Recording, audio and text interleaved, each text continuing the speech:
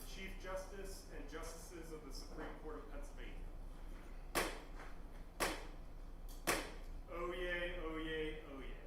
All manner of persons who stand bound by recognizance or who otherwise have business before this court may now appear and they shall be heard. God save the Commonwealth and this honorable court. Please be seated.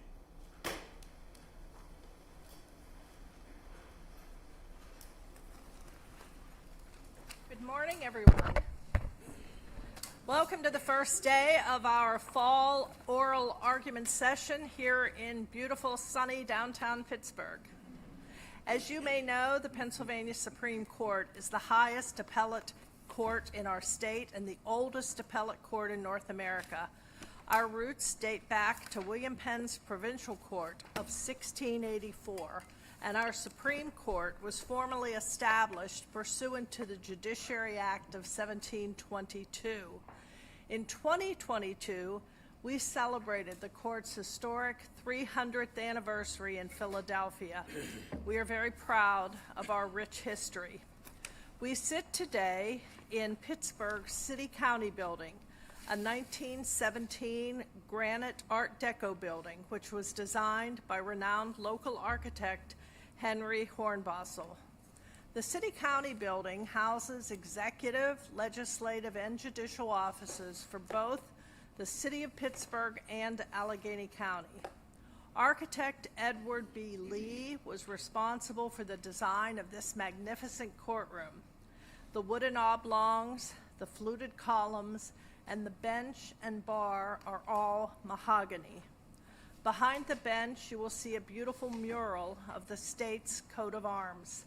That same coat of arms is carved into the justices' chairs, and individual elements are represented in wood medallions on the bench, specifically a ship carrying the state's commerce to the world, a plow working our rich natural resources, 3 golden sheaves of wheat representing our state's fertile fields, and our citizens' wealth of human thought and action.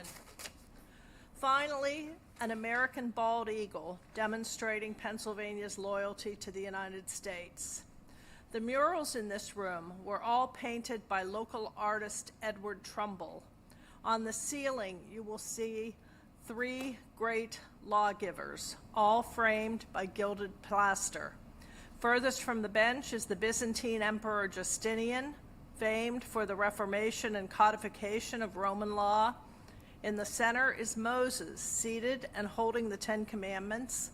And finally, closest to the bench is the English King Edward I, who spent much of his reign reforming the common law. To the left of the bench, you will see a mural depicting William Penn, founder of Pennsylvania, and to the right, William Pitt, the first Earl of Chatham, who was held in high esteem by the American colonists after publicly supporting many of their positions. The city of Pittsburgh is the namesake of William Pitt. It is truly an honor to sit and work in 3 beautiful courtrooms in Philadelphia, Harrisburg, and Pennsylvania. I'm sorry, all in Pennsylvania. Philadelphia, Harrisburg, and Pittsburgh. Before we hear the first case, I would like to remind counsel of a few things. Appellant's counsel, please approach the podium when your case is called. I will then give a short summary of the case. You may then begin by stating your name and the party you represent and introducing your co-counsel to the court. The justices are familiar with your cases, so I ask that you avoid any unnecessary recitation of facts or procedural history, and instead focus on the main issues on which we granted review. Counsel is welcome to rely on their briefs for particular issues. Please remember that we do not allow rebuttal. In cases in which there are multiple parties represented by separate counsel, you should avoid repeating the same arguments as your prior counsel. Please try not to interrupt the justices when we are asking you a question. A justice's question is not meant to trip you up. Rather, it indicates there are particular issues we wish to explore further. While there is no set time limit for argument, I will advise counsel when the court is satisfied that all of the questions have been answered, and at that time, I will ask that you conclude your argument. Mr. Minner, please call the first case. In the interest of G.G.B, a minor, appeal of J.B. mother, representing G.G.B, Ms. Andrea Grow, representing G.G.B, Mr. Thomas Walshines, representing the Office of Children and Youth Family, Ms. Sarah Itzkoff. In this case, child was born in an out-of-state hospital and had not yet been discharged when dependency proceedings under the Juvenile Act were commenced in Allegheny County. At that time, mother resided in Fayette County and father in Allegheny County. Under these circumstances, we must determine where venue lies for these dependency proceedings. Good morning. Good morning, and may it please the court. My name is Andrea Grow. I'm with the Allegheny County Bar Foundation Juvenile Court Project. I represent Aplt G.G.B. Esteemed court, we're before the court today on a novel issue. This court has taken the issue of the residence of a newborn. This may seem like a fairly uncommon occurrence that a child be born in a hospital that's outside of where either parent lives, but these days with the state of our healthcare system and with fewer and fewer rural hospitals offering birthing and maternity services, it's becoming more and more common that that parents must travel in order to give birth. Well, and oftentimes the biggest, best hospital is across one of our state borders. Right. And so when that occurs and there is a child protective issue, things become complicated quickly. Counsel, can you introduce the fact, how does Pennsylvania have jurisdiction? That's a good question. And that wasn't raised in any of the arguments here. We're here on a venue case. Yes. But the reality is, this is a jurisdictional issue, and it's almost as if your argument will be void ab initio, unless you can share with us that a child born in West Virginia, how we have personal jurisdiction, or living in residence. If I could add to that, why the proceeding wasn't commenced in West Virginia? Well, that's a good question. Of course, mother didn't have the choice of where to commence the proceeding. It was commenced by Child Protective Services. CYS did. Yes. As I understand the record, somebody chatted with the West Virginia CYS equivalent, and two agencies decided that West Virginia wasn't the proper forum? That's what was presented, and counsel for mother at the shelter hearing objected to jurisdiction and venue, and it was decided, the hearing officer dismissed the emergency custody authorization, saying Pennsylvania doesn't have jurisdiction. Well, does that suggest that a newborn baby cannot have a jurisdiction of its own? Venue is generally going to be the venue of one of the parents. What about jurisdiction? Yes, and so I think for the initial removal, the question certainly when a child is across state lines, I would agree with Your Honor, Justice Doherty, that Pennsylvania didn't have jurisdiction. But the practicality of a dependency case where the goal is reunification for Pennsylvania parents who always intended to return their child to Pennsylvania. But your argument is asking us to make a moral, just decision, not a correct legal decision. And why should we go further than that? Because we know the correct legal decision is Pennsylvania has no jurisdiction. We're dealing with a dependent child who's an infant, who's under care of the department. Are we to sidestep our obligation to follow the law to make a just decision? Because that's how I read this case. I understand. And so from mother's position and at the outset of the case, that is what we asked, was to dismiss the emergency custody authorization. There was no jurisdiction. Our view of this case was that it should have occurred, that emergency removal in West Virginia, and then the case transferred to an appropriate venue in Pennsylvania. You're not really disagreeing with what my right. It's CYF that really is probably going to be on the firing line here, trying to defend why this got grabbed by Allegheny County, right?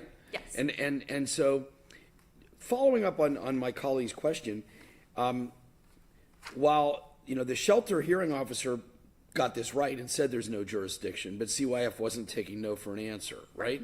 And so we know that in personam jurisdiction can be waived. Do you think that there's a way in which this can be viewed as a matter of subject matter jurisdiction as well, which is non-waivable? I do, and all Pennsylvania courts have subject matter jurisdiction over Pennsylvania children, and so the question That's then putting the becomes bunny the in the appropriate hat. venue. This is not a Pennsylvania child. Right. Well, it's complicated, But but we're as interested in the holding, not in this, not just this child. yes, and for purposes of this case and how Allegheny County came to take custody of this child, we certainly agree with Justice Doherty that was incorrect. And though challenged and successful at first, the trial court then, held a de novo shelter hearing, at which point the issue of jurisdiction and venue was limited only to argument. We weren't invited or permitted to create a healthy record about who lived where and who intended what. Yeah, but we knew where the child was. Yes. And that's what bothers me at the heart of this case. We're being asked to rewrite the venue statute because someone didn't want to bring the action in West Virginia where the child was present. Yes. I mean, why would we do that? I think that as applied to this case, the reality is that G.G.B. was always intended to return to Pennsylvania with her parents. Why is For that? what? This is, as you point out, there was no record. It's just a conversation. There are claims that this call came in from Fayette and this call came in from West Virginia, and we're all on board with Allegheny County. It's just sort of dubiously informal. Why shouldn't this just be vacated and allow West Virginia to start things, and Allegheny County CYF can get in a car and go down there and ask for a transfer under whatever West Virginia law they have? And Your Honor, that is what we asked for at the shelter hearing. And now we are over 2 years later with G.G.B. in foster care in a foster home in Westmoreland with a mother who lives in Fayette and a father who has been between Fayette County and Allegheny County. However, if we decide that venue is improper, it is a rough equivalent to saying there's no jurisdiction. Yes. I mean, and that's why this is written the way that it is. And here we are hearing arguments about amending the statute that the legislature wrote in order to control where the initial proceeding should commence. There are a myriad of laws that deal with transfer. Yes. And the West Virginia court may easily have said, I'm going to transfer the case. Right. But for us to rewrite a rule for the convenience of CYS in West Virginia and Pennsylvania, I don't get it. And it's broader than that. I mean, there are children whose parents live in Fayette County, whose child is born in Allegheny County. Now what are we going to do? Continue to ignore where the child is? I mean, see, there's like a cascading effect to all of this. Yes, and I think that the way our venue statute, the Juvenile Act is currently written, and the rules provide that venue is proper anywhere where the child is or where the child resides. So in your hypothetical, venue would be proper where the child is in a NICU in Allegheny County or where the child resides in Fayette County. But see, you're asking us to make up a definition for where the child resides, for a child who essentially resides nowhere. And so you're saying, well, it has to be the residence of the parent. Oh, but here we have parents who are in 2 different counties, and we're in this puzzle that is created by the parties. What I would point out is, though a newborn, hasn't left the hospital, that newborn, especially before any finding of dependency, is that the parent maintains all of those parental rights and responsibilities, and so that child's interest cannot be presumed to be adverse. We all are familiar with the best interest standard. It has nothing to do, though, with the venue statute. Agreed. The venue doesn't speak of, the venue statute doesn't, you know, a problem in this problematic case is that none of the three subheads of 6321B fit the case. And that's why the case should have been brought in West Virginia. Right? Isn't that Yes. right?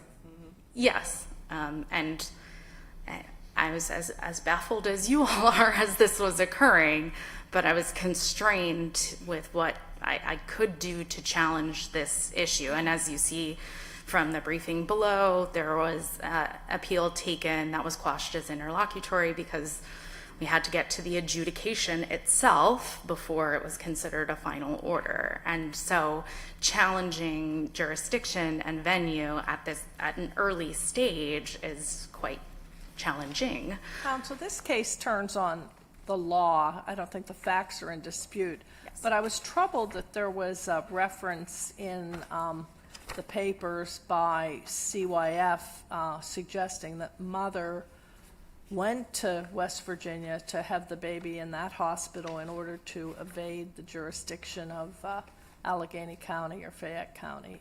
Can you speak to that? I can.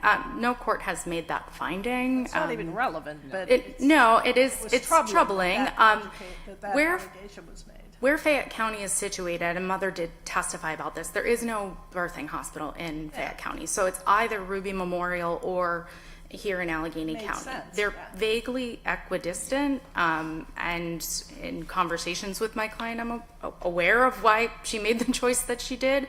But certainly, whether she traveled anywhere, she wouldn't have, if the facts of the case are as they are, then Child Protective Services would have gotten involved in one jurisdiction or another, whether choosing to evade one or another. Mother had lived in Fayette County for over 6 months. And so whether she had given birth at home and then venue and jurisdiction would have been proper in Fayette County, or whether she had given birth in here in Allegheny County, she was still a Fayette County resident, and thus her desire for the case, the dependency case, to ultimately play out in Fayette County is related to the services that she needed for reunification and the ease of accessing those services. I get it. Okay, thanks. Any other questions? Do you want to wrap up? If there are no other questions, I'll yield to my That's a opponents. perfect wrap-up. Thank you. Thank you, thank you. May it please the court, my name is Tom Welshantz. I am with Kids Voice. We are guardian ad litem for G.G.B. in the underlying dependency case. Beside me is Sarah Itzkoff from the Allegheny County Law Department. Coming into this, the plan was that we would divide time by me talking more in depth about some of the factors that I think are important for the court to consider in a challenge to venue. I think I'm going to shift that a little bit based on the court's questions at the outset and address the jurisdiction issue, because we are in this position where personal jurisdiction is waivable. In this case, I think it's been waived. We haven't briefed that issue. That issue wasn't presented to the Superior Court. The majority opinion in the Superior Court found that that issue was waived. I think, so that's an initial matter. What about subject matter jurisdiction? Couldn't you see a theory under which this is also a matter of subject matter jurisdiction, that being the dependency proceeding itself? Justice Wecht, I see the matter of subject matter jurisdiction having to do with the authority of the court to hear the type of case that is presented to it. Fair enough. What's the authority of the Allegheny County Court? So here's how I see this, because I think there is a way that we can make this work, which is that this is a child who's in West Virginia in the hospital. On the jurisdiction issue, we certainly would look to the UCCJEA. Why? That's for child custody cases. This has nothing to do with that. Well, I agree with that. I agree it doesn't have anything to do with venue. I think it has something to do with jurisdiction. It specifically references that child custody includes dependency cases. So under that, we have to determine what's a home state. There are all these factors that you look at to determine what's the home state. One of the considerations is whether one state has declined to accept jurisdiction. These are dependency cases. The court in West Virginia doesn't have an opportunity to say we're not taking this case because Child Protective Services hasn't brought the case. The court can't just on its own look and say, there's a child in the hospital down here who may be subject to a dependency case in Pennsylvania. We're going to preemptively say we don't have jurisdiction. Yeah, but you're putting the bunny in the hat. Somebody could have gone to the West Virginia court with this dependency proceeding. I mean, period. I mean, this and the other thing that I'm troubled with here, if venue is improper, that raises a jurisdictional question. Propriety of venue goes to jurisdiction of the court to hear it. You can call it one thing or the other, so maybe somebody has waived personal jurisdiction, but clearly nobody has waived the propriety of the venue in this case. Well, so if we say venue is improper, what happens? then we are left with this hole in the Juvenile Act. No, we aren't. Because this is, Because the case could have been brought in West Virginia.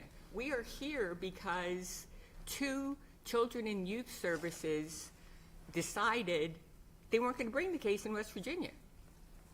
And now we're here trying to re-gerrymander the rules in order to accommodate the decision of 2 agencies.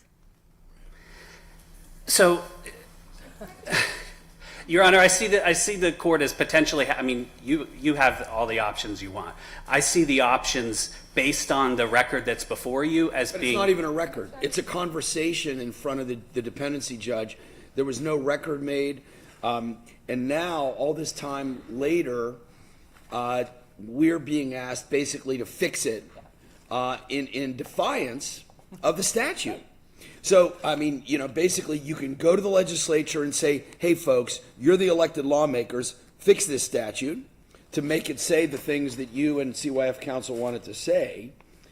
But in the meantime, I don't see what would be a better alternative for us than to vacate it and send it back and make you folks do it the right way, like you should have done the first time. Well, Justice Wecht, I don't think it's just what the GAL and what CYF are putting forth. It's what Mother put forth. It's what Father put forth. It's what Judge Kunzelman and Judge Nichols at the Superior Court found, that in a case like this, where jurisdiction has been waived, personal jurisdiction is not an issue. It wasn't argued. It wasn't litigated. The only issue here is venue.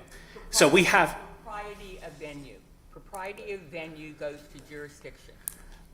I understand. I mean, I keep getting back to that point. I mean, you can call it whatever you want in this circumstance. The issue we have before us is propriety of venue. If venue is improper, the case is going to be dismissed. So I would suggest to the court that under these circumstances, I think there's an alternative. I don't think you have to vacate and send it back. I think you dismiss the case as improvidently granted, and this case moves on. Well, wait, why would we, having invested all the time at you folks, all your time and effort, all our time and effort, we've got this case in front of us, rather than doing that IG thing, and rather than slapping some improvised standard thing like you and CYF want, why don't we say, here's what the statute says, it doesn't apply to this child, so the case should have been brought in West Virginia, you're vacated, go there. Because now we have a child who's been in Pennsylvania in foster care for over 2 years. If this case is vacated, if the dependency adjudication is vacated and this all goes away, then we go to West Virginia, who at this point says, this is a Pennsylvania child. This is what we said. And then it gets transferred the right way, like it should have happened in the first place. It could have at the beginning. I recognize that. My point is that we would never be in that position. So you want us to ignore the statute to appease you, your organization, and Allegheny's Children and Youth? That's what you're asking us. And I'll ask you the same question. You just admitted that the statute is what it is. So our application of that statute, which would be correct, would be to send it to West Virginia. You're asking us to do a just decision. Tell me why this court should deny application of the statute, despite the fact it's heart-wrenching. But let me be blunt. The reality that we have a 2-year-old child in foster care is your fault, your organization's fault. not this court, not Superior Court. None of you had the ability to even consider appealing the jurisdiction, which would have addressed this back in Superior Court, per se. It's not before us. So tell us why we should not do as my colleagues recommended. Because your argument is just saying, oh, it's 2 years, give us what we want because we don't want to work again. We don't want to start from, from the beginning. But yet we have a 2-year-old child languishing in foster care because of the incompetence of the systems for which they're to protect. It fascinates me. Justice Doherty, And remember, I spent 15 years in the Philadelphia Family Court doing juvenile work. So you were going to have a hard path to cross, at least in my mind. I appreciate that. And I may not be able to cross that I path. doubt it. I don't think you will Right. either, but go ahead. Right. So, Justice Doherty, what I'll say is we dealt with the situations that are presented to us. This, as Mother's Council has identified, everyone intended that this was a Pennsylvania child, just like her sibling, who'd been dependent in Allegheny County for over 11 months. The fact is, West Virginia didn't. Born in Allegheny was not the first child born in Allegheny. I believe the child was. The child was. Yeah, the answer is yes. That was just facetious of me. The answer is yes. So Allegheny did have jurisdiction. So you're correct. Now the question becomes, since this baby was not in Pennsylvania, how do we have that jurisdiction? The only argument I can give you is that West Virginia declined jurisdiction. No, they did not. I No, they did not. The court never issued an order down there. correct. No. Why do you They were never, because my point is they would never be presented with that opportunity. You're getting beaten up. It's really CYF, really, CYF's the bad guy, so to speak. Not you, counsel, personally, but Yeah, right. you know that's really the germ. Because I understand that mother and father objected when CYF grabbed a second bite at the apple after the shelter hearing, and CYF was able to bully its way through. And that's how this jurisdiction thing got skipped over. But really, at that point, the case needed to, they needed to march down to West Virginia. But I'm not sure that the onus is on you as much as it is on CYF. Well, I will appreciate not being on the hot seat, but I mean, to the core, I say, I mean, as I started to say, we deal with these cases as they come to us. We were in a position where I recognize, Justice Wecht, there wasn't this fully developed record, but what the court here in Allegheny County heard was West Virginia said no, Fayette County said no. This is a child who's with all these issues. Her sibling is dependent in Allegheny County. Where did you get that West Virginia said no? That was the testimony at the hearing. It wasn't even testimony though. It was just averments by from- counsel, right? yeah. That's not testimony. There's no record. It's just a sloppy conversation in derogation of the statute. And the sloppy conversation included the fact that it was actually the West Virginia agency and the Allegheny County agency that decided Not that the- West Virginia didn't have jurisdiction, not the court, because court issues orders when they make a decision like that. Right, and the only response is the one I've given you, which I recognize has not gone over well. But the West Virginia court doesn't have an opportunity to say no if they're not given that opportunity. If the county agency, Whose fault is that? pardon me, Whose fault is that? it's no one's fault. It's the reality. CYF's fault. It's CYF's fault. But if Allegheny County CYF isn't going to go into West Virginia and Yes, say, they can. They can present a petition down there. Why not? I- Why wouldn't they?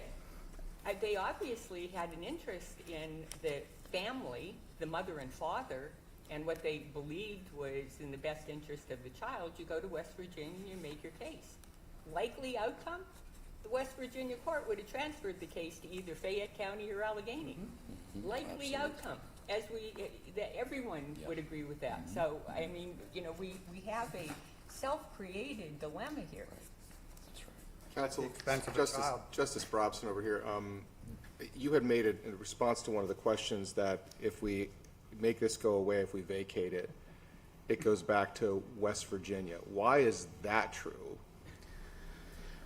Justice Brobson, I was responding to what I thought I heard Justice Wecht say, which was that we vacate everything Right. and say And say the to child who is currently in Westmoreland County would go to mother or father.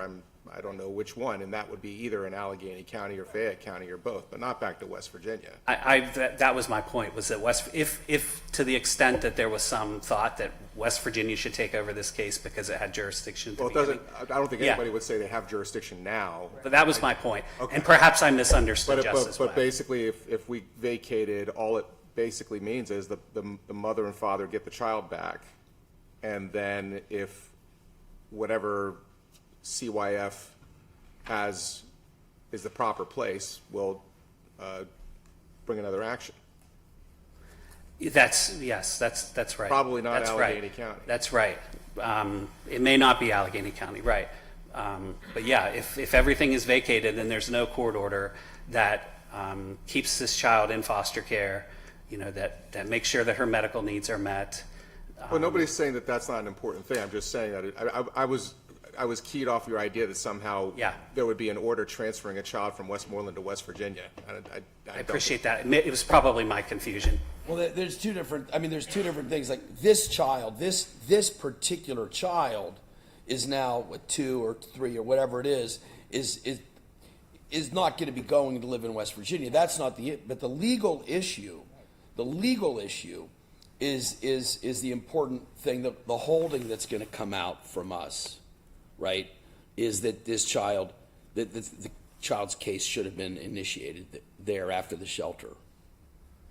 I appreciate that, Justice And of Wecht. Yeah. course, West Virginia has nothing to do with this now. None. Because we have a county in which the child resides.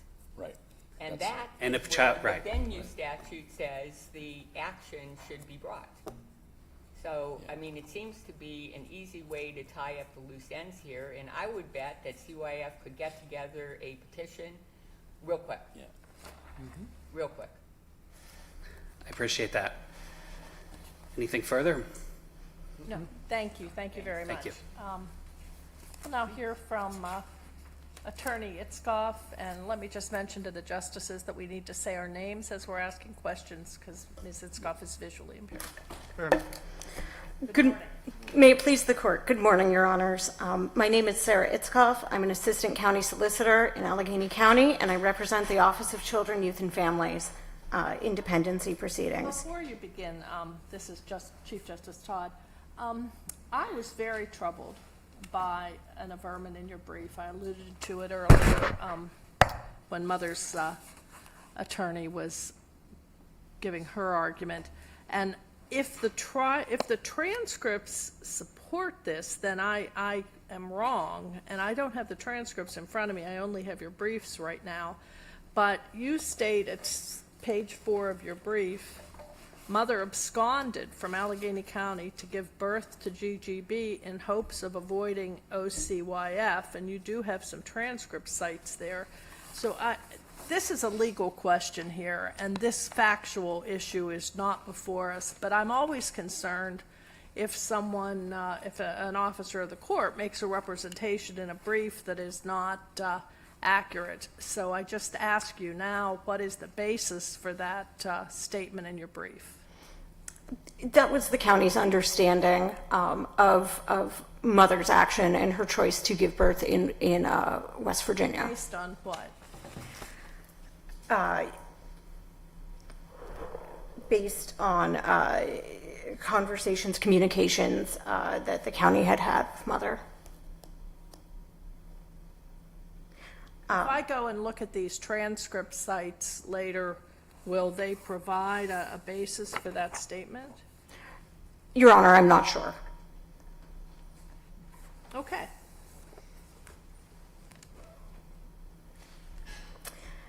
Allegheny County believes that venue was proper in this matter, given that Father was a resident of Allegheny County at the time that the action commenced.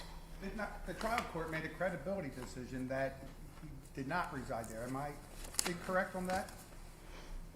I believe that father stated in testimony that he had resided in Allegheny County for about a month prior to the commencement of the action. Counsel, this is Justice Wecht, following up on that. The father could reside in Timbuktu. The statute doesn't speak about where he resides. It speaks about where the child resides. How are we free to rewrite the statute to say where the father resides rather than, as it does, say where the child resides? Correct. Well, at this time, as it's not in dispute that the child resided, the child had not left the walls of the hospital in West Virginia, so the child effectively did not have a residence at this time. Right, that means, so therefore that section doesn't apply at all. Rather than rewriting that section, all we know then is we cannot apply that subsection because it doesn't speak to these facts.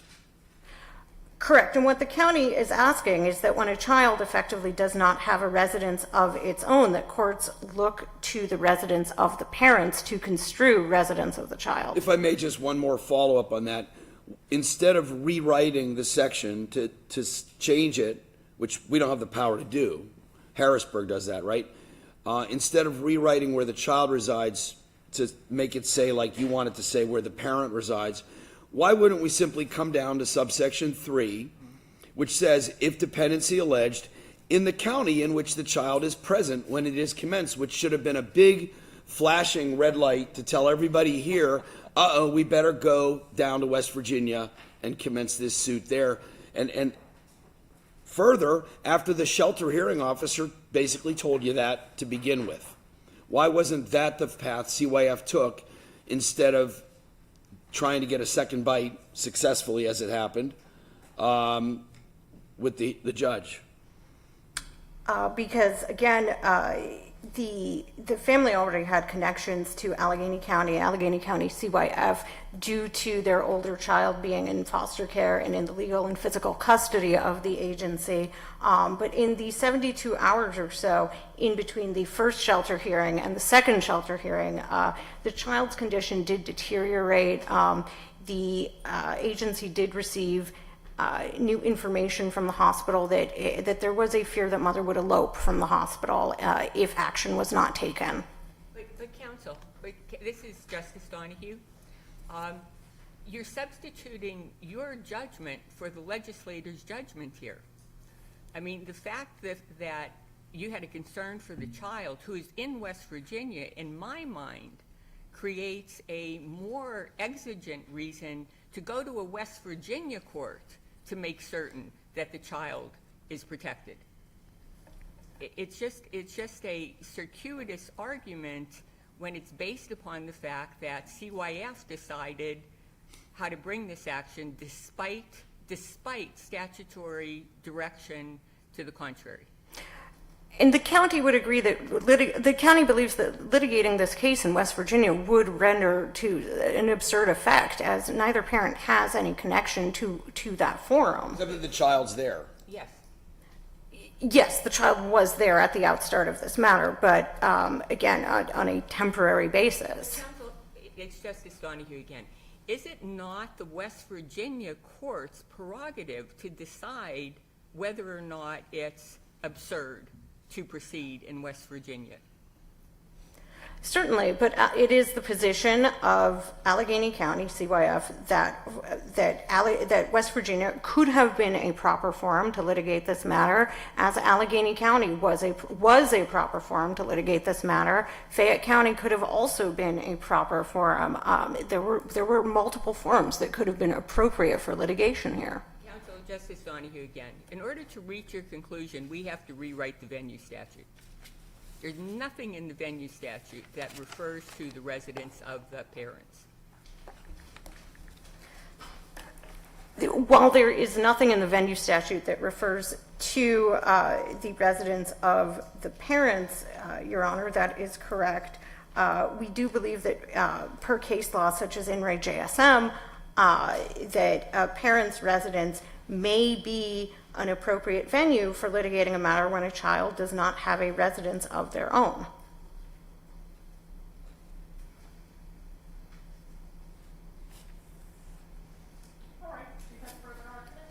I do not. Thank you. And I will rest on my brief. Thank you.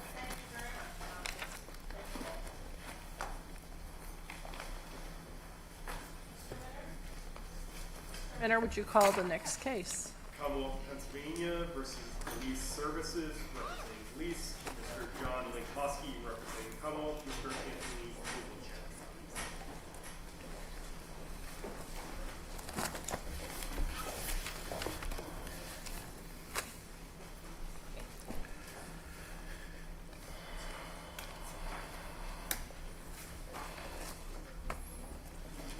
Good morning. Morning. In this appeal by allowance, the Office of Attorney General filed an action under the Unfair Trade Practices and Consumer Protection Law to enjoin a contractor from refusing to honor customers' oral cancellations of their home improvement contracts. The trial court entered an order granting permanent injunctive relief requiring the contractor to permit customers to rescind their home improvement contracts without penalty within 3 business days of the signing, regardless of the medium used by the customers to provide actual notice of cancellation. The Commonwealth Court affirmed the trial court's order.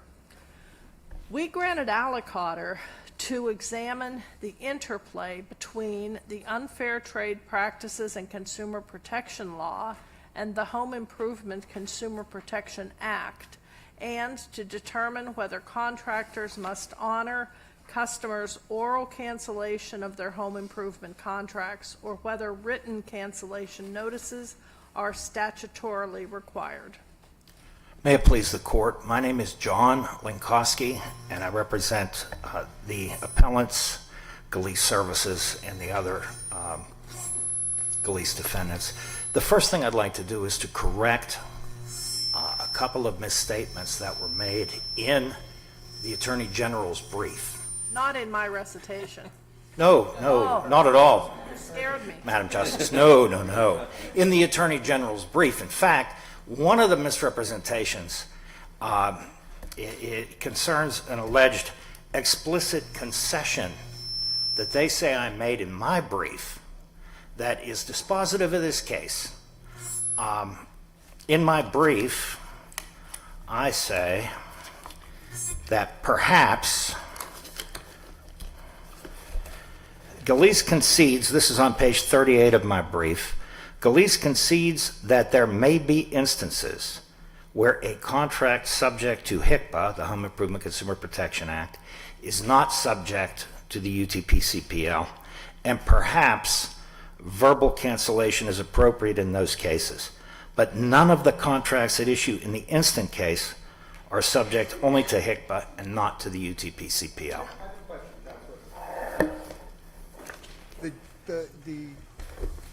Your argument is that the unfair trade practice should supersede the HIPCA, correct?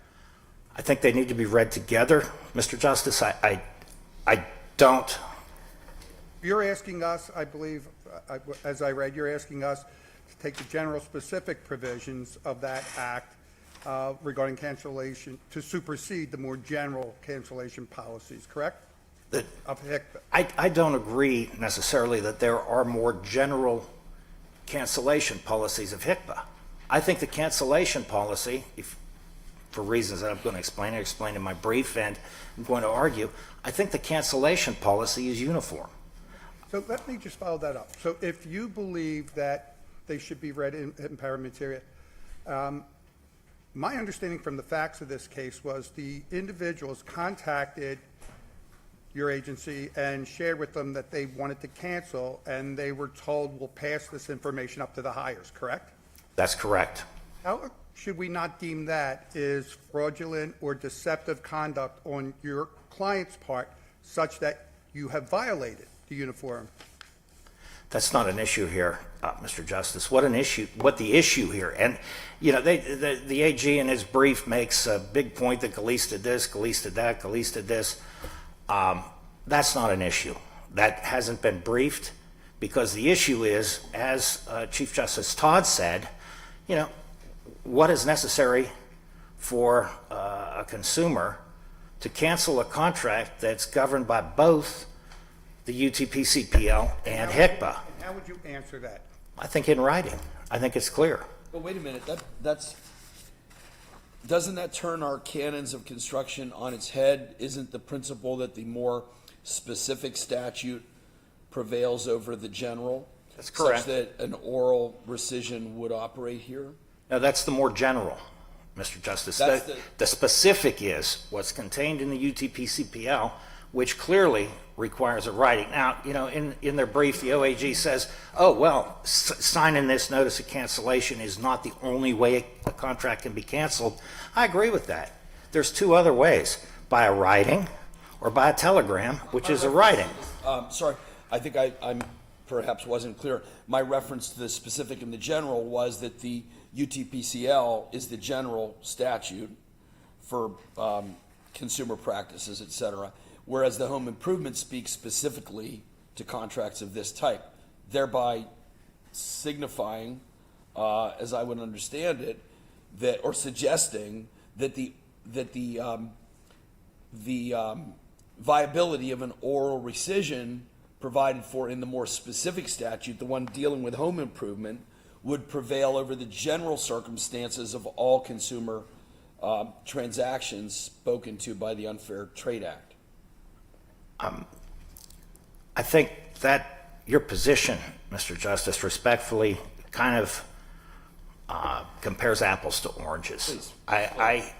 In this case, all of the contracts, there's no question, all of the contracts in this case are covered by the UTPCPL, all. And I don't think that there's any argument that if this was a contract for under $500, more than $25, under $500, entered into as a result of some contact with a consumer at their home, that there would be a written notice of cancellation would be required. Nobody doubts that. Here, the lower court said that because these contracts are for $501, that we throw the UTPCPL out the window, even though it applies, and everybody knows it applies, even the AG says it applies in their websites. We throw it out the window and we say, the law, it doesn't matter, consumers can just go ahead and make a phone call and cancel this contract. They can drive by the business and yell out the window and cancel the contract. They can do an in-person cancellation and say, well, we're canceling the contract. Well, the reason the lower court said that and the intermediate appellate court said that was because they said HICPA applies, and HICPA's got an oral provision that you can orally cancel a contract. It does not, Mr. Justice. It does not. There is no specific provision in HICPA that says a contract can be verbally canceled. It says the consumer must be given the right to cancel the contract. And then in that same paragraph, it refers the reader back to the emergency work provisions contained in the UTPCPL. And this is the only way that a customer can't cancel the contract. Is there a requirement for that be in writing? Under the UTPCPL, there is. Under HICPA, is there a requirement that it's got to be in writing? Well, if you go back to the emergency work authorization that's referred to, yes. But not every one of these contracts is for emergency work. That's an exception to the rule. I understand that, Your Honor. I mean, Mr. Justice, what the issue is, if the legislature refers back to the UTPCPL for a way that a contractor can do the job within 3 days and not be subject to the right of rescission. Likewise, the legislature is referring back to, especially in a contract where it's covered by the UTPCPL, referring back to that statute. I mean, you know, But that's why Justice Weck was asking you the questions about statutory and construction. HICPA was passed after the UTPCL. It was. It also, would you agree with me, contains a specific expression by the General Assembly that HICPA overrules any other previous statute, including the UTPCPL. Well, and that brings up this interesting point. If HICPA... Why don't we answer the question first before you bring up your interesting point? I am. If it does repeal the cancellation provisions of the UTPCPL, and those are out the window in terms of HICPA contracts, there won't be a necessity for a home improvement contractor to provide that specific statutory notice of cancellation that's required by the UTPCPL. Okay? The only thing they have to say is, you can cancel this contract within 3 days. Well, that's fine, because. Okay, if the court adopts that position, I'm good with that. The problem is, if you look at Reichenbach, the case I cite, if you look at the AG's conduct in this case, in Reichenbach, a home improvement contractor was found to be in violation of the UTPCPL, not because of the content of their cancellation notice, but because it wasn't in capital letters. Okay, so if we have a home improvement contract that is not subject to the UTPCL because it's superseded by HICPA, we don't need that notice of cancellation. The only time we need it is if the contract's for between $25 and $500. And for purposes of this argument, all of my clients' contracts are entered into as a result of a contact, either by telephone with a consumer at their home or at the home. So we throw that out the window, and where does that leave us? The AG prosecuted Gillece in this case, not because Gillece didn't give the appropriate number of copies of that notice of cancellation form, okay? Because what the UTPCPL says is you've got to give the customer 2 copies of the filled out notice of cancellation form, which Gillece did in every instance.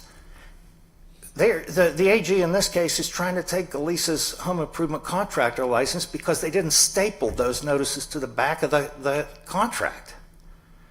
So we need some direction, Mr. Justice. If the cancellation provisions of the UTPCPL are superseded, null and void, let us know it. That way we'd only have to give that cancellation notice for contracts under $500 and over $25. That's fine. If it's superseded, it's superseded. Does Gillece have any contracts under $500? Yes.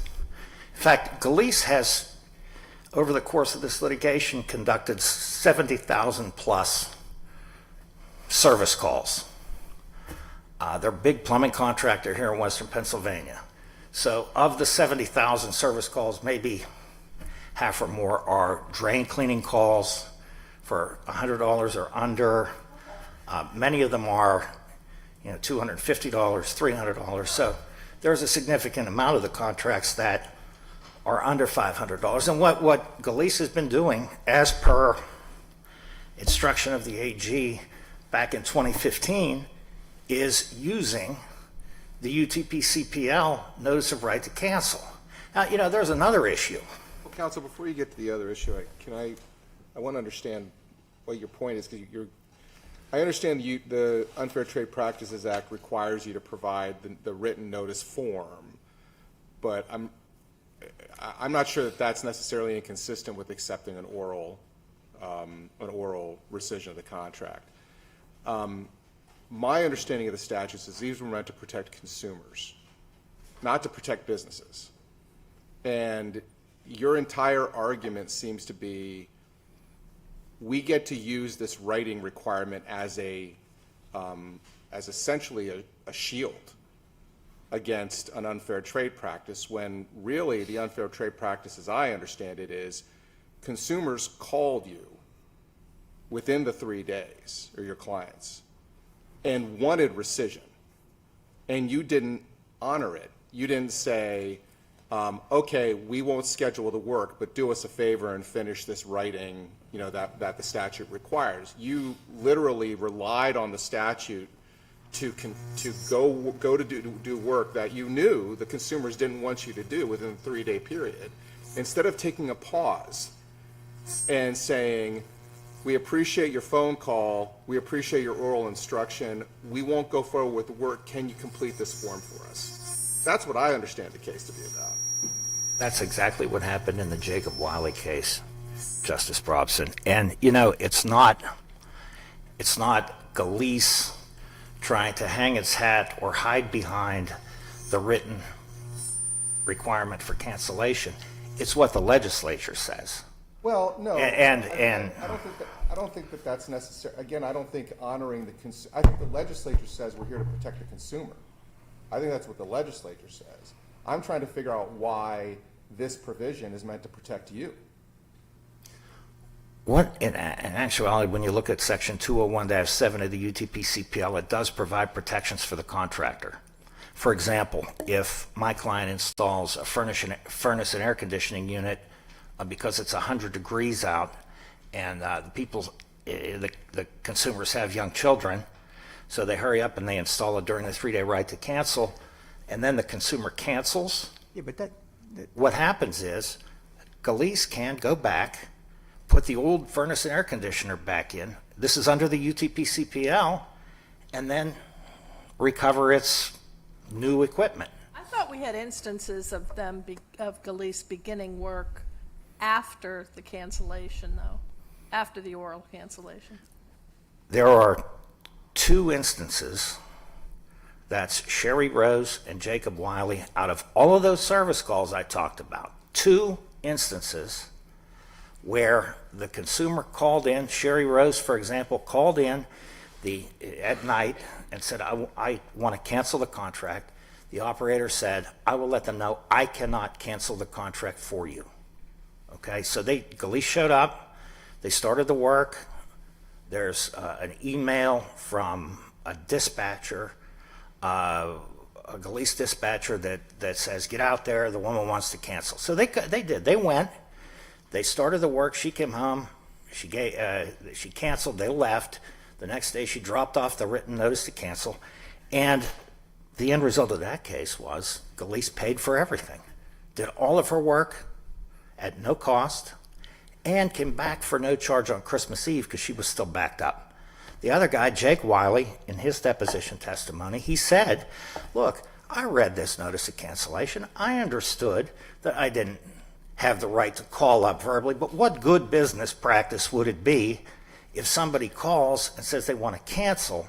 Well, how's that a good business practice for them to show up the next You're talking day? about a customer, right? Right. He can't waive.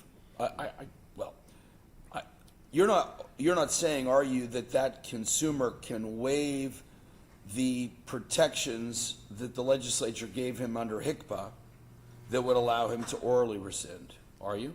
He can waive. He can sign an emergency work authorization, Is and that then he effective? gives up under HICPA or the UTP-CPL. 517.7 of HICPA, 201-7 of the UTP-CPL. They can waive their Is that your 3-day right. defense in this case? I'm sorry? Is that your defense in the case that there's a No, waiver? no, not at all. In fact, with Jacob Wiley, he called the night before. They showed up.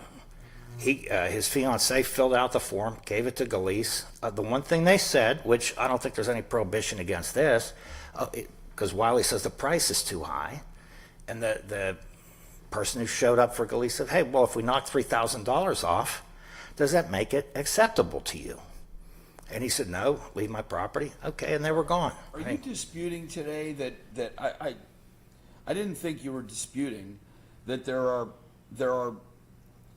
are cases, there are contracts in which both of these statutes apply. You would agree with that, right? Where both apply, Mr. Judge. All of the contracts at issue here before the justices have both statutes applying. And the HICPA world is a much smaller world than the UTCPL world, right? Not in this case. Well, I mean, the universe of transactions that as to which the CPL applies, it's a much larger universe because it covers much more than home improvement, right? Well, it does, but So when the legislature later came in and crafted a statute specifically addressing the protections it wanted for consumers of home improvement contracts, it was free to craft language here which allowed for oral rescission that was not covered in other kinds of consumer contracts. Isn't that right? the legislature was free to do that, but it didn't. Nowhere in HICPA will the justices find a sentence that says a home improvement contract can be canceled orally. Yeah, Oh, but but it says you can be canceled. Yeah. So in the UTPCL, the Unpaired Trade Practice and Consumer Protection Law, there's a specific requirement that it be in writing. Would you agree Correct. with that? So we can all assume that the General Assembly understands the distinction between in writing, which they put in the UTPCBL, and not in writing, which would be, can you say it with me, orally, under HICPA. If there's not a requirement imposed by the General Assembly under HICPA that it be in writing, similar to the UTPCPL, can't we assume that the General Assembly knew what they were talking about and allowed oral rescission? I don't think so, Mr. Justice, because the General Assembly also requires to be attached to a home improvement contract what it calls quote-unquote required notices. Yeah, but you can still, it may not make sense. I mean, there's a lot of times the General Assembly writes statutes that don't make sense. And it may not make sense, but I'm not sure why you can't comply with both. Why can't, when you enter into the HICPA contract, which is also governed by the Unfair Trade Practice and Consumer Protection Law, attach the required notices that the UPTCPL requires, but at the same time, because HICPA is a more discrete statute that doesn't require cancellation in writing, accept an oral cancellation for a HICPA governed contract? You can comply with both. It's not impossible. Justice Brobson, as a matter of practicality and fact, my client was essentially complying with both. They were honoring verbal cancellations before this court case came out, before the lower court made its decision, and have continued to honor verbal cancellations after the appeal was taken. Because there's no contractor in their right mind. I know, that's what I'm saying. Well, then why are we here? Because my understanding was the AG went after you because you weren't honoring oral cancellations. In 2 cases out of 70,000. I mean, Well, another one of the... Counsel, I can't get involved with you with statistics. Is that why we're here or not? Did the OAG come after your client because your client failed to honor oral cancellations? They did. Well, then that's why we're here. Whether it's 2 or 1 or out of how many, I don't care. They're consumers whose rights were violated. And with due respect, to respond to your question, my client has been honoring those before and after, honoring verbal cancellations. Have a problem cancellations. complying with both statutes. Well, the problem complying with both statutes is if the consumer verbally cancels, first, if what Justice McCaffrey said is accurate, that the cancellation provisions of the UTPCPL are repealed because they're directly contradictory to HICPA. If they're repealed, that leaves the contractor completely without a remedy if there's a verbal cancellation, because I'm posing different things. UTPCPL... I'm not sure there was a repeal. I think it's more of a specific override in the general. But in this universe that I'm talking about, tell me what would make your client unhappy about it.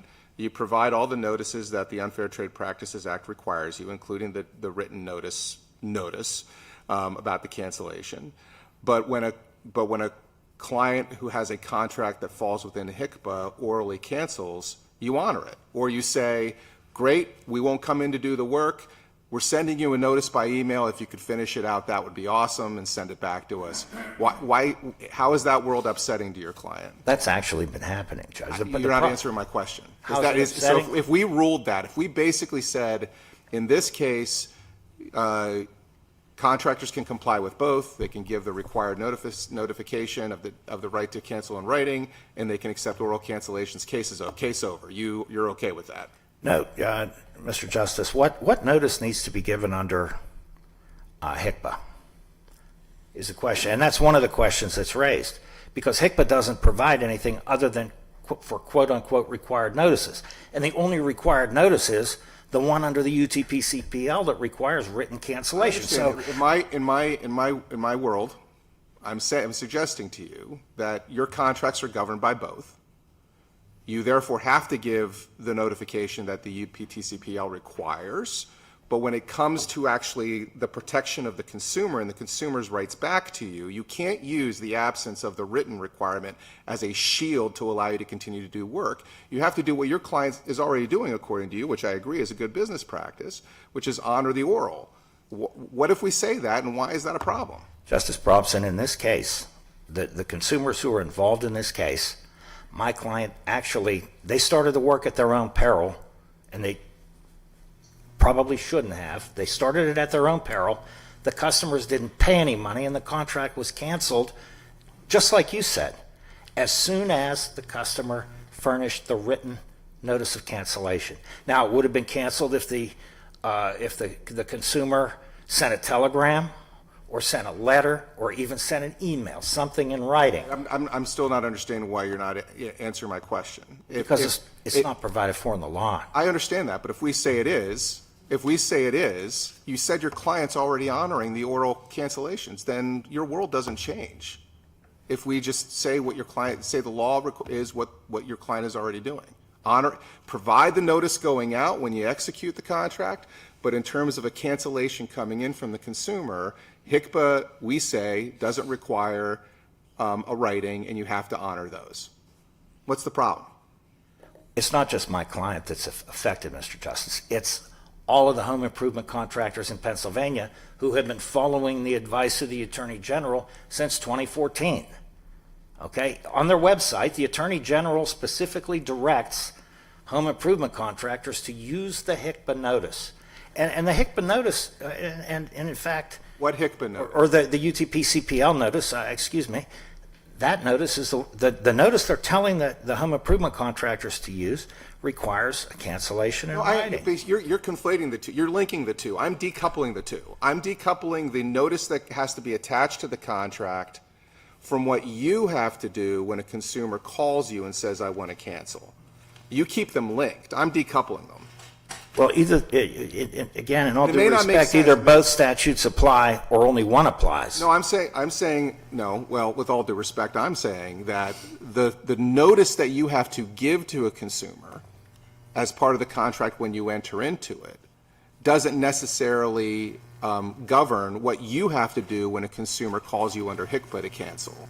That's all I'm saying. You can comply with both. You can send the notice out, and you could accept a written cancellation, but under HCPA, you can also accept an oral.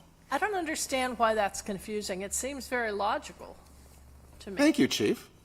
Well, I think it's confusing. Finally. Counsel, I think it's confusing. So what's the point of attaching the UTPCL notice?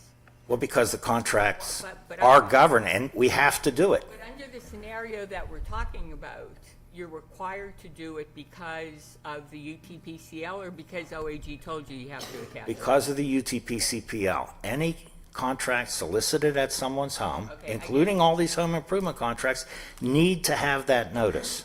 And there are protections for the contractor in that statute too. And whether we like it or not, those protections are put in there by the legislature to keep bad things from happening if somebody cancels. But no, we have to do it. If we don't attach that UTP-CPL notice in exactly the format that it's in the statute, we're subject to penalty. I understand that, but what Justice Brobson is saying, okay, attach it, but you don't mean it. Oh, no, you can mean it. Well, you don't mean it You because... can still accept it, yeah. Well, no, you don't mean it because if the notice of cancellation, which requires it to be in writing, is meaningless, then why attach it? Well, and Justice Donahue, that's my point.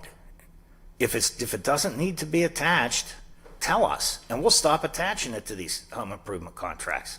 That'll save a ton of paper, a ton of time, a ton of explanation, because there's explanation required under the UTP-CPL. Well, you would have to explain it. If you're attaching to a contract a notice of cancellation that is meaningless, wouldn't you have to tell the consumer it's meaningless? The UTP-CPL requires us to explain what it is and what the effect of it is, and that the consumer have 3 days, and the dates are actually put in the form, and 2 copies have to be given to the consumer. So if that's meaningless, if there's no point in us doing it anymore, any home improvement contractor doing it, because by definition, a home improvement contract is more than $500, it would have to still, unless the court says otherwise, contain this meaningless notice. It's not meaningless, though, because the operative point of providing the notification is not to demand that,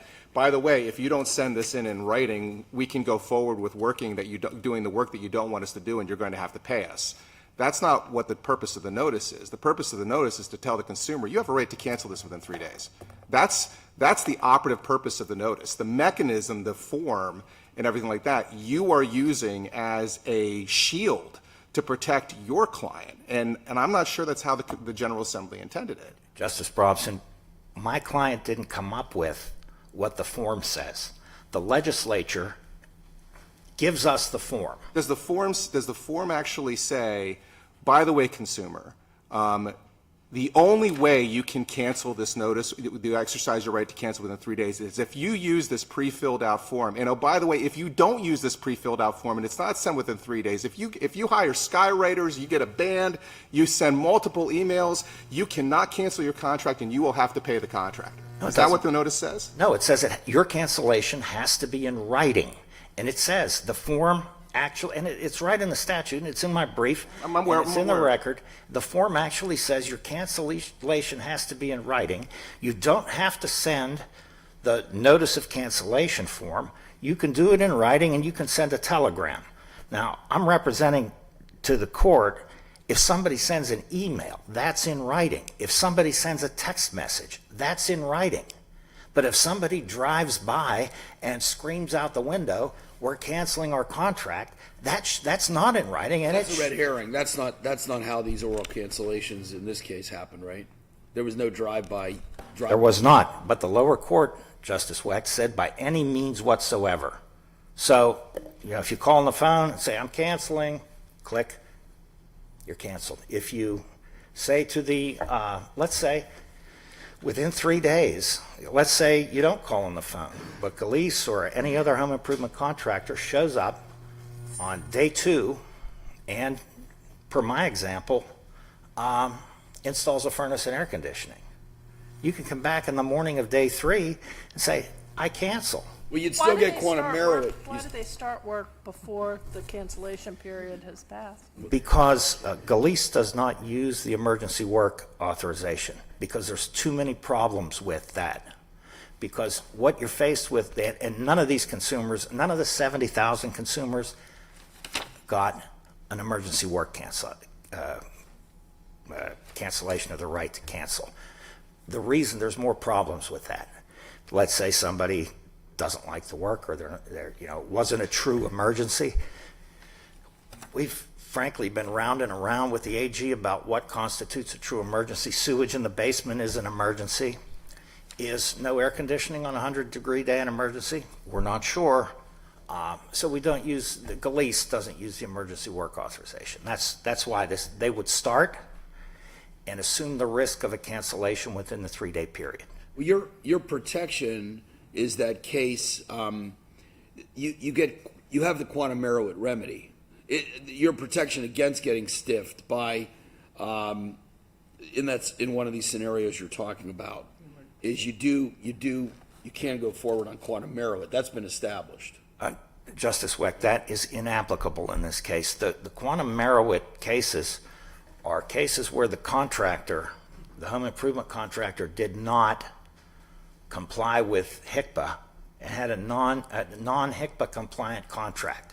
In other words, it wasn't signed by both parties. They didn't list all of their subcontractors. They didn't include the phone number of the Pennsylvania Attorney General in the contract. There's 13 specific inclusions in these home improvement contracts. The quantum merit only comes into play if the contract is non-compliant. That's what that Schaefer case and the Durst case, that's what they say. We don't have that here.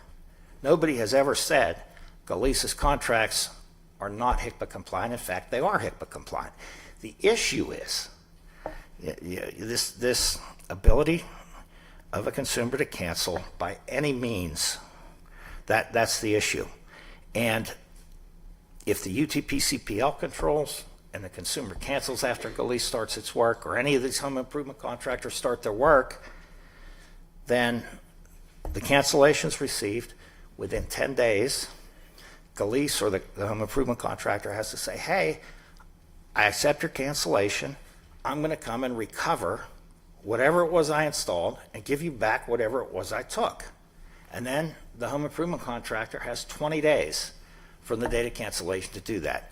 If the consumer paid any money within the first 10 days, that money needs to be refunded. And the contractor recovers anything that it gave the consumer for that money, and that's that. If the UTP-CPL doesn't apply, if that notice doesn't apply, then the contractor's stuck. You cancel, okay, keep your furnace and air conditioner, and we'll see if we can sue you under quantum merit, because the Schaefer case doesn't apply either. Okay, I think we understand your position. Let's hear from Attorney Kowalczyk. Thank you, sir.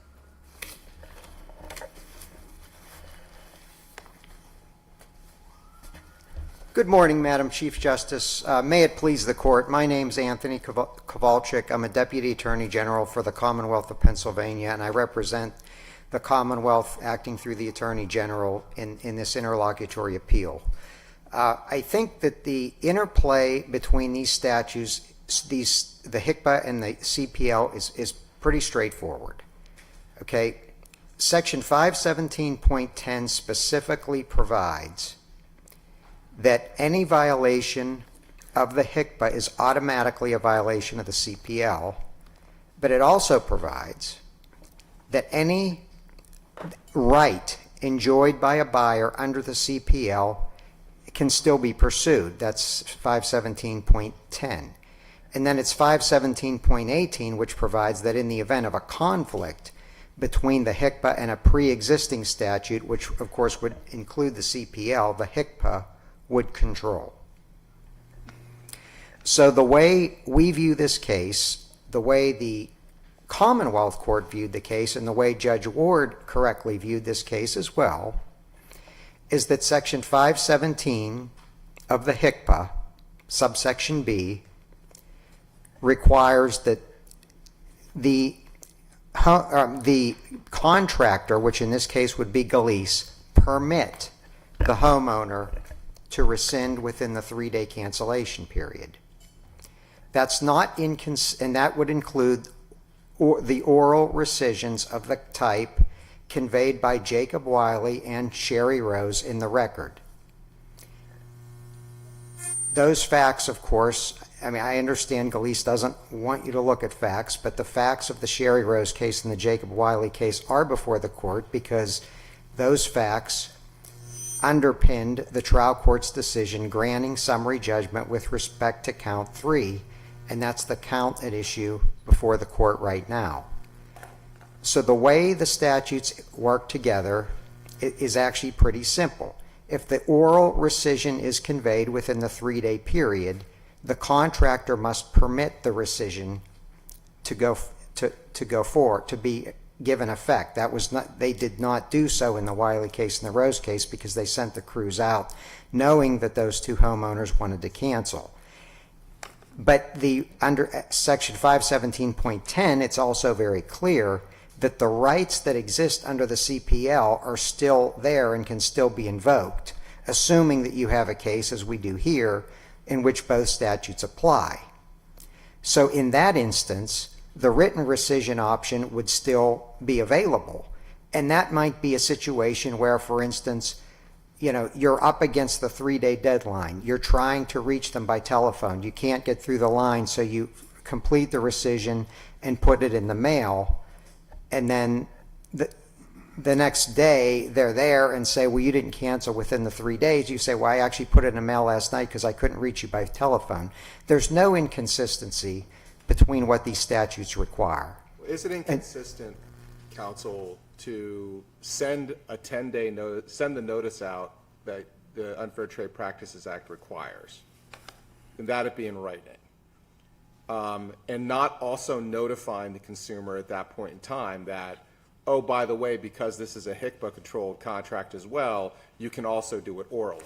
You don't see an inconsistency there? I don't think there's an inconsistency How with does the simply... consumer know that they can do an oral cancellation if all they've gotten is the UPTCPL notice? Well, I think common sense would tell them that if think of the Sherry Rose case and the Jacob Wiley case. The contracts were entered into the day before the work was to begin. And common sense would tell them that if I sign this written rescission and I put it in the mail, Gillece is not going to get it early enough or know about it until they've already showed up and started, or at least sent a crew out unnecessarily. So there's obviously a need to subjectively not just protect your own legal rights by signing the written rescission, but also to convey.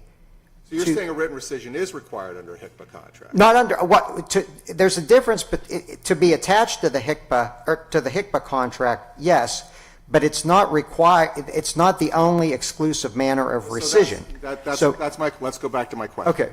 Okay. You say the two can live in the same universe. Absolutely. When a HICPA contract is entered into, it's the Attorney General's position that that contract is also subject to the unfair trade practices law, right? Well, that would be assuming that there's a difference. The one difference is that the CPL applies when there's a contact with the consumer at his or her home, and assuming that the HICPA would apply regardless of where that contact occurs. So it's possible. Okay. But here we're talking about contracts that are subject to both. Yeah. Okay. So you would then agree that in this situation where the contract is subject to both, the contractor was required to provide the right to cancel notification language under the CPL attached to the contract. They had to do that, right? Yeah, that's because the CPL also applies, and that's not inconsistent with HICPA. I just want to make sure you agree with me. Right? Yes, I agree with you. Okay. That notice is very detailed to protect the rights of the consumers. You have a right to cancel within 3 days. Here is how you do it. Here's the writing. Here's what you have to do. Here's everything like that. It's very detailed, right? Yeah, it doesn't, but that's not a HICPA notice. That's a CPL notice. Where's the HICPA notice? There is no, the HICPA contract, the HICPA subsection A specifically enumerates all of the things that must be in a written HICPA contract. I understand, but obviously when the General Assembly crafted the CPL, they didn't trust the consumers to read the CPL provisions on written requirements. They demanded, again, it's a consumer protection law. They demanded that the contractors let the consumer know you have a right to rescind this contract within 3 days, and this is how you do it. That's why it's there. The General Assembly did not want to rely on the consumer to read the actual statute that says you have a right to cancel within 3 days. I think that's correct. That's why the HICPA contract has to be in writing. So my question then is, adopting that same philosophy that the General Assembly doesn't expect the consumer to read the CPL or read HICPA, where is the notification to the consumer that says, yeah, here's the CPL notice about 10 days in writing and all you have to do, but this is a HICPA contract. You can do it orally. I don't believe that the HICPA specifically requires notice of the rescission to be in the written contract, but it doesn't specify the form. I know, but don't you understand the conflict? The conflict is the CPL requires the contractor to give notice to all of the consumers of a right under the statute to cancel, and it's a form that's approved by the General Assembly, and the form specifically says it has to be in writing and all these things. And the General Assembly went to great efforts to say, you have to provide this notice. Mm-hmm. That notice doesn't say anywhere that oral rescission is even an option. But you're saying, but there's a statute out there where the General Assembly doesn't have a separate notice requirement. And you're saying that that statute is not inconsistent with the notice that says you have to cancel it in writing. It's not for this reason, okay? It doesn't take, it's looking at it from the HICPA takes the perspective of the contractor and says that the contractor must permit the rescission. The onus is not on the consumer to understand that interplay. The onus is on the contractor. So when Sherry Rose or Jacob Wiley called Gillece and said, I want to cancel, they're supposed to come tomorrow, what the HICPA required in that instance was, okay, you can cancel. That's not what occurred, of course. Gillece sent the crews out to start the job, and then the Rose case dug up her driveway and took out part of her sewage pipe before she even knew they were there. She thought that the phone call had effectuated the cancellation. But in any event, I think the way the statute reads... You agree that the CPL notice does not say anything about oral rescission? There's no language specifically in the CPL notice that refers to oral rescission. And the CPL notice specifically tells consumers you have to cancel this in writing. I don't think that it specifically requires the cancellation to be in writing. I think what that does is it basically gives the consumer a way to cancel by signing it and putting it And in the HICPA gives them mail. another way. Yeah, but it doesn't specify another way, but it doesn't An provide alternative way. HICPA gives them an alternative way other than writing. Yeah, in the HICPA imposes a duty on the contractor to permit the rescission, which is broader than saying to and is different than saying to the consumer, if you want to cancel, if you want to protect your rights, you don't want to be liable for this contract, you have to sign this piece of paper and put it in the mail before midnight on the third business day. Are you Yeah. saying that notice does not say that if you want to cancel, you have to cancel in writing within 3 days? It refers to Must cancel in writing in 3 days. the CPL notice. Yes. It says that's how you cancel, but it doesn't preclude other ways. It says it must be in writing. I don't understand where there's an option involved in that, unless correct me if I'm wrong. I mean, I'm trying to, I think the inconsistency is apparent on the face of the facts that we're talking about. And maybe you're right, maybe that's true. I mean, we're telling consumers one thing, but we don't mean it. Because they can cancel any way that they want to, but I'm groping for how that is a violation on the part of the home improvement contractor. I mean, they're doing exactly what they're required to do with their home improvement contracts. Now, after this case, there might be an issue here, but I mean, as I understand it, they did precisely what they were supposed to do with their contracts. Okay, I think I'm just going to answer your question about the language of the CPL, I'm going to read the operative language of section 201-7 subsection A. The consumer, I'm cutting out the earlier part here to avoid unnecessary language. The consumer may avoid the contract or sale by notifying in writing the seller within 3 full business May days. avoid. May avoid. So I don't think that. But that would mean they might not avoid. Not that it's an option to give it in writing, it means you may avoid. I don't think that it imposes a duty on the contractor to not cancel if it's not in writing. Do you have the notice with you? I'm sorry. The statute is here, actually, and it's enumerated. But there is a form that is part of the act, is there not? The CPL, yes, that's true. And do you have that, what the form The says? it's enumerated in the statute. I have the statute. Same language, isn't it? Yeah.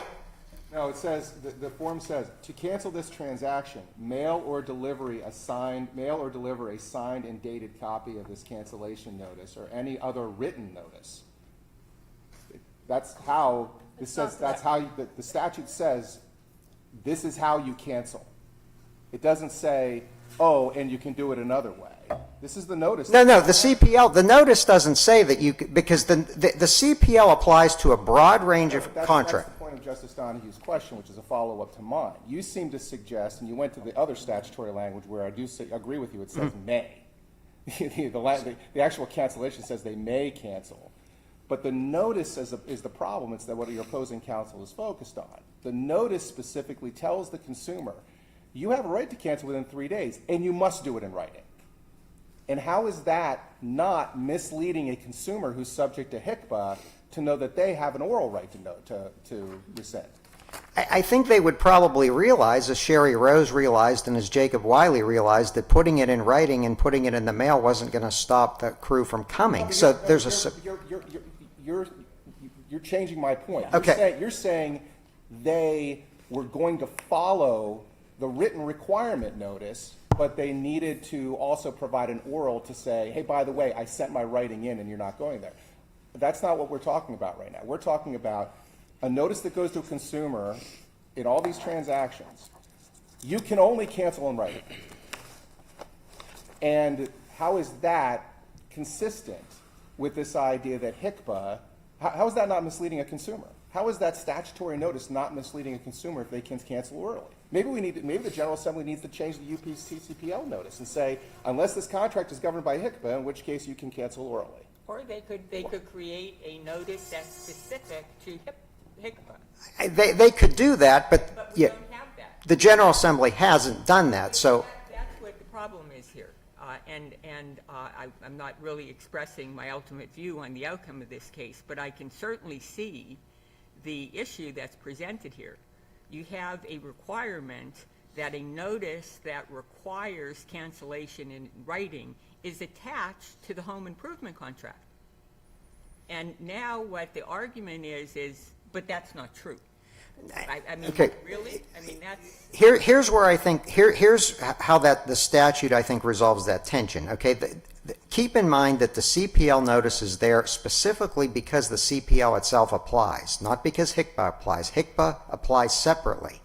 And HICPA has a specific list of things that must be in the contract. So I don't think there's any prohibition on a contractor, including in a HICPA contract, the language that you can cancel orally, because But they don't have to. I mean, after this argument today, I mean, it sort of raises the issue. Do we need home improvement contractors to get together and decide what kind of notice has to be given to their customers, because the statute certainly doesn't provide a whole lot of guidance on that.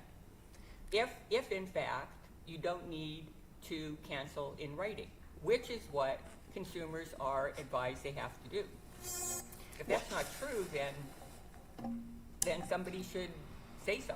Well, I think the HICPA contract is required to provide notice of the HICPA right of rescission, which is broader.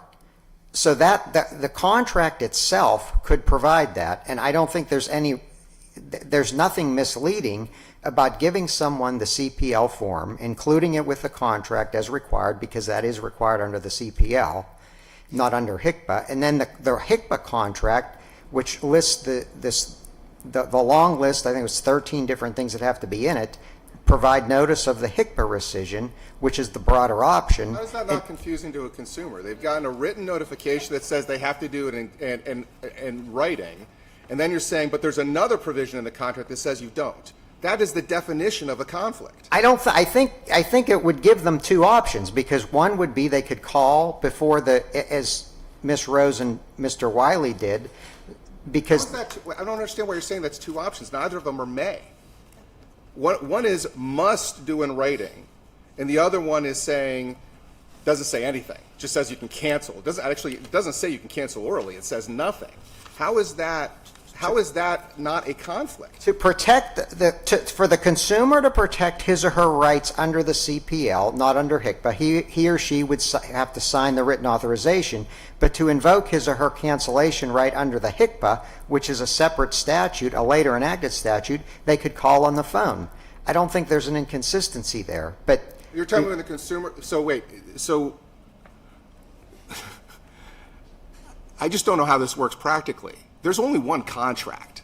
It's not like you get two contracts when you do a home improvement project. I recently did one at my house. I got one contract. It didn't say this is your HICPA contract and this is your CPL contract.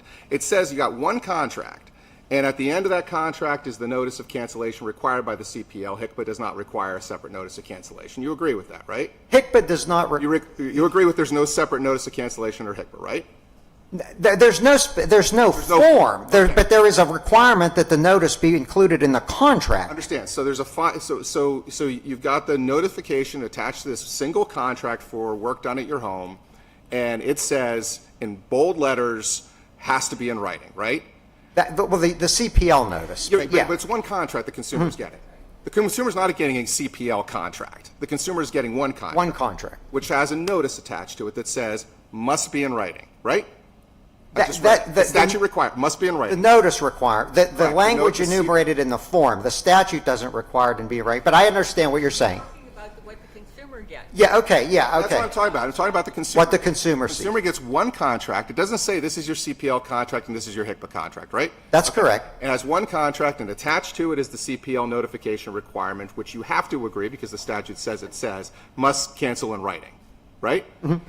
Where in the contract otherwise does it say, by the way, that notice that's attached here doesn't apply to you because you're governed under HICPA and you can also cancel orally?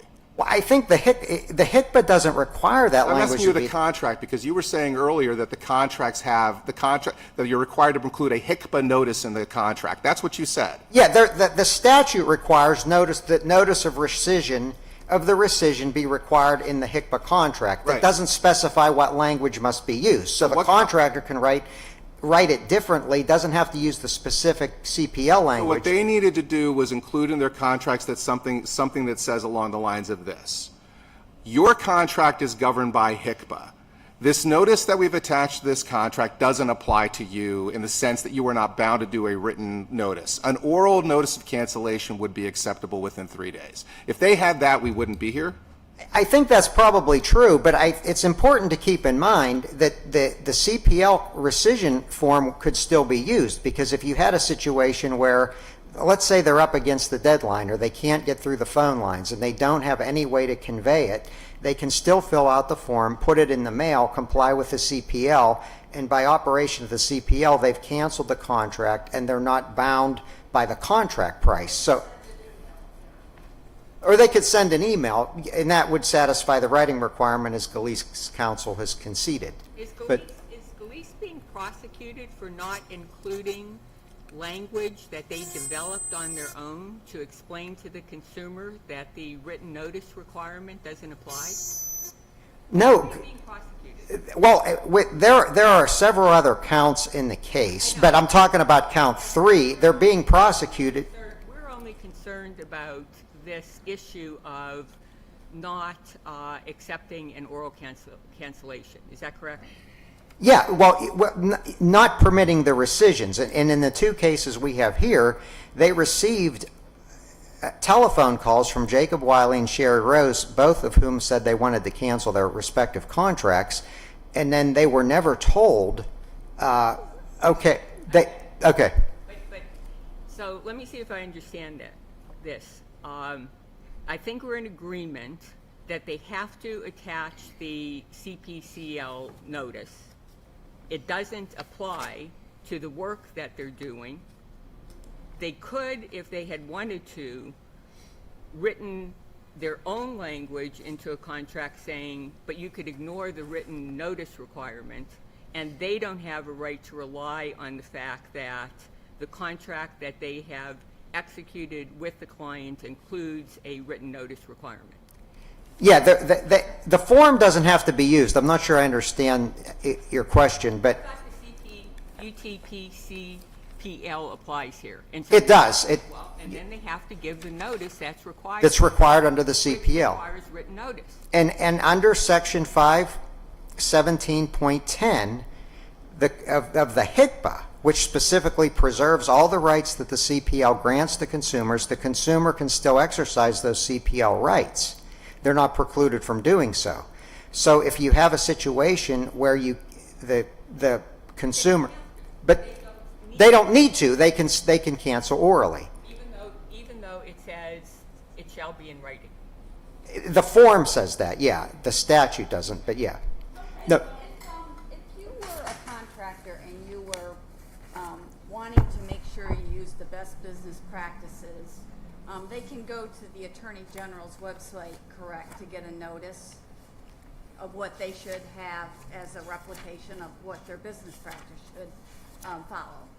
Well, the guidance on the website, I think, is actually more geared toward consumers than contractors, but anybody can look at the website. But Okay, so, but you agree that on your website, you have a form notice of cancellation that would be applicable under the under the CPL, yes. Do you have any place on your website a notice for people like Mr. Gillece that need a notice that applies both under the CPL and the HIPCA? I don't believe there's a specific one, but that's because That's a yes or no answer.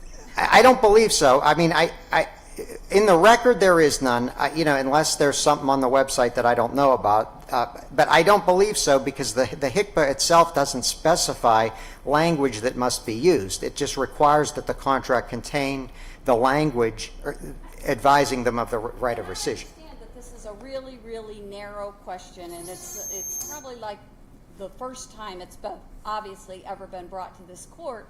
But it's, I think, concerning to me that the Office of the Attorney General is prosecuting people on their form of contracts or their forms of cancellation notices, when in fact the one that your office puts on their website doesn't consider this instance. Well, Justice Mundy, actually, the reason the office brought the action is because of the facts of the Rose, with respect to count 3, the facts of the Rose case and the facts of the Wiley case. There's an important point that I want to make about this case, that even if you were to assume, and I'm definitely not conceding this, I'm saying just assume arguendo that they're right, that the cancellation must be in writing, we still win. I mean, in the Gregg versus Ameriprise financial decision you issued in 2021, you specifically stated that the 1996 amendment that added the words "or deceptive" to the CPL's catch-all provision imposes strict liability.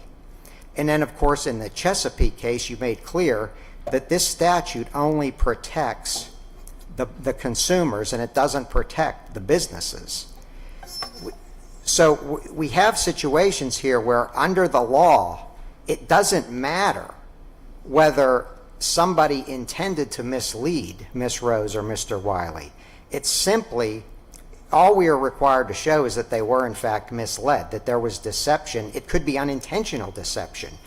And Miss Rose was not told, okay, if that's Gillece's position, it has to be in writing. She wasn't told, put it in writing and then we'll cancel it because it's in writing, and Wiley wasn't told that either. They were said, okay, we'll let them know, and then the next day the crews went out. Could I just ask you, counsel, how would you respond if you're correct that oral rescission suffices here? How would you respond to Attorney Lynn Koski's concern about a drive-by oral rescission? And there's what is this standard for which you advocate that we would delineate what's a sufficient oral rescission? A phone call suffices, but a drive-by does not. A phone call that is acknowledged, but one that's not acknowledged does not. What's the dividing line in your view?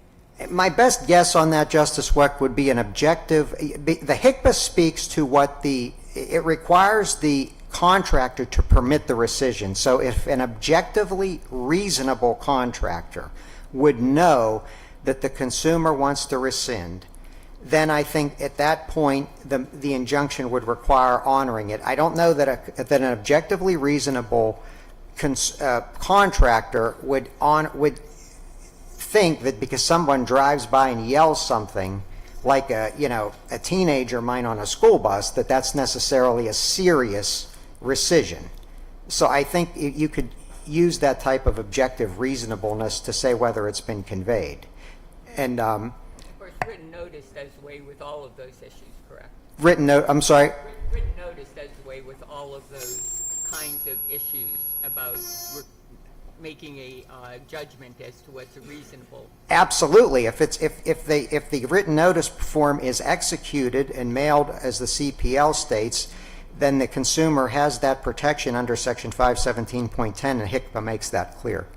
Okay, we understand both of your arguments, and we're going to take it under advisement, and we're going to figure this out. So thank you. Thank you, Your Honor. Thank you, counsel. Thank you.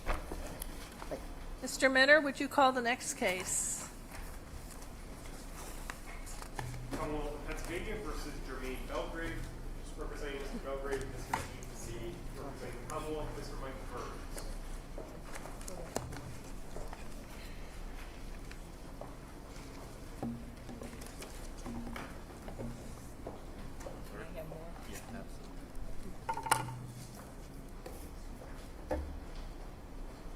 Good morning.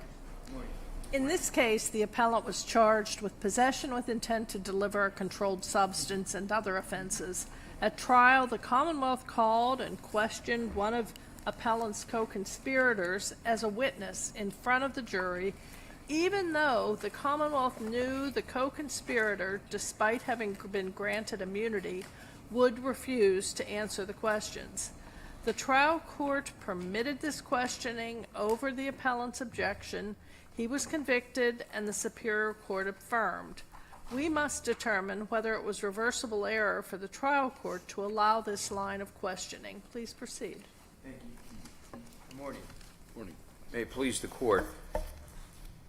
Justices, this case is distinguishable from Commonwealth versus Tadero, cited by the majority opinion affirming, by the Superior Court affirming the sentence of Mr. Belgrave.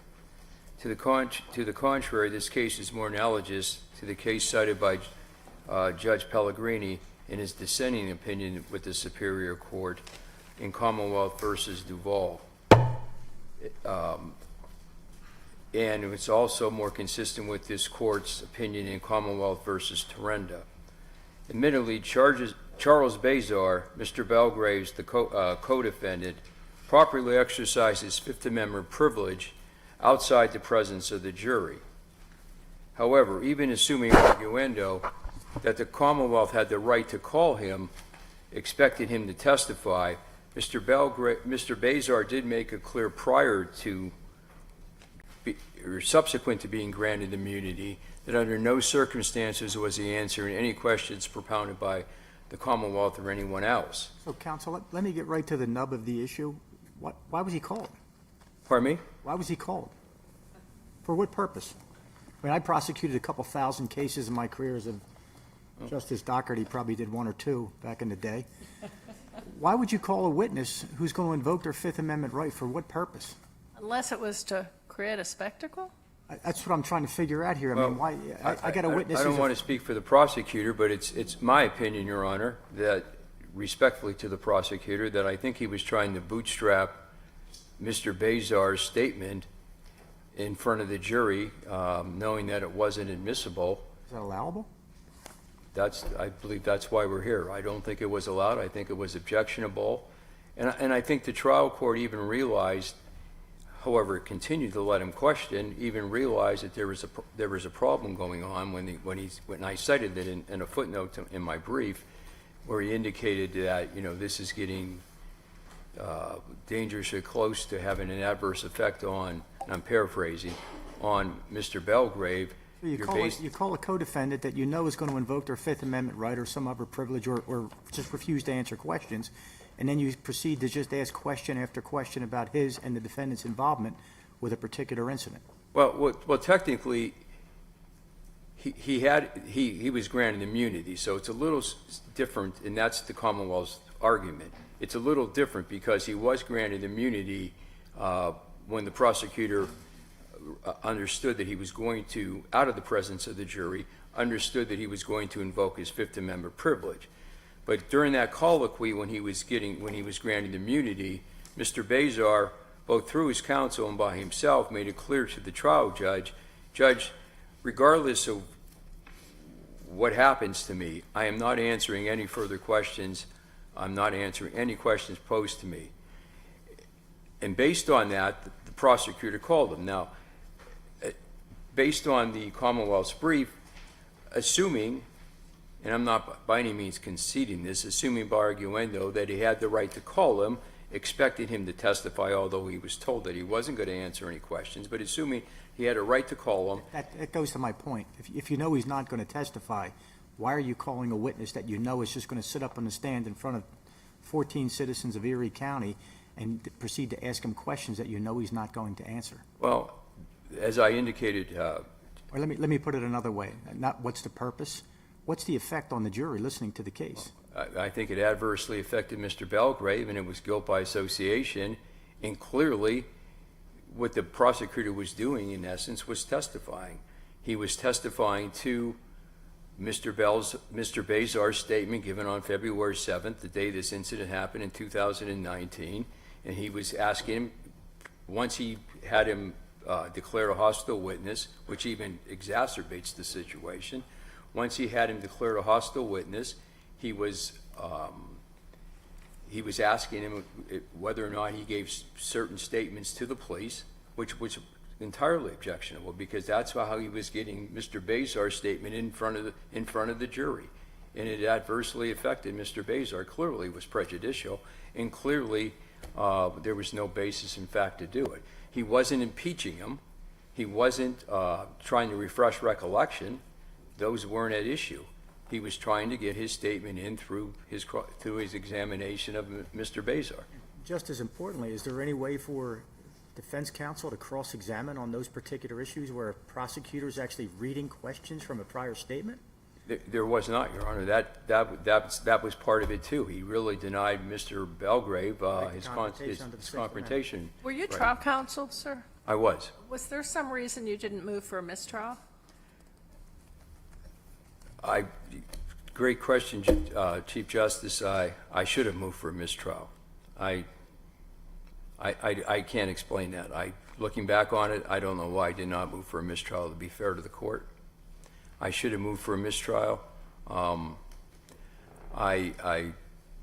was concerned, I guess, because of the judge. I shouldn't say I was concerned. I saw the judge was going to let him do that, and I have no explanation why. Well, I appreciate your candor. Thank you. No, I mean, I should have. Thank you. Mr. Bazar informed the court outside the presence of the jury that he was not going to testify during the proceeding. Is that the end of the story, or does the district attorney have the responsibility of putting him on the stand to test his conviction on that point?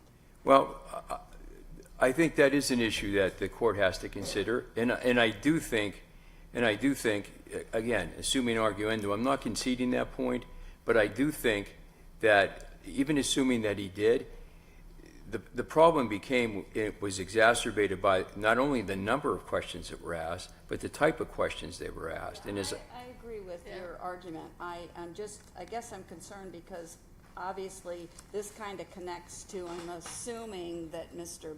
Bazar that was then involved in another litigation where he was, because he was given immunity but refused to testify, and it seems to me his way out of the box would be to say, I just said that before the judge, but if you put me on the stand and asked me the question, I would have given you the answer, but you didn't give me the opportunity. So I think we need to kind of look at both sides of the coin when we evaluate this question. And I wouldn't disagree with that, Justice, but as I indicated, first of all, the proper procedure, in my opinion, would have been when he refused to answer the first one or two questions. At that point, I think the judge should have recessed, excused the jury, and put on the record. Could he have had a colloquy? Yes, had a colloquy with him and said, if you're not going to answer any questions, you're going to be held in contempt of court till you answer. That was never done. And again, not to be redundant, but had it stopped at two questions, we wouldn't be here today. And it's both the number of questions asked and the type of questions asked that are the adverse inferences toward Mr. Belgrave and the prejudicial effect about Mr. Belgrave, especially when he started getting into his statement to the Erie Police on February 7th. Mr. Placidi, am I correct that in this case, this witness had been granted immunity, right? Yes. So whether or not the Fifth Amendment privilege would be valid, would be applicable, is irrelevant to our analysis. That's correct. Okay. Because he was granted immunity. That's why the case is different. Well, it's the Sixth Amendment. It's the Sixth Amendment issue that's in play here. That's the issue. That's part of it. It's the Belgrave.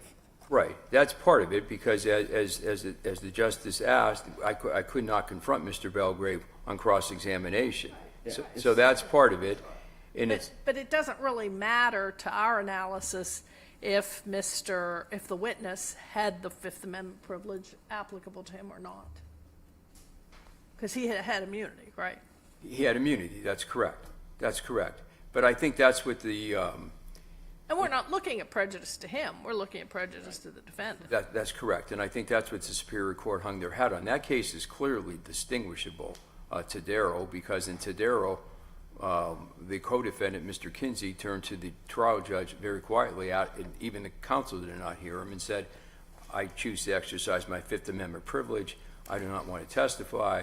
A recess was properly granted. The judge determined that his privilege was valid because although he had pled guilty, he was not sentenced yet, so his privilege was still in effect. and he was dismissed and he was never called again. There was no string of No. testimonial questions. The only question he asked was, the only question he was asked was his name, and that's the only question he answered. That's the clear distinction between Tadero and the case before the court. Alrighty, Thank you. Thank you. thank you, sir. Let's hear from Mr. Burns.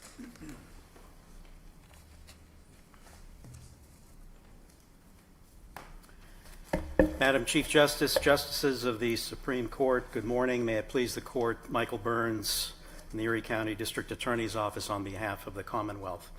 Let me begin, if I may, by addressing Justice McCaffrey's question. Why would the Commonwealth call this witness? Well, this witness was an associate of the defendant, Mr. Belgrave. That was clear. In fact, it was made clear by the prosecutor in his opening statement. He said, page 53, jury trial day 1. I'll be frank with you, Mr. Bazar knows exactly what happened. I'm going to put him up on the stand. He's not happy to be here. He doesn't want to be here. He's going to attempt to not testify. Counsel, what evidence was in the record that he was an associate? The evidence showed at trial that Mr. Bazar was in the vehicle with the defendant, Mr. Belgrave. Mr. Belgrave in the front seat, Mr. Bazar, I believe, in the back seat. But before you put Mr. Bazar on the stand, what was the evidence establishing what the prosecutor promised the jury at the beginning would be the connection between the two? That they were delivering together, conspiring. I'm not asking what the facts were, I'm asking what the evidence was. That Mr. Bazar had a bag. Again, asking what the evidence was to put that in front of the jury. Who testified to that? I'm sorry, who testified to? So you just started by saying that you promised, the reason why you put Mr. Bazar on the stand was you promised to the jury you were going to put Mr. Bazar on the stand. That was your answer, right? Yes. And you also said because you promised the jury that there was a connection between Mr. Bazar and Mr. Belgrave, right? My question is, before you put Mr. Bazar on the stand, what evidence did you present to the jury to show that connection? Well, I should point out first, Justice Brobson, that I was not the assistant district attorney who actually handled the trial. That's a good thing for you. Yeah. So it's okay. Thanks for the clarification. What was the evidence presented to the jury that established the connection before you put Mr. Bazar on the stand? I would again answer that the vehicle that was the vehicle that pulled up to the Marriott. I'm looking for the evidence. So here's my problem. My concern is everything that you talked about. That was the opening to the jury. You present this story that you're going to tell the jury, and we're going to put Mr. Bazar on the stand because he was a known associate and all that stuff. And then you put Mr. Bazar on the stand and you say, hey, Mr. Bazar, you're a known associate with him, aren't you? Not going to answer. Right? Mr. Bazar was your vehicle to put the evidence in front of the jury that you promised you were going to put in front of the jury. And you didn't get the answer. You didn't get the evidence. Mm-hmm. That's the problem in this case, right? That's the problem. Why didn't your colleague then ask the judge to send out the jury, have the contempt hearing, the judge would send Mr. Bazar to the bullpen and let him think about this a little, and hopefully change his mind about testifying, instead of testifying to the jury through these 18 compound questions? How can that possibly be permissible after Crawford? I would say, Your Honor, that there was, well, to be blunt, he probably should have. That probably would have been the correct procedure. However, I would point out, page 178 of the trial transcript, they did hold a colloquy with Mr. Bazar. The judge explained to him that what would happen if he didn't testify, that he would be given immunity from testifying. That would, and the meaning of that if he didn't testify, he could be held in contempt. So there was a colloquy. Right, but the patent error here, it seems to me, is that the judge unaccountably allowed your colleague to go on and on and on, and in effect testify via his questions in a string of 18 questions, putting that all in front of the jury. This is one of the most polluted records I've read recently, and I don't know how that bell could be unrung. Let me ask you this: is it your position that we should say, well, since the Commonwealth was allowed to muck this thing up so horribly, it could have been fixed by the defense mucking it up more by similarly testifying in its questions in cross-exam? Is that in effect, are you putting the burden on Attorney Placidi to have, instead of saying no questions on cross, Your Honor, I'm going to now stand up and I'm going to ask if I can lead. Well, I can lead on cross, I guess, here, obviously. I'm not going to get answers, but since the judge is just letting the lawyers testify in questions, that cures the error. Is that your position? No. My position is, respectfully, Justice Wecht, that, I can't speak for Judge Mead, the trial judge, but he did instruct the jury that basically they were to disregard the questions that were posed to him. Mr. Burns, that goes to my initial question, which is we're circling around the same issues because Justice Wecht's asking you a question. Justice Brobson really asked you the ultimate question here, which is why I started off. I mean, I've tried a couple thousand of these cases as a prosecutor. I was a trial judge, a couple thousand more cases. Almost every single time, first of all, the rule number one is you never call a witness you don't know what that witness is going to say, number one. Number two, all of these particular evidentiary issues that we're going back and forth about are almost always and inevitably dealt with in pretrial motions in limine. So you're going to know beforehand, well, why are you calling the witness? Because if I'm defense counsel, the first thing I'm going to say when you try to call Mr. Bazar is, I'd like an offer of proof. Okay. Well, what's he going to testify to? He's not. He's going to invoke his fifth, or he's going to refuse to testify. If that's the case, why on earth, that was my question to your opposing counsel, why was the witness called if you know he's going to invoke his fifth, or you know he's going to refuse to answer questions? There's only one reason, which goes back to what Justice Brobson said, which is you were trying to pollute the jury. You were trying to imply through the questioning that this was his co-defendant and the other guy sitting in the defendant's chair has got to be guilty because of what he said, which gets into Bruton issues and some other issues, but... I have a question. Did your colleague ever ask the court to treat him as a hostile witness? He did, Your Honor. It's in the transcript, and that was granted. And I would also point out, referencing Justice Mundy's question earlier, if in this case, which is what happened, Mr. Bazar says, I'm not going to testify, is the Commonwealth, who has the burden, simply to throw up its hands and shrug its shoulders? It's not a matter of throwing up your hands. I mean, because there's a difference between leading, which you get on hostile, and testifying. And you're not throwing up your hands if, Your Honor, may we approach, and you get this contempt citation. That's your. I mean, you can't react. I don't mean you personally. Commonwealth can't react to this situation by saying, well, we're not getting the testimony that we wanted and hoped for from this immunized witness, so therefore we're going to do an end run, and the prosecutor is just going to basically stand in front of the jury and do this pantomime thing of giving testimony as the witness sits there mute. I'm not aware of any case that's ever approved that. It's certainly not the Tadaro case that you cite, where there were no questions put to the witness. Mm-hmm. Well, the way that we dealt with that, Judge, or my colleague dealt with that, was to seek immunity for the witness.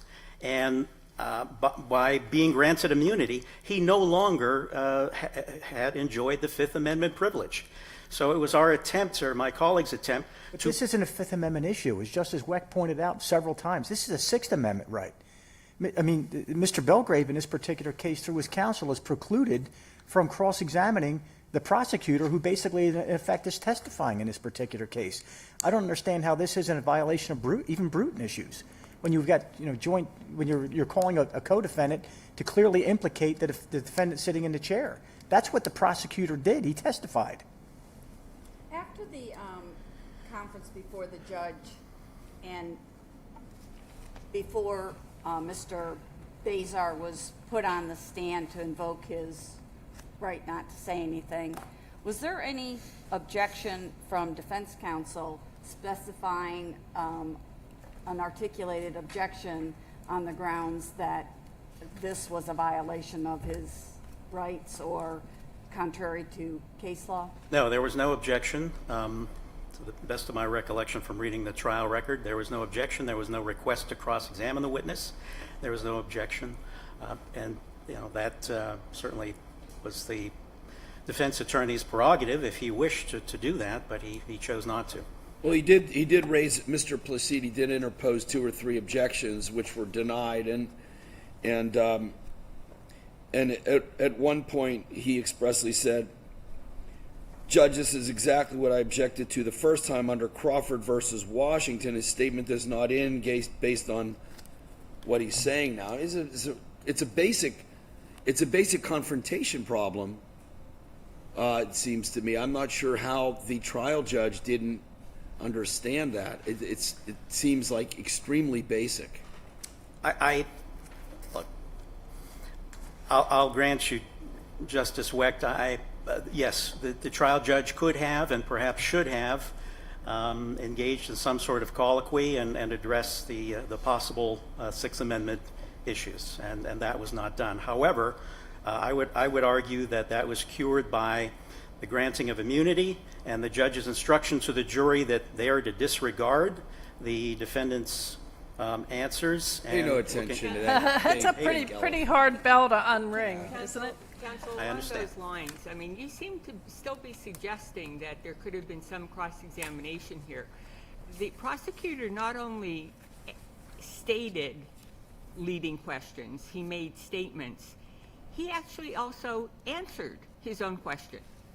In order to speed things along, he would read something from somewhere and then say, no answer. And then he'd read something else and then he'd say, no answer. I mean, what possible cross-examination could have taken place under those circumstances? Well, that would be up to the defense counsel to decide how. Well, it was actually even worse because what your colleague repeatedly did was he'd say, after a while, perhaps out of frustration, he'd say, Mr. Bazar, fair to say X, no answer. Fair to say Y, no answer. Fair to say, and the judge is just sitting there like a potted plant, letting all this get in front of the jury. It's, it's a strange day at the Erie courthouse that day. This isn't beat up Erie County Day, so we'll move on. Do you have anything Well, to answer your question, Justice Donahue, I think the defense attorney could have said, you really don't want to be here, do you, Mr. Bazar? In fact, you don't want to answer any questions or something to that effect to confirm. The prosecutor's point? I mean, why, under what set of circumstances would that ever occur? I mean, it's not incumbent on him to continue the charade that was taking place. I understand. Counsel, can I just, I'm not looking to beat up on Erie County District Attorney, or you. Thank you. So I think your best argument, and I think Justice Mundy got to this, is a witness might say, who's been granted immunity, let's take the facts in this, who's been granted immunity, might say, I ain't going to answer any of your questions. I'm not going to answer your questions. And you go through a list of questions. I suppose there's a possibility, or maybe the prosecutor might think there's a possibility, that at some point in time that witness is going to slip up. At some point in time that witness's resolve is going to be changed. And therefore it seems like a prudent thing for a prosecutor to do when a witness just issues a blank, obstreperous, I'm not answering your questions, to go through a list of questions to see if they change their mind, to see if they might answer something. Is that sort of what was happening here? The transcript doesn't read like that, obviously, because the district attorney's assistant DA said, Judge, I do have a number of questions I would like him to expressly not answer, which I thought was interesting. So it doesn't seem like the assistant district attorney was saying, Your Honor, I'd like to go through some questions, though, because he might find one of them not objectionable. I'm trying to give you room here, or maybe give us room, to create that possibility. Because it's hard for us to look at this as anything other than the ADA was trying to get his testimony through direct questions, as for cross questions on the record in front of the jury. I understand the court's position, Your Honor, but it was not like, in defense of my colleague, he is a highly capable and forceful and sometimes and aggressive prosecutor, and very effective. He's won a lot of cases. He's prosecuted drug and gun cases. He's put a lot of bad people behind bars. Yes, was there maybe a more tactful way that he could have? Well, it's in not the about court could have tact. done this? Yes. I mean, it's not about tact. The way to do what Justice Brobson was talking about was to ask the court if he could put those questions and the non-response responses on the record outside the hearing of the jury. Send the jury out. You have this contempt proceeding. The ADA says, Your Honor, may I put on the record the questions I wish this witness to answer. This also gives the witness a chance to reflect and to perhaps seek counsel or without counsel, either way, to hear the questions and decide if he's going to answer. But not to do that in front of the jury. You see, isn't that a qualitative difference here? I can't argue with that, Justice Wecht. I can't disagree with that. However, looking at the jurisprudence from the People versus the Illinois case that I cited and U.S. Supreme Court jurisprudence, I would argue that it was not I understand the court's questions and concerns, but I would still argue it was not the prosecutor's attempt to pollute the jury or to prejudice the defendant. There was still plenty of other evidence to prove the defendant's guilt. If there was error, it was harmless error. Sorry, Counselor, share with us. Why would he do that when there was sufficient evidence on the record? Mm-hmm.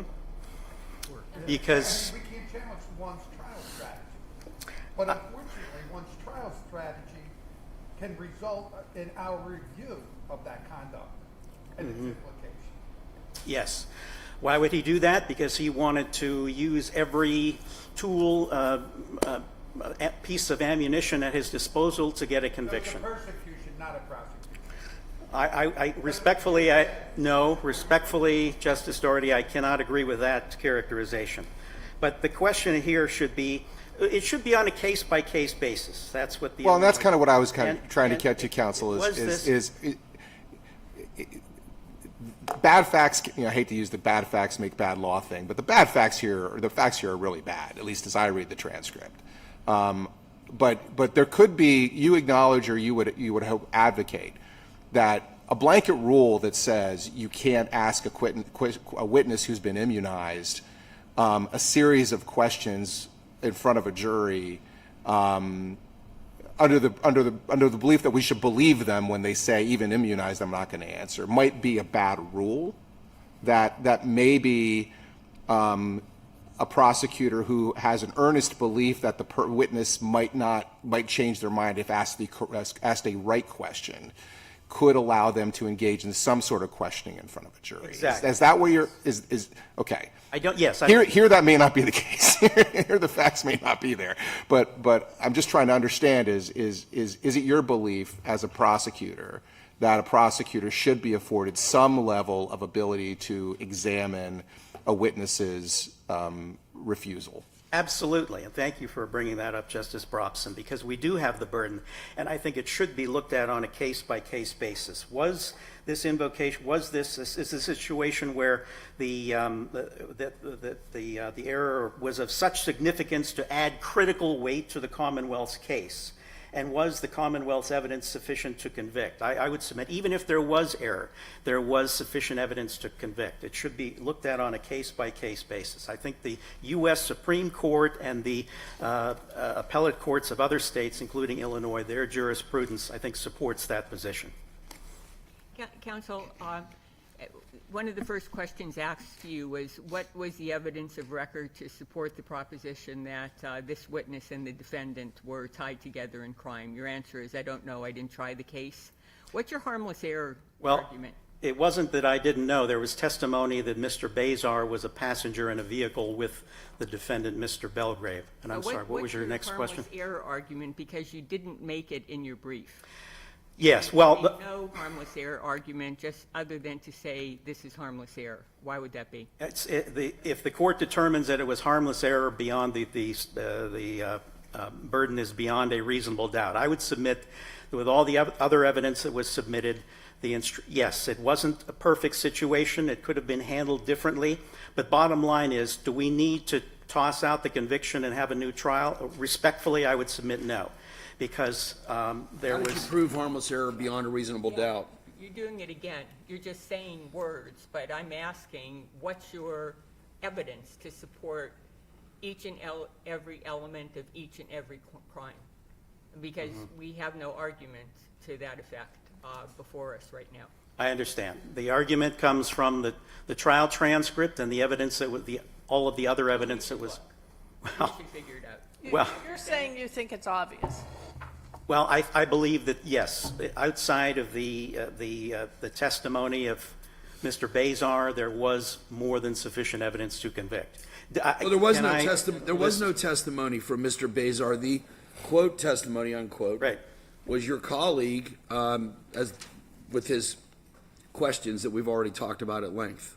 Yes. There is no Bazar testimony. I Well, understand that's yes, enormously frustrating since you immunized him, but that's what the bullpen's for. Well, yes, essentially putting aside the stricken testimony of Mr. Bazar, and I apologize. I cannot list all of the pieces of evidence, but it is in the trial transcript that there was more than sufficient. So why should we look at harmless error? If the Commonwealth is not making an argument as to the evidence beyond a reasonable doubt that otherwise supports this conviction, why should we look at the record if the Commonwealth didn't offer the facts for our consideration?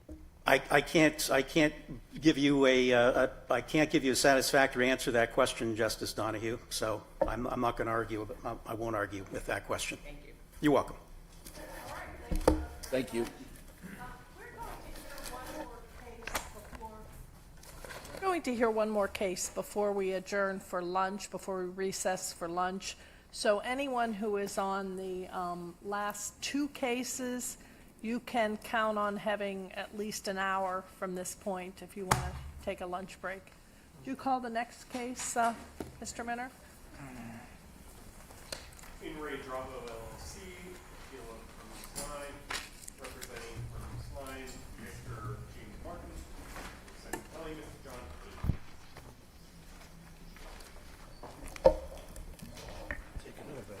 In this appeal, we address whether the parent corporation of its now dissolved subsidiary may be held liable for asbestos claims against the subsidiary corporation under the equitable doctrine of piercing the corporate veil, thereby allowing suit against the parent after the 2-year statute of limitations for such claims against the dissolved subsidiary have expired. In doing so, we are asked to address whether the second requirement for placing the corporate veil set forth in our decision in Mortimer versus McCool, that piercing is necessary to avoid injustice caused by preserving the corporate fiction, can be met by establishing that the subsidiary corporation had insufficient assets at the time of its dissolution to pay reasonably foreseeable asbestos liabilities. And may I say, for those of us on the bench who did commercial litigation, not tried criminal cases for our whole career, this is an interesting issue. Good morning, Your Honors. James Martin for the appellant. Andy Muha, my co-counsel, is with me. The need for this court to reverse on the veil-piercing ruling made here lies in the provisions, first, of the dissolution statute itself, and then second, in the historic limits on the reach of equity, which this court has said many times follows the law. It doesn't nullify it. Let's start with the basic proposition here that this case involves a lawful dissolution that was finally approved by Judge Ward without an appeal. Now let me put some content to the word lawful. Proper notice was given as required by the statute. Adequate security was provided as required by the statute. A determination was made about the universe of timely filed claims, which are those claims within the 2-year window provided by the dissolution statute and expressly not after. And then a second determination was made that adequate security was provided to resolve those claims. Following that, Your Honors, every contingent claim filed within the window that was permitted by the statute was accounted for and resolved. Those by settlement used the funds that were in the dissolution proceeding that were determined to be adequate, and they were paid with oversight from the trial court or dissolution court as the money went out and was dispersed. And only after that process was completed did the court declare a final approval, which was not, as I said, appealed. So the question is, where is equity going to intervene in getting at that result? The argument's been made here that veil piercing is the answer. We'll pierce the corporate veil, we'll get through this dissolved subsidiary, and we'll get at a corporate parent that is surviving and has assets and for reasons of justice should be held accountable to pay.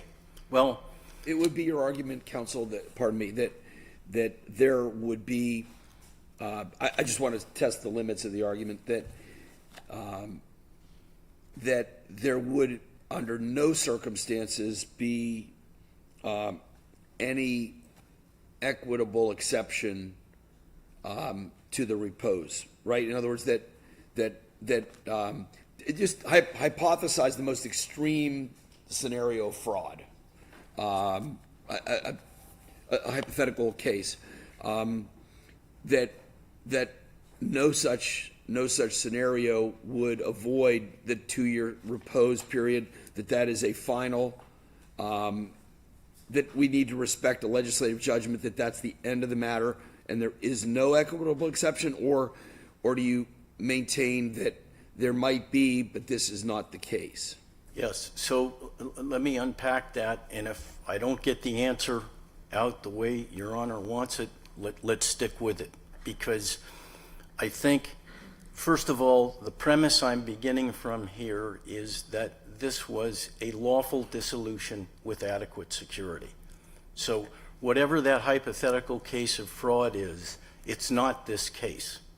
The second thing is that within the dissolution process itself that has court oversight, if there was stripping of assets or manipulation or obvious fraud that then resulted in the security being inadequate, the court could put a stop to that. And in fact, the findings required for a lawful dissolution not only likely wouldn't be made, they couldn't be made. And if they were somehow made in the face of that fraud or manipulation or inadequate assets due to stripping or whatever facts were in front of the court, it could certainly be resolved on appeal.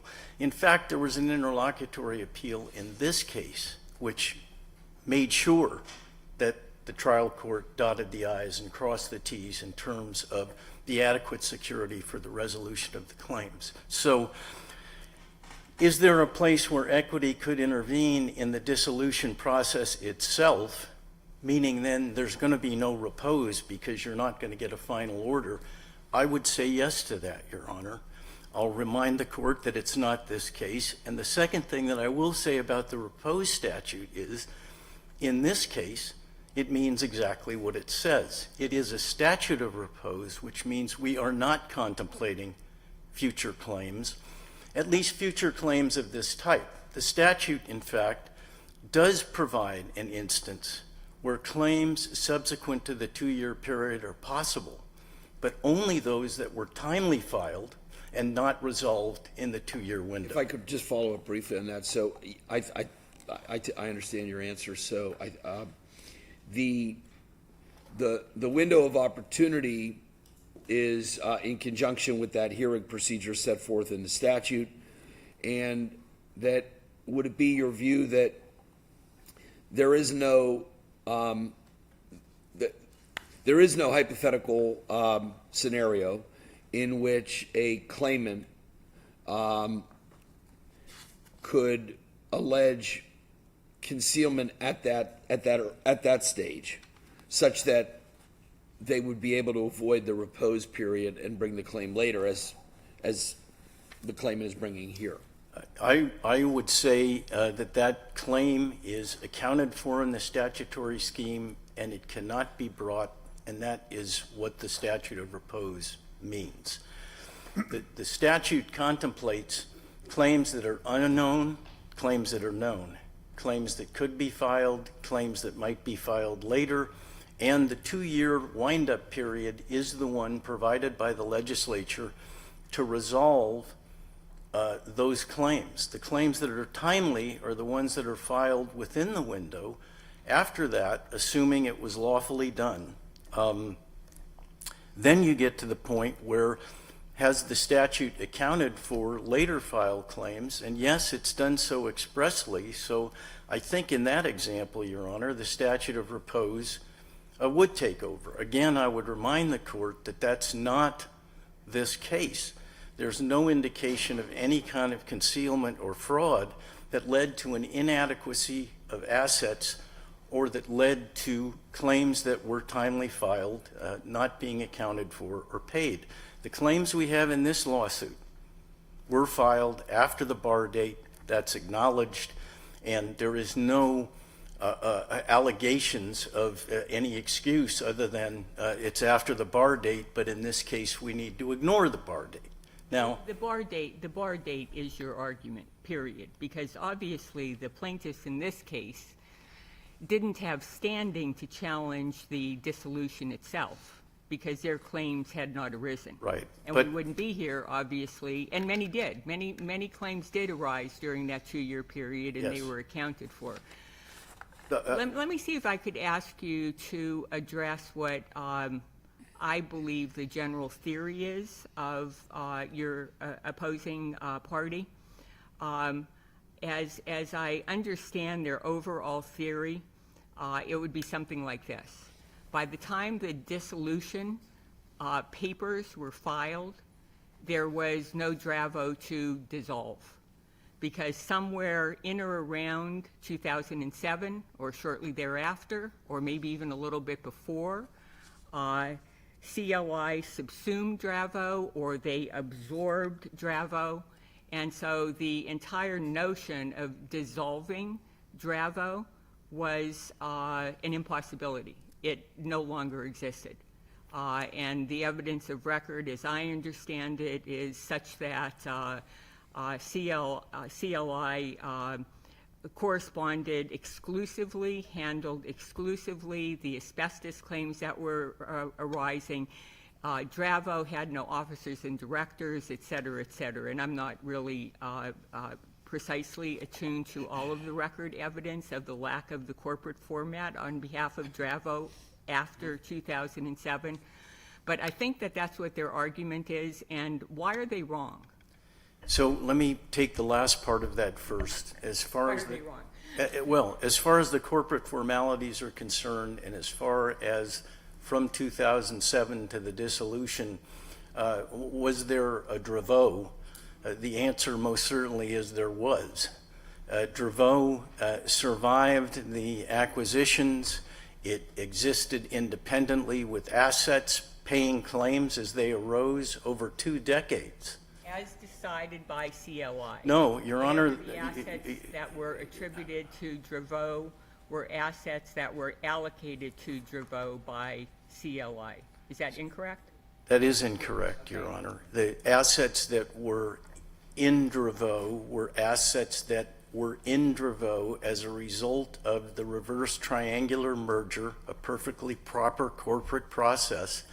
And those assets were sufficient from the beginning. There were leftover assets that Dravo had. There were 2 sets of insurance policies that it had. And those assets totaled over its 20-year span more than $15 million, and they were sufficient to resolve the asbestos claims that came before the company where it was sued. And to make the point further, Dravo had independent officers, independent directors. There was overlap between who was in CLI and who was Dravo, but CLI was not involved, and deliberately so, in the runoff of those claims. Now, getting to the front end of your point, if it was my understanding that CLI did in fact, was in fact involved with the claims handling after 2007. So, Your Honor, that's an allegation and an argument that's being made, but it's not borne out by the record, and it wasn't proven in the dissolution proceeding itself. But these individuals could not have participated in the dissolution proceeding. So this argument that they're making could not have been raised. So let me say that it could have been raised. There were objections made. In fact, the dissolution proceeding itself was very robust. Witnesses testified, they were cross-examined, discovery was allowed, evidence was taken, and all was directed at the second part of your question. Was Dravo real? Did it have assets? Were they adequate? And could it pay the only claims that mattered, which are the ones that were reasonably anticipated to be filed within the window? That was the whole purpose of the hearing. And if we're going to go back and say that gets re-examined by claims that are barred after the statute of repose, we're talking about a collateral attack. That's kind of the question here is what seems to be, I understand their theory of the case too. What seems to be missing from their theory, though, is the critical allegation, which that CLI rated Dravo, that somehow, some way, their position had all these things, these alleged things. Put aside whether they were the same officers, the same directors, the distributions, all that other stuff. Let's assume all of that happened. The operative question is: were these people in a different position now than they would have been if all that didn't happen? And the answer to the statute is no. Let's assume Dravo went into the LLC dissolution, which they were entitled to do. It's not an insolvency statute. The company doesn't have to be insolvent to be wound up. And they went in with all of the money, like a ridiculous amount of money. Right. The assessment of what the security would be required for the 2-year claim would have been the same. Exactly. And any distribution would have been made to CLI at the end of the dissolution. That's correct. So how would they have been any? Assuming all they say is correct, the officers were intermingled and the corporate formalities weren't observed, and there was this theft of all this money. There's never been an allegation that Dravo never paid claims as they came due and couldn't pay them as they came due and didn't pay them during the insolvency proceeding, or not the during the dissolution proceeding. I agree, Your Honor, and I'll just adopt that as the next part of my answer. But that was an excellent the point I would like to add to it is, then when we get to these claimants, they are contemplated as folks who are within the statute of repose and the bar applies to them. The fact that they had a contingent claim, an unknown claim, or a claim that hadn't yet arisen is barred. This is what the legislature intends, and the wind-up period is what is provided. If that somehow needed to be longer, or there needs to be exceptions for the fact patterns we're talking about, that's a legislative decision. But as we sit here today, equity can't expand on that. Now, as I said, veil piercing apparently was the avenue, but there's no veil piercing possible here under at least the traditional conception of the theory. First of all, there is no standalone cause of action here apart from suing or where, a CLI could be sued directly. You have to go through Dravo, and Dravo is dissolved, and claims involving Dravo are the ones that are barred.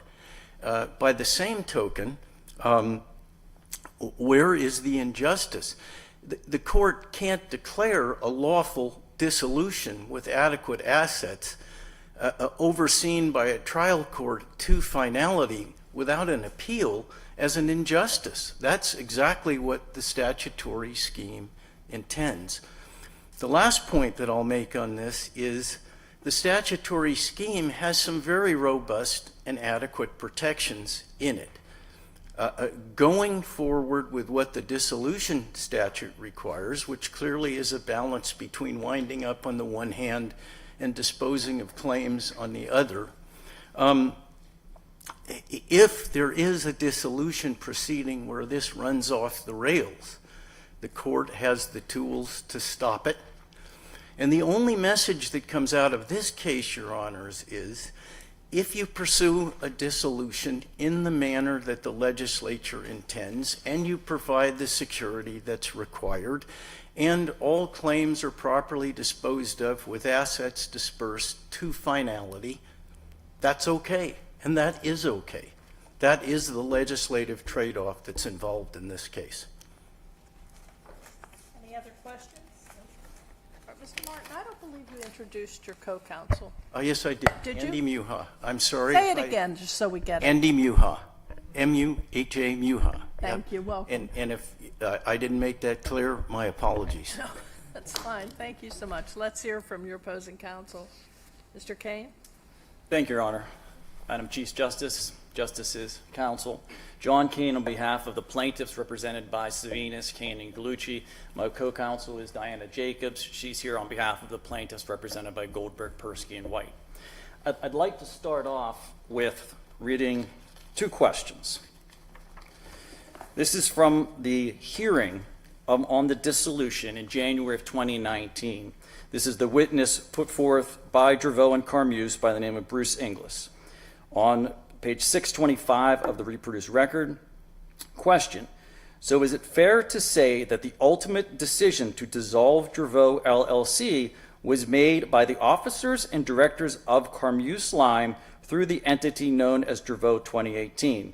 Answer: yes, the decision was made solely by Dravo and or Carmeuse Lime.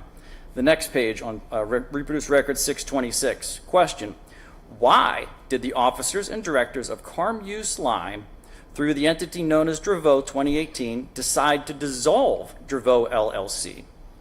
Answer: as I explained, Dravo was running low on cash. It had its settlement agreement it had its settlement discussions that were going with Resolute, and it felt that the best way to resolve the 30 years of asbestos litigation was through the dissolution. So this is not a situation where an independent company decided to dissolve and we're here to decide what the aftermath is. This is premeditated Machiavellian machinations where a parent company decides it's going to spin off liabilities from Dravo so that no one else can sue them. But where's the statute go to motive of the dissolution? So the dissolution statute does not even apply for three different reasons. The first reason is one used by the Superior Court in this case, where they held, I think it was footnote 4, that the defendant here is not Dravo. The defendant is Carmeuse, or CLI, and no case cited by the defendant states that the dissolution statute can be used as a bar against a non-party parent company that is not dissolved. So it doesn't matter. We didn't sue Dravo here to get money from Dravo. We sued Carmeuse because Carmeuse is the liable entity. And this goes back all the way to 1998. If you start in 1998, Carmeuse buys Dravo. It's announced as a merger. And so they announce it as Carmeuse buying Dravo, it's a merger. For the first 4 years, from 1998 till 2002, there are no corporate formalities established setting forth two different companies. Completely ignored. They put forth witnesses and evidence. They can't say who was the president, who was the CEO, who was the secretary. They can't put forth any evidence as to who was doing anything within Carmeuse. That seems strange because we're saying there's no Dravo, but the fact of the matter is they failed to set up two different companies. If you go back to the Superior Court appeal, my co-counsel Jason Shipp, may he rest in peace, he had a different plan than I had. He said he said that this was a flat-out merger and liabilities follow a merger. And he went from the technical definition of they created an acquisition corp that had no function other than to acquire a company, and it was a straight up merger. And because it was a merger, the liability stuck with Carmeuse. I went the separate route. I went the direction of, if you look at the facts and you look at what this court said a corporation must do or a company must do in order to receive the protections afforded them under Pennsylvania law, they failed to do that. But you're not, see, now you're going to the second part. We have never said, this court has never said that if you don't observe the corporate formalities, the subsidiary company is going to be deemed not to exist. We've never said that. And that's what you're asking us to do. You're saying if you have a holding company system and multiple LLCs that are organized and existing under the laws of the Commonwealth of Pennsylvania, certainly the Commonwealth of Pennsylvania believes they're separate, you're saying none of that matters. They don't exist if corporate formalities aren't observed. That's never been our law. The corporate formalities element is an element of a piercing argument. So you have to prove corporate formalities, and then you have to prove an inequity that fell to you, that there was, I think in Justice Weck's view, the parent abused the formality in such a way as to create an inequity. So the parent pierced, not you pierced, the parent pierced, and they're not going to get the benefit of the veil that they themselves pierced by some inequitable or abusive conduct. That's the principle this court has applied. You're asking for a completely different one. Corporate formalities not observed, separateness doesn't exist, we can sue the parent for every liability of the sub. I understand the distinction you're making, but respectfully, I don't know that it matters, because what this court has said in Mortimer versus McCool is if you fail to follow the corporate formalities, if you fail to uphold your corporate obligations, you don't receive the protection of two separate companies. That's what this court said. Because in that case, there was an inequity that was going to result. That was an undercapitalization issue. Right. You didn't allege undercapitalization here. But you are we certainly did. Where did you allege undercapitalization? The fact that they reached their hand into the cookie jar, took out a $250 million asset for $14 million. They waived a $144 million debt, saying it's in our... I understand that, but how did that operate as an inequity to your client? Our clients believe that Carmeuse is the only entity that survived that merger. Now you're going back to that argument that there wasn't the corporate formalities. I'm asking you, you cited McCool, where is the inequity? See, this happens in bankruptcy. This happens in insurance insolvencies. This happens, there's probably cases all over the country where there are bar dates with dissolutions and bankruptcies. We happen in Pennsylvania, we have insurance company receiverships that go under, and there's always a bar date.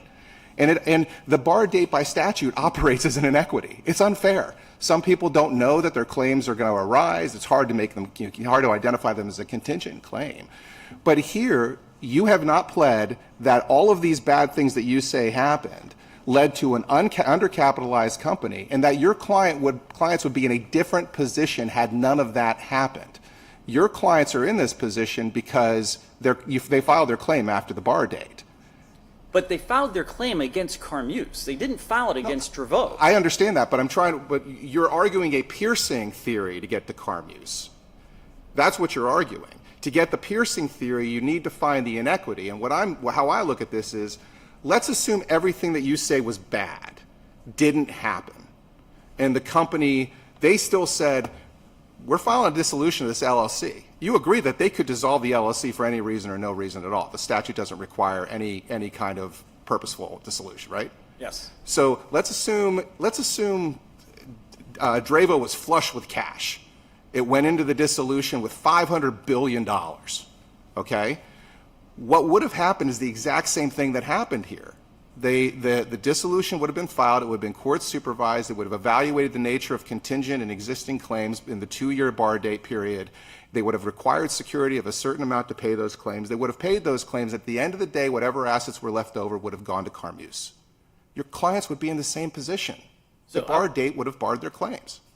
So I would disagree, because if this had happened where they were flush with $500 million, they had $500 million worth of insurance, what we would have done is we would have said, you need to set up a receivership.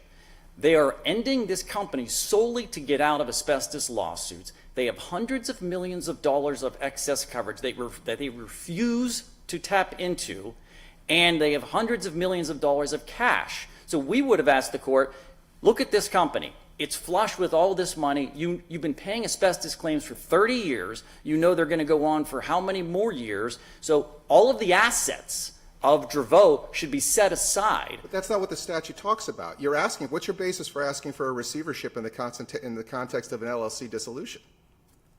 I would ask for receivership because of the number of assets that are What's there. your statutory basis? There's no proceeding in the LLC dissolution statute for a receivership like that. Well, but aren't you saying that that it was demonstrably evasive, the fact that the merger actually took place and the assets were gone?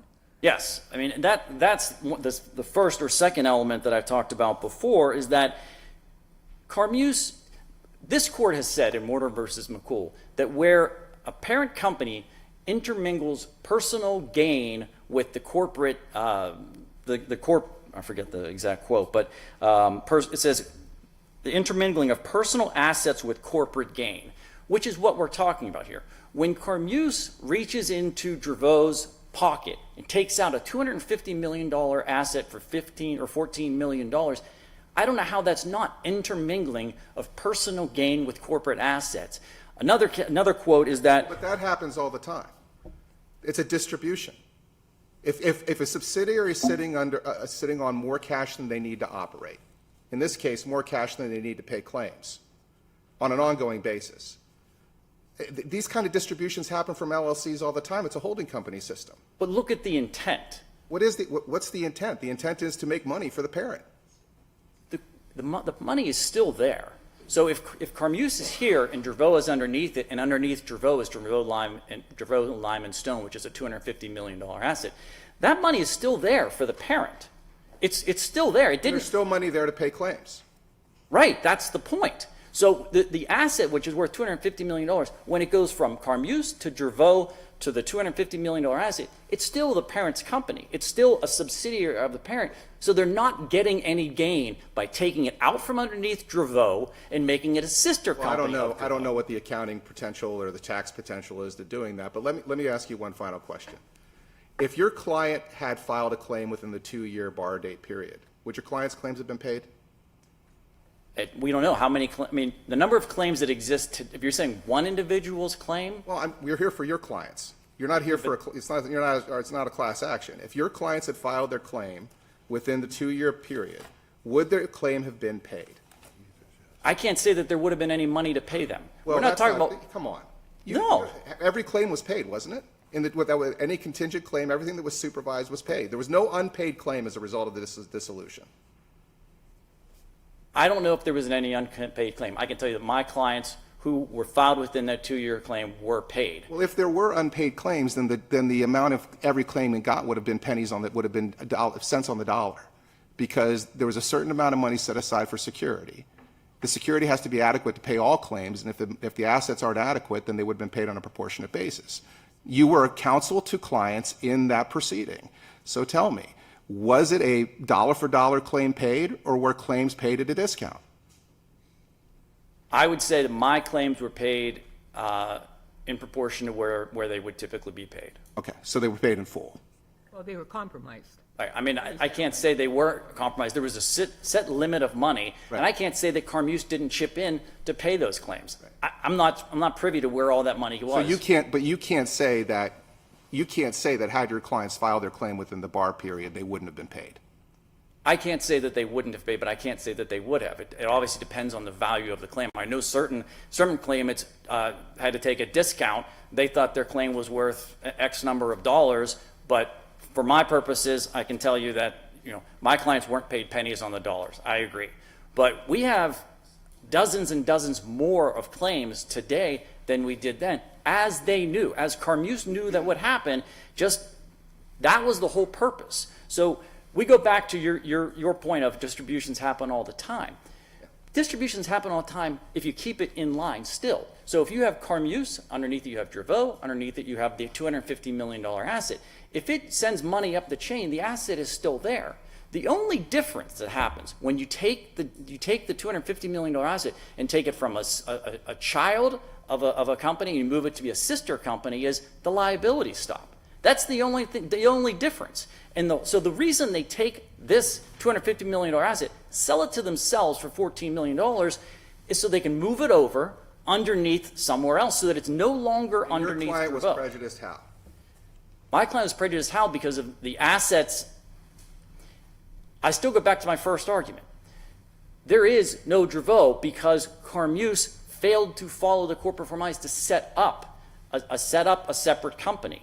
Back in 1998, when those two companies merged, the liabilities follow a merger.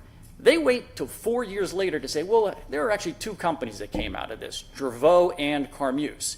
And then from that point forward, they try to pretend that they are separate companies.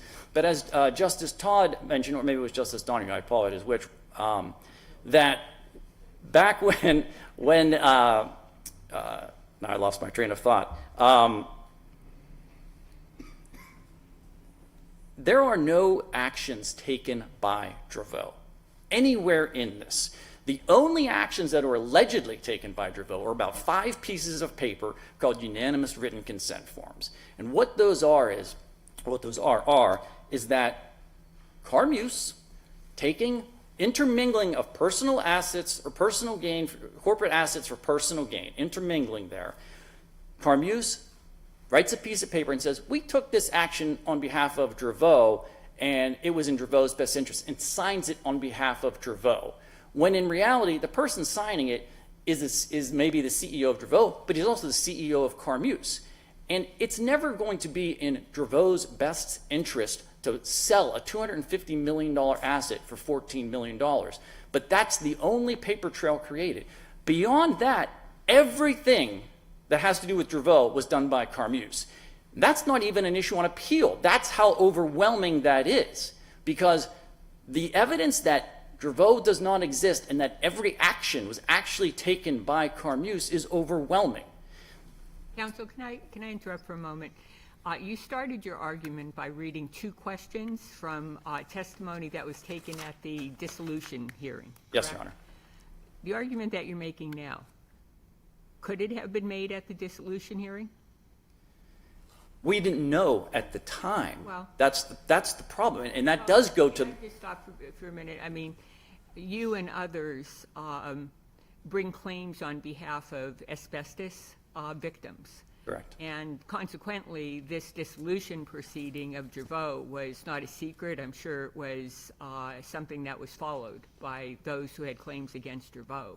Correct. The question that you read to us seems to indicate that there was some thought at the time of this notion that the formalities surrounding Dravo or the potential absorption of Dravo into CLA earlier had taken place. Why wasn't this raised at the dissolution hearing? All of that evidence came as a result of the Dravo dissolution proceeding. So we go back to that testimony. The hearing was 2019. Up until 2019, we were of the opinion that Dravo was a real entity, separate and apart. Why do you think that? Since, as I understand the record, CLI was the titular entity, at least emails, names of officers, et cetera. They were CLI individuals. Why would you think that Dravo was in charge of this aspect of the asbestos litigation? Because we had none of that information. All the information, Emails, you had none. we had none of that. All of that evidence came about in discovery produced by the defendants in the Dravo dissolution proceedings. So prior to that 2019 hearing, we were suing Dravo and Dravo only, and we were not suing Carmeuse because we believed that Dravo is its own company and Carmeuse has nothing to do with it. So did you argue in the dissolution proceeding that we're going to withdraw our claims against Dravo because Dravo doesn't exist and we'll bring claims against Carmeuse later? So, no, but here's what we did. We started suing Carmeuse in 2019 before the dissolution statute even kicked in. Once we learned that Carmeuse and Dravo were not really two separate companies, we started suing them before the bar date because Dravo's settling cases. They're paying claims. So I can't tell my client, we're not going to sue Dravo because we really think Carmeuse is the liable entity. But then but you also then can't come in and say Dravo never existed. We're really suing Carmeuse. Well, I don't know why you get the benefit of both theories. We get to sue Dravo because they're separate, but now we can also go ask to Carmeuse because Dravo never existed. The reason is because if you looked at all the evidence, the only people actually doing Dravo work were Carmeuse employees. So there is no one. You didn't know that during the dissolution? We learned about it during the course of the dissolution. And did you argue in the dissolution the security has to be higher, or that the dissolution shouldn't be allowed, or anything like that? I certainly believe that I think we probably even asked for receivership. I can't tell you standing here today that we did, but I would imagine that we did. But I don't want to make that representation. But we certainly claimed that the big issue in that dissolution proceeding was the hundreds of millions of dollars of insurance. That was the biggest issue in the Dravo dissolution proceedings. Dravo had primary coverage and it had excess policies. The excess policies numbered hundreds of millions of dollars, but Carmeuse was the one who said, we're going to just get rid of the excess coverage for $7 million. And so that was the big dispute in the Dravo dissolution proceedings, because at the end of the day, if Dravo has insurance available, we believe that insurance should continue to pay for years and years and years, because you paid the premiums, the policy's available. We don't think that the dissolution should be prohibitive of the insurance company paying that money. But the court approved the dissolution. The court did approve the dissolution. Which means the coverage was limited to what would be affordable under the 2-year bar date, which explains why the coverage was compromised for the amount that it was compromised for. I can't agree that that was the analysis as to that. I can't. Well, there were questions about the coverage, were there not? Absolutely. For years. Yes. And the Superior Court even sent the case back down to the trial court asking for a supplemental opinion on why did you as the trial court approve settling hundreds of millions of dollars for $7 million? And the trial court never answered that question. Trial court never answered. Settlement. Correct. That's exactly right. Okay, Mr. Kane, I think we get it. We understand all of your arguments. Very well done. Thank you. Thank you. Thank you. Mr. Minner, we're going to recess for lunch. We'll resume at 1:30. We're in recess until 1:30.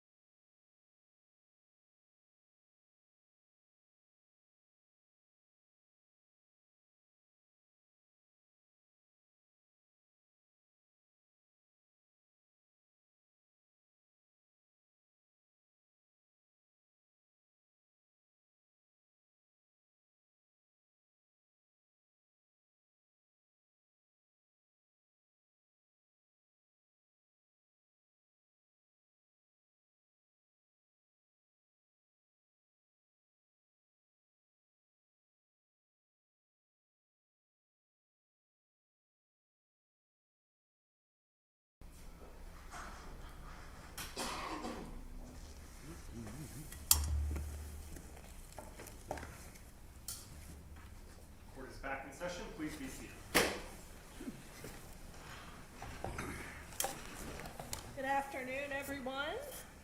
Good afternoon. I see the courtroom is thinning out as a reflection of our continued interest in the cases we're going to proceed. Would you call the next case, Mr. Minner?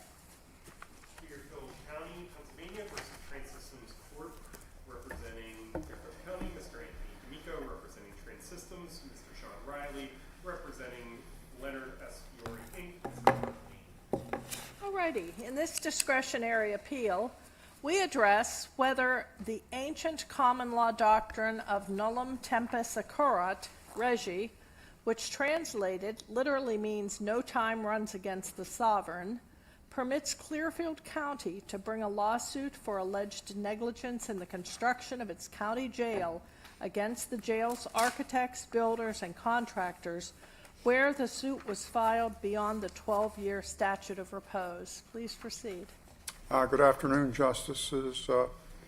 May it please the Court, I am Tony D'Amico, and I represent Clearfield County. In 1939, this Court extended the privilege of nullum tempus to counties and political subdivisions under circumstances where a cause of action accrues to them in their governmental capacity to enforce an obligation imposed upon them by law, as distinguished from one arising under a voluntary contract. That's City of Philadelphia versus Holmes. After Holmes in 1939, there have only been a handful of cases that have dealt with the issue that is before this Court, and that is whether a municipality or a county can assert nullum tempus in the defense when their defense is the statute of repose. And courts that have addressed that issue have admittedly not sided with the municipality or the county. However, the reasons that they set forth in deciding the case varied. They were different. The most notable case, I think, is the 1994 case, Altoona School District versus Campbell. In this particular case, the school district contracted to build a library, and the Commonwealth, the library was allegedly defectively built, and suit was brought after the 12-year statute of repose. Now, in this particular case, the court sided with the defendants. However, in its opinion, it decided based upon the facts and not as a finding of law. In other words, the court did not say, as a matter of law, the statute of nullum tempus does not apply to the statute of repose. Rather, it applied the Holmes standard that this court established and said a library is a voluntary contract as opposed to one obligated by law. So, Mr. D'Amico, is yes.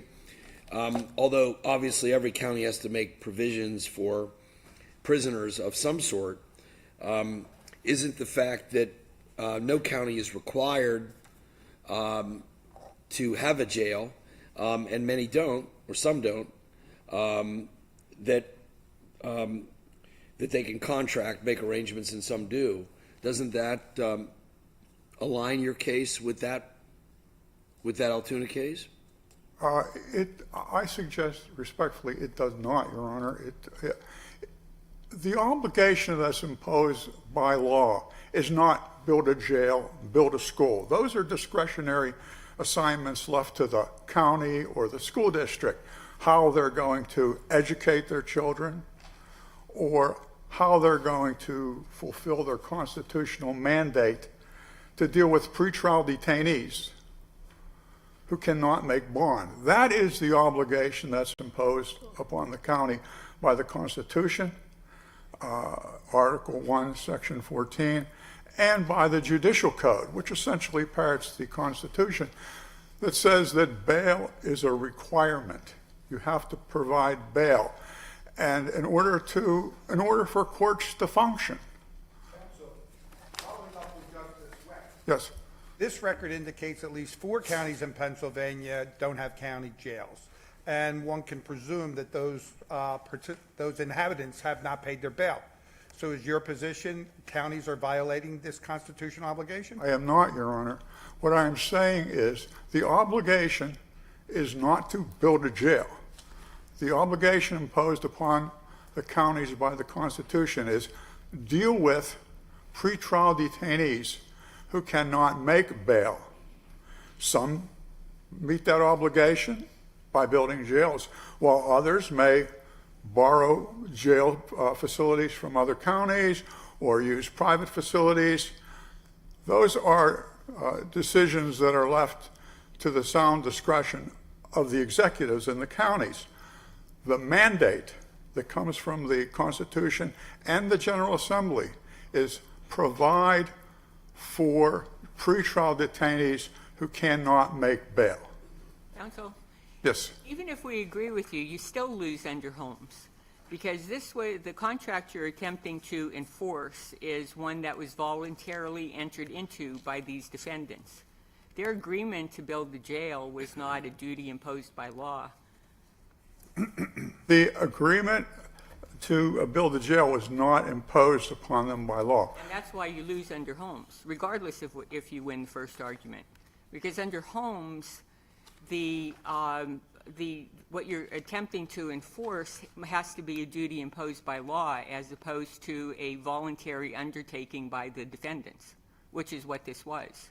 So regardless of the strength or lack thereof of your first argument, you can't meet the second prong of Holmes, correct? I respectfully disagree, Your Honor. As I said earlier, the obligation that is imposed by law under the Holmes standard is not a voluntary decision to build a jail. No, but the second prong is directed toward the voluntariness of the defendant's conduct. Yeah, that's the bizarre thing. Some of the case law just really sort of contorts that or conflates that standard. But Holmes clearly stands for the proposition that when you're looking at the defendant's conduct, they have to be performing a duty imposed by law. And so I just don't know how you meet the Holmes standard. Well, I have made my position, Your Honor. But, tell me if I'm wrong. I mean, is the case law to the contrary of what I said? As I read Holmes, Your Honor, the obligation imposed by law is the obligation to the government. In other words, to the county, not to the defendants. You read Holmes differently, obviously. If I could follow up on Justice Donnie's question, as I understand it, there's a 2-part test. It's very peculiar because the first ask, in this context, it would ask, does the county have an obligation to build a jail? We've been talking about that. But the second one would be, did the defendants, the appellees here, enter into the construction project voluntarily or as a function of a legal obligation, which is why I say it's peculiar. I guess there are cases regarding performance bonds, right, that we've seen. But do you not think we need to address that prong of the test at all, or? I would suggest that is surplus language in the opinion, Your Honor. I think the obligation that the government is not going to impose upon private contractors an obligation to do anything. They can But some statute might impose the obligation. I mean, unless we're just going to read out the second prong of the test, you're not arguing that. You're saying there is no second prong? I'm arguing the second prong is essentially surplus language because it is the first prong of the statute of the Holmes decision that I think is controlling, and that is was the government, was the county fulfilling an obligation imposed upon them? And I respectfully suggest that they were. Could I ask you, with respect to the statute, would you concede that legislation, that the General Assembly could displace nullum tempus by statute? So here you have an express provision that disclaims any unenumerated exceptions to the repose period, right? That's correct. So isn't the traditional principle that by statute the legislature is free to displace common law? It could, but it hasn't, Your Honor. It could, the legislature could displace nullum tempus, but it has not done so. Indeed, the Commonwealth Court in the early 1980s attempted to displace nullum tempus with a series of cases, Rockland, Overmeyer, and Bishop.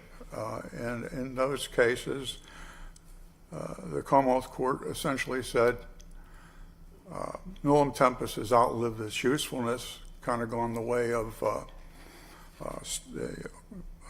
sovereign immunity. At that time, there was no sovereign immunity. And this court took up those cases and said, no, there's a very important reason for nullum tempus, and we're going to continue it because there is an important requirement to protect government property. And in this case, the government property that's being protected is more than $3.8 million. But counsel, under our case law, the way that we have always looked at statutes of repose is that it extinguishes a cause of action. At the end of 12 years, there is no longer a claim that exists against these defendants who were in the construction industry. So there's nothing to apply nullum tempus to.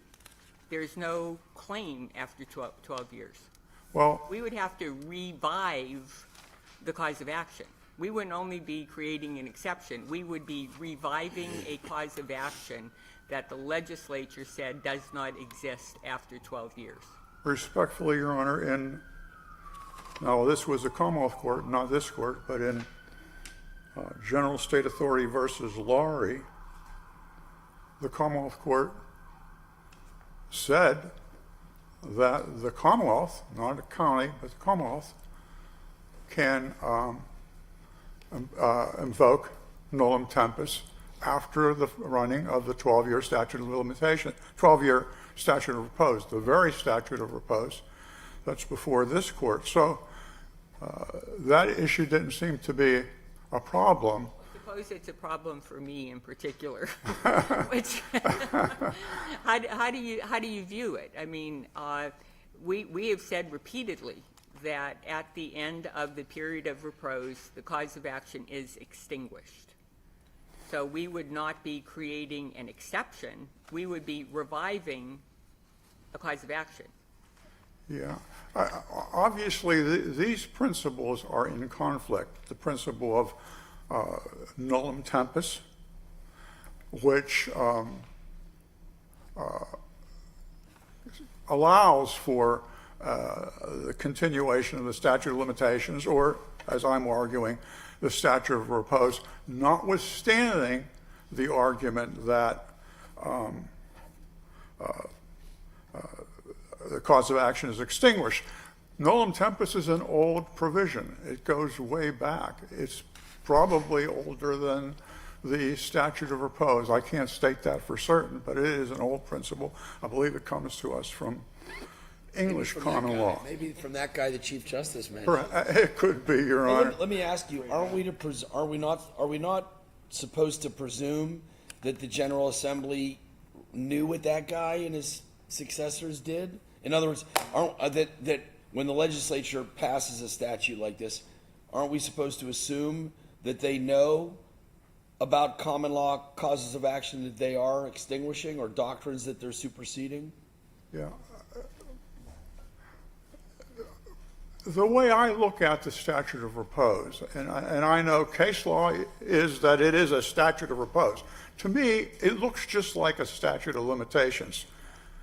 I know the courts have held that, but it is another form of limitation of action, a way to cut off litigation. It's not. It cuts off, but it's not running from. It's an outer limit. It's not. It doesn't get into the diligence of the plaintiff in relation to accrual and all that. It's a legislative judgment that this is the outer limit, and that's why they put forth. They say here they have two exceptions, and that's it. And I don't know. I'm belaboring the point, but I don't see any carve out for nullum tempus here. I don't know if you want to say anything on that.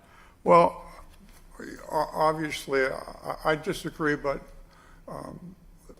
this court will make a reasoned decision, I'm sure, on the issue. It may not be in keeping with what I want the decision to be, but the way I look at it is nullum tempus and the statute of repose can exist in the same universe at the same time and both be effective.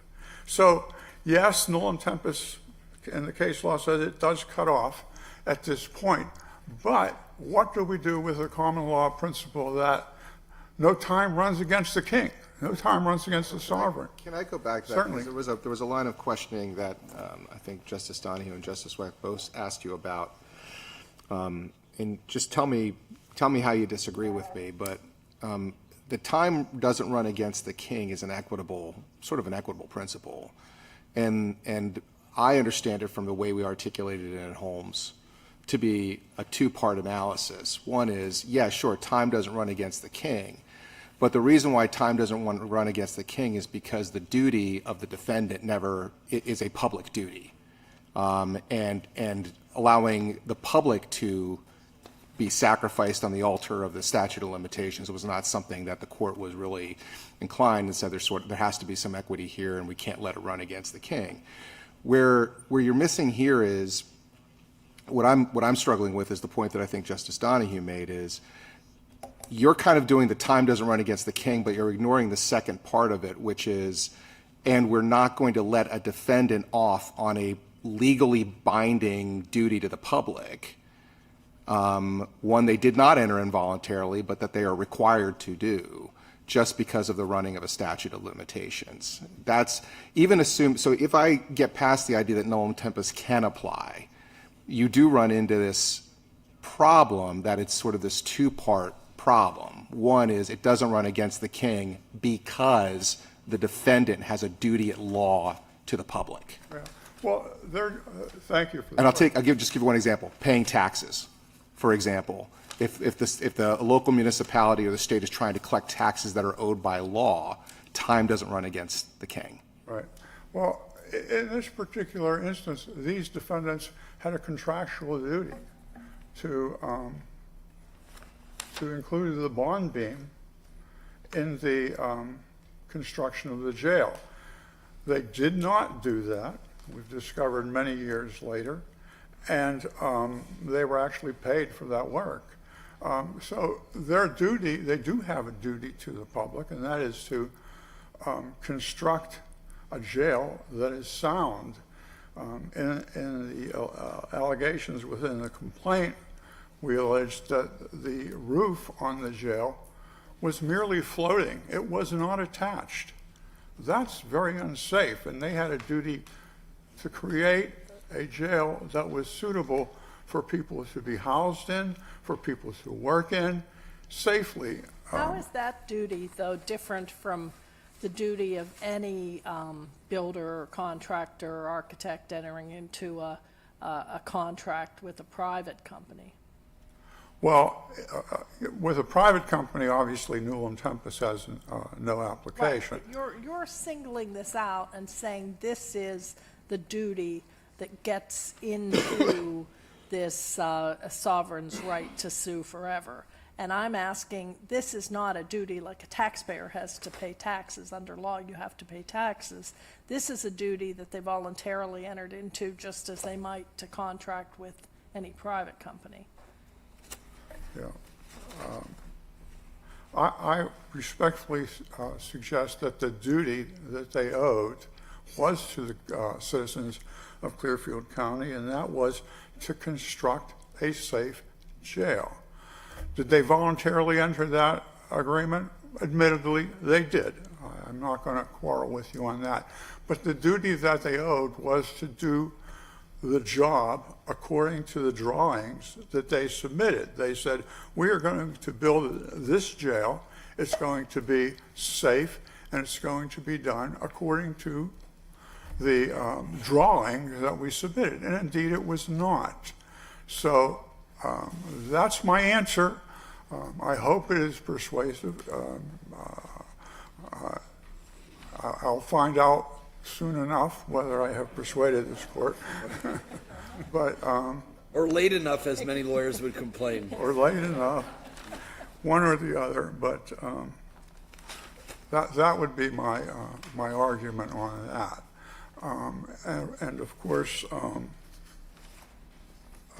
there have been many cases where the statute of limitations was invoked.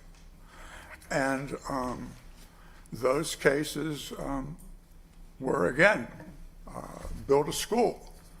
And they built the school, and they built it effectively. And I'm sure that those contractors voluntarily entered into those contracts. But the Commonwealth Court has held that when you build a school and you build it effectively, nullum tempus will allow a cause of action after the 12-year statute of limitations. So, butting heads, I know. No, not at all. We're open to your argument, believe me. Okay, thank you. Any other questions? Thank you. Mr. D'Amico? No. Okay, thank you very much. Thank you very much, Justices.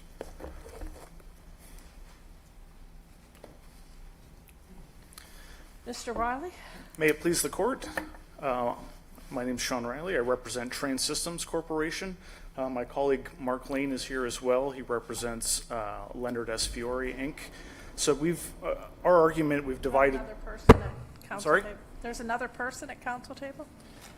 I think Laura's just hanging out unless you plan to argue. It's Well, just that's a all comfy right. chair. Is she on the case? Was she on She the- is, yes. Then yes. I'd like to know who she is. Oh, I'm sorry. She also represents Transystems. And her name is? Laura Garber. Welcome. So the way we divided up our argument, or at least set it up, is to address two different issues. The first being whether claims asserted in this lawsuit fall within the public right exception set forth in Holmes Electric that was discussed earlier. And then second, to address the policy reasons why nullum tempus should not be extended from statute of limitations to statute of repose. What I'd like to do is I'd like to address those issues, and my colleague will address any issues that fall through the cracks or that I just completely failed to address. Ooh, ouch. It's good to be the king. Counsel, let me ask you a question. Yes, please. Can you answer your first question, whether or not the two-pronged Holmes test applies? Are we implying that nullum tempus does apply to statutes of repose? Say it again. If we answer your first question, that Holmes applies, correct, are we implying that nullum tempus applies to statutes of repose? No. So why would we answer that first question first? I guess our thinking was to kind of follow the Commonwealth Court's approach to this case. If the facts don't fall under why nullum tempus would apply to statute of limitations, there's no reason for the court to go on and answer the second question, should we then extend it to the statute of repose for the first time. But you set up our argument perfectly for us earlier, addressing the two factors in Holmes. Holmes is really the heart of this case. And as you said before, there's two factors to establishing nullum tempus for statute of limitations purposes. The second issue requires that there be the defendant not voluntarily enter into the contract. And counsel has conceded that in this case, the defendants voluntarily entered into the contracts at issue. That is dispositive under Holmes. How could there ever have been a scenario when you would have been pressed into service? Pressed into service? How could there have ever been a scenario where you would have been compelled to build this facility? I can't imagine a scenario where any private company could ever be forced to build any building for the government unless we were living under a wildly different political system. Right. So should we even be evaluating the case under that paradigm? I don't think that there's any scenario where a private contractor building a building could be subject to nullum tempus in this scenario. It just does not work at all under the Holmes case. So assuming, I'm not sure which comes first, does it apply, are the elements satisfied? But there does seem to be some confusion in our case law, particularly from our intermediate appellate courts, on the Holmes analysis, in the sense that there are some cases where the intermediate appellate courts seem to be applying nullum tempus with relative ease in every type of claim, whether it's a construction claim or something, without really wholeheartedly analyzing, is there something governmental-esque about this other than the fact that the plaintiff is the government? Is that something we need to clean up in this case? Because maybe they're right. Maybe that second element of Holmes isn't that important, and basically time doesn't run against the king, period, regardless of whether the defendant has an independent legal obligation. I don't know if that's the correct law, but should we take this case as the opportunity to clean that case law up? I think that would be extremely helpul, especially for cases going forward. And you're exactly right. You hit the nail on the head, because there's a line of cases, and most of them deal with schools. Right. The asbestos cases. Exactly. And you read those opinions, and you can feel for the judges deciding those opinions, because it's, do I want to side with the asbestos manufacturers or a public school, right? That's a hard decision to make. But when you look through them, you realize something is not clicking. They're all block quoting that language from Holmes that clearly has two factors, and they are completely glossing over the second factor to get to the result that it's for a school, case closed. But the second factor is dispositive in this case, and it should have been dispositive in those cases. Those are voluntary contracts. Those are private companies that have decided to contract with governmental entities, with political subdivisions. It's completely voluntary, and the cases just do not address it whatsoever. If we accept that schools were properly defined under that scenario, then why not jails? So the school cases all cite to a section of the public school code that requires that suitable school buildings be provided and also properly maintained.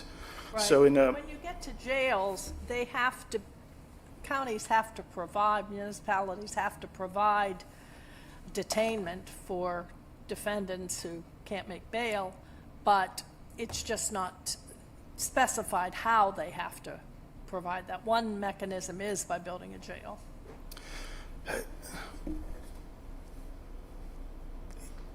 I guess there's a distinction here, because there's an explicit statute in the school scenario that says buildings have to be provided and maintained. You can't provide and maintain a school in another county, right?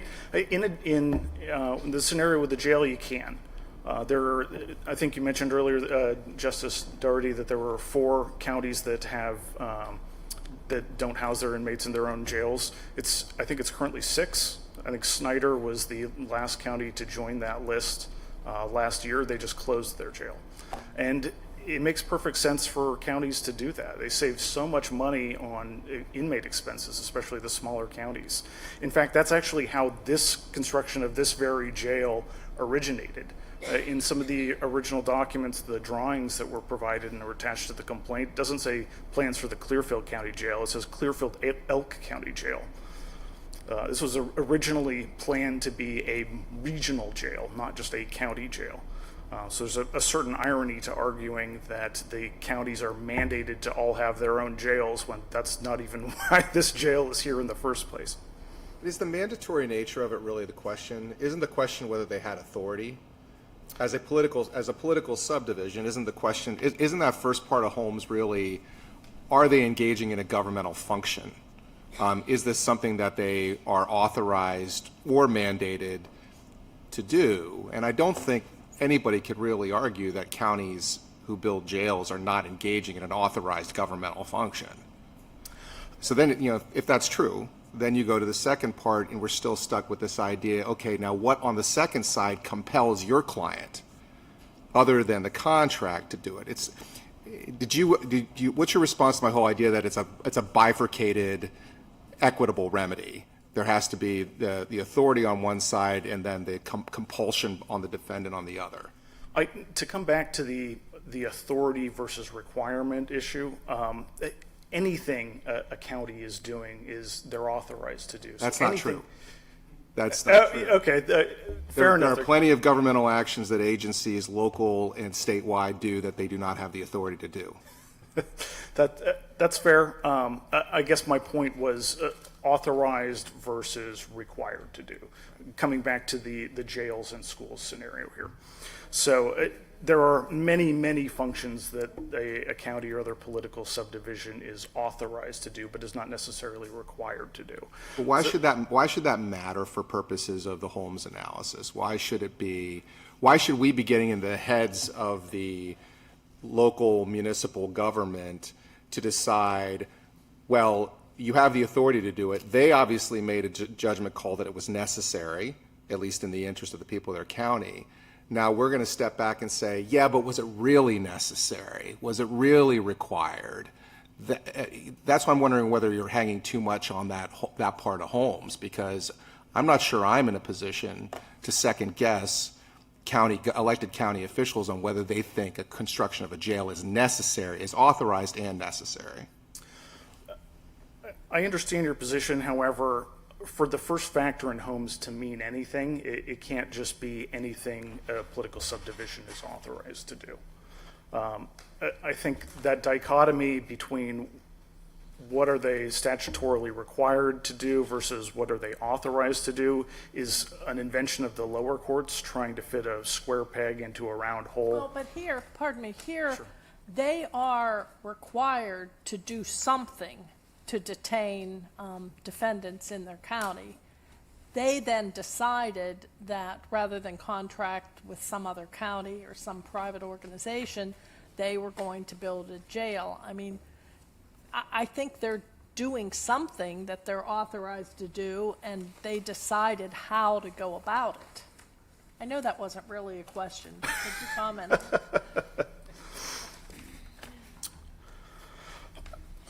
Maybe to back up a bit and frame this, before the Holmes decision, it was a black and white issue. Nullum tempus only applies to the Commonwealth itself. It doesn't apply to political subdivisions in any way, shape, or form. Holmes recognized a narrow exception to that deals with when the political subdivision is operating in a strictly governmental capacity. So I think interpreting that factor broadly and saying anything that the political subdivision is authorized to do, it's doing in a strictly governmental capacity, kind of defeats the purpose and waters down the language of Holmes. I think the language is intentionally narrow. You know, the court used the strictly governmental capacity language, and I think that particular language is important in that decision. Okay, thank you. Any other questions? Are you going to speak to the application of the doctrine to statutes of repose, or is someone else going to address that? I'd be more than happy to address that. Or unless somebody else is planning on doing it? No. I'd like to hear the argument. Yeah, absolutely. One of the biggest concerns my client in particular has had with this case is that if nullum tempus was applied to the statute of repose, there would no longer be that hard cutoff, as Justice Weck mentioned. There would be unlimited potential liability for architects like my client, engineers, contractors, anyone who does any sort of construction work for any political subdivision. That means they've got to retain records for an infinite period of time. As all other defendants have to do. I mean, but the issue here is that the legislature decided that with the construction industry, it was too difficult to defend these cases after 12 years. Absolutely, and this case is a perfect example of that. The construction was completed in 1981. It was over 40 years until this lawsuit was filed. We exchanged a jurisdictional discovery while this matter was still before the trial court. No one has a copy of any of the contracts. The county doesn't have them. The defendants don't have them. The contracts that are at the issue of these breach of contract claims, no one has them. So how is a case like this supposed to go forward? Well, I think that it would be pretty easy to presume that the contract would allow for the building to have a supported roof, for example. You know, the roof has not collapsed, contrary to conclusory statements that this is an incredibly dangerous scenario. This has been a fully functional jail for 40 years. There have been zero issues with a roof. The reason that it is a problem The now... contract said roof, it didn't say attached roof, right? I don't know.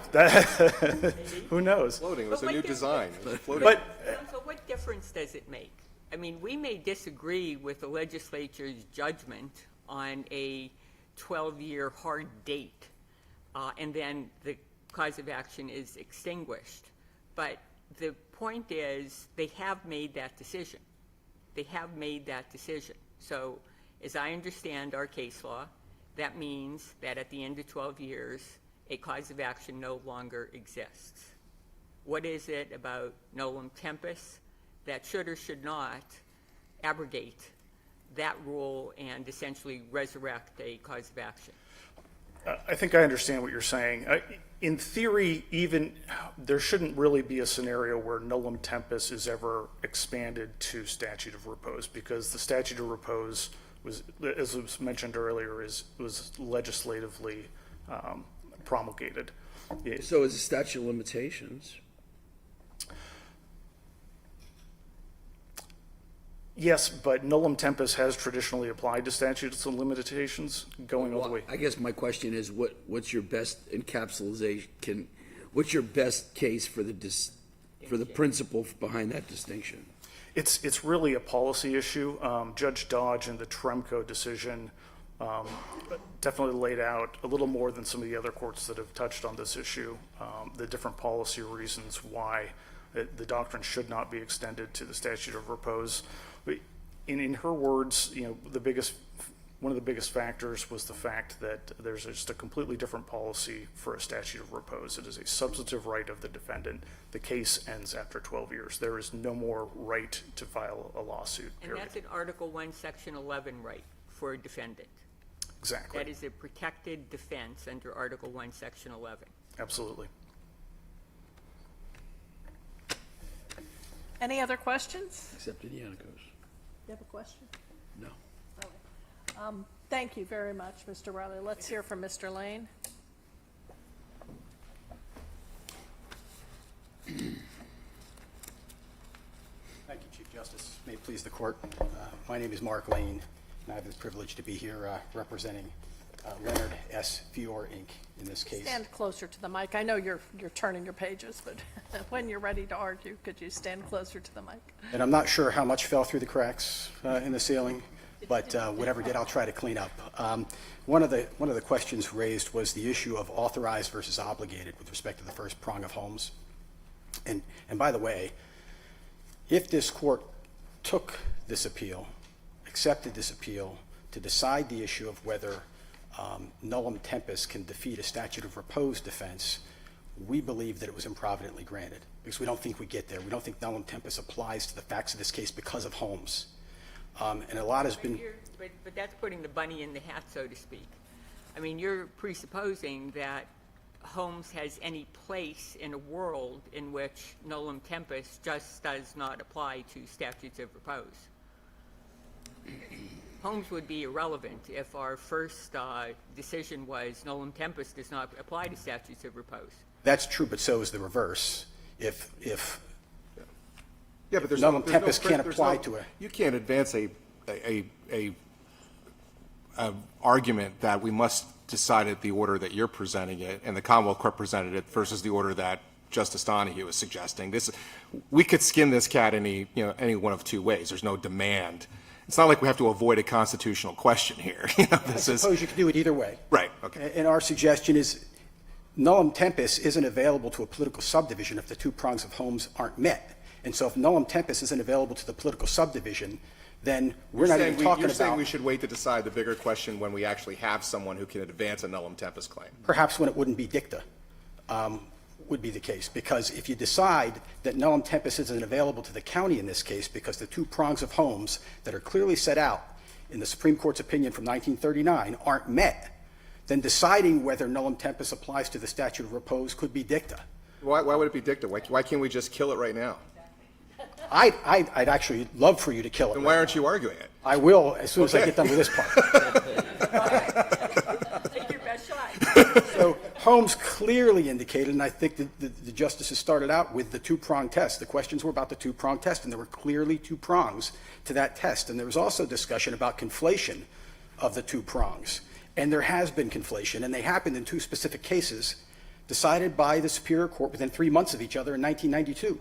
One in April 1992, Mount Lebanon versus W.R. Grace, and then one in July of 1992, Stroudsburg Area School District versus Vita Construction, decided and written by the same Superior Court judge, and I'm not blaming him. There are probably reasons they got conflated. You can blame him because none of us were on the Superior Court back then. And the only examination that was performed was the first prong of Holmes, and we talked about authorized versus obligated. The way the application of nullum tempus to those cases was achieved was to determine that the school districts had an obligation to construct the schools, and therefore they were enforcing the rights in their governmental capacity against the defendants, but never got to the second prong of were those contractors obligated to construct those schools. Never got to that prong. Now, sorry to interrupt, counsel. I apologize. Sure. How would under those cases? How would that have worked out? How would they have been required to construct them?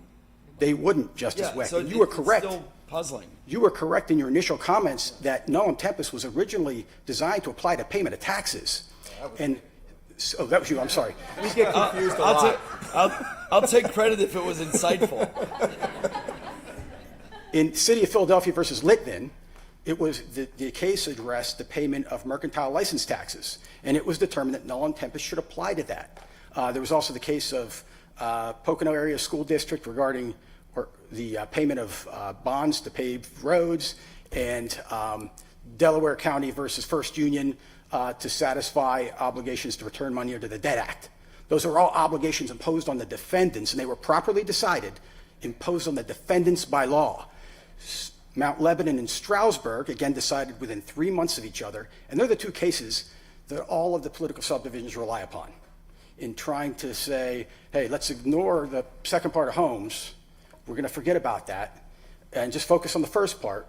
If you're obligated to construct the school, nullum tempus applies. It wasn't that easy because Holmes wasn't followed in those two cases. So this is why you don't want us to hit the big question first. You want us to clean up those cases. I do want you to clean up those cases because, and frankly, that's a good explanation. Frankly, even the cases that came after Stroudsburg and Mount Lebanon that decide the other way, that say nullum tempus doesn't apply, like Altoona Area School District versus Campbell, where they decided that under the library code, the Commonwealth Court decided under the library code, Altoona Area School District was not required to construct a library, only authorized. So they distinguished Stroudsburg and Pocono or Stroudsburg and Mount Lebanon, saying, well, those are different. They're required to build schools in those cases, and didn't criticize the opinions for failing to address the second prong of Holmes, which should have been done. And I know, Justice Brobson, you've made a lot, rightfully so, and so has the appellant on page 16 of its brief of stare decisis. It's very important, right? It's critical to our jurisprudence. Less important in statutory cases than they are important in constitutional cases. And in Holmes, less important in constitutional than they are in statute. Who am I to correct? Strike that, reverse it. Gotcha. Well, it's one or the other. Whichever it is, it's It important. wasn't very insightful of me. Whichever it is, it's important. What were you saying? And in Holmes, there was a two-part test established, and that is still good law today, except that in a couple of cases it was ignored, and there was a focus put on obligation versus authorization. And I would suggest, I agree with my co-counsel for Transystems, there was no obligation to construct this jail. It's actually 6 counties now that don't have them. And if there's a determination made that, yes, you have an obligation to have a jail, that doesn't mean you have an obligation to construct one. I could go out today and file a writ of mandamus to force Juniata County to construct a jail as it's mandated to do. They wouldn't have to construct a jail. They'd put a bird cage in a building they already own and say, there's our jail, we've complied. But there's no obligation to do that because 6 counties don't have them. It just seems a little, those cases are all statute of limitations cases where there was no question that that the nullum tempus applied. It seems this may not be a great vehicle if nullum tempus does not apply to this because it's a statute of repose and not a statute of limitations. This just doesn't seem like the right vehicle to clean up all those cases. Right. Because those cases dealt with that would almost be dicta because those cases all dealt with statute of limitations. Well, the Commonwealth Court in this case never got to that issue. The Commonwealth Court said Holmes doesn't apply, followed Holmes. That's my first question. If we answer the question under Holmes first, is there some implication that nullum tempus in fact applies to statutes of repose? Why would we be looking at the Holmes issue? Why would we be looking at it unless it could apply to statutes of repose? I agree. Let me suggest this.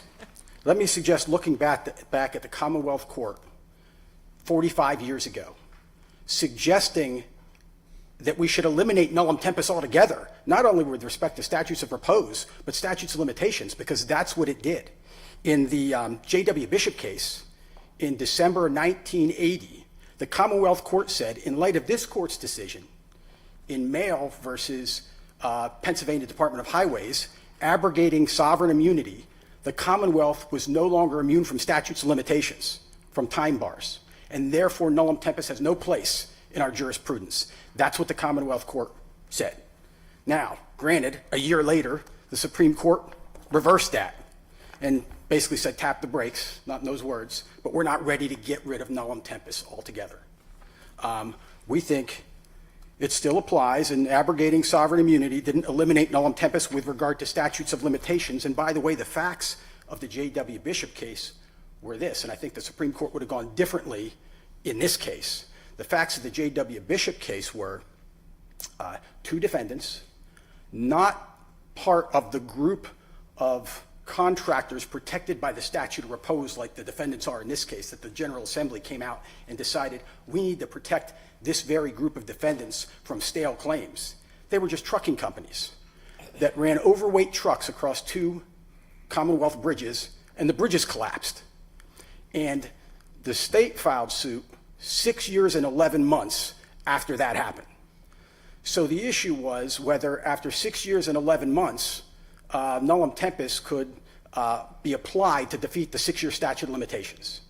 And the Commonwealth Court said, absolutely not, nullum tempus is gone from our jurisprudence. The Supreme Court came back in and said, no, we're going to still allow nullum tempus to defeat a statute of limitations. There was no statute of repose at issue. It was only 6 years and 11 months, not 42 years. There was actual damage to Commonwealth property, meaning the collapse of 2 bridges, not just an economic loss claim that may or may not exist because maybe there was a change order, maybe there was value engineering, we don't know. 42 years ago. And also addressed what the Commonwealth Court said was unfairness to the defendants after a period of only 6 years and 11 months in trying to defend the case because witnesses disappear, memories fade after 6 years and 11 months. The Supreme Court came back in December 1981 and said, well, wait a minute, there's unfairness on both sides because the plaintiff in the case, the state, has to prove its case.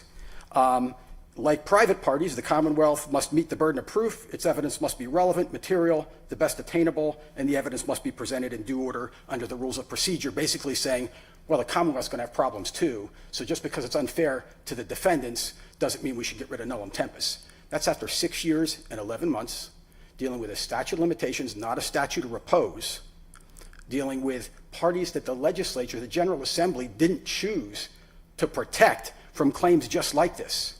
And if we look at the statute of repose, that's what it is. The legislature, the General Assembly, took to protect this very group of defendants.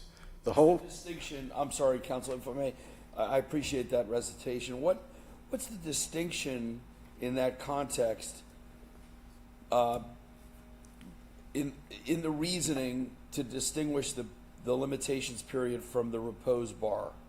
I mean, it doesn't flow naturally there, or it's not readily apparent in that context. If the court allows nullum tempus to defeat a statute of repose, claims can be brought against the very community that the General Assembly attempted to protect, not only 42 years later, there's no limit. 70 years later, 75 years later, 100 years later, there is no limit. The only way to have a limit is to follow the statute of repose that the General Assembly enacted to protect these defendants, and it's 12 years. And the limitations is different. Why?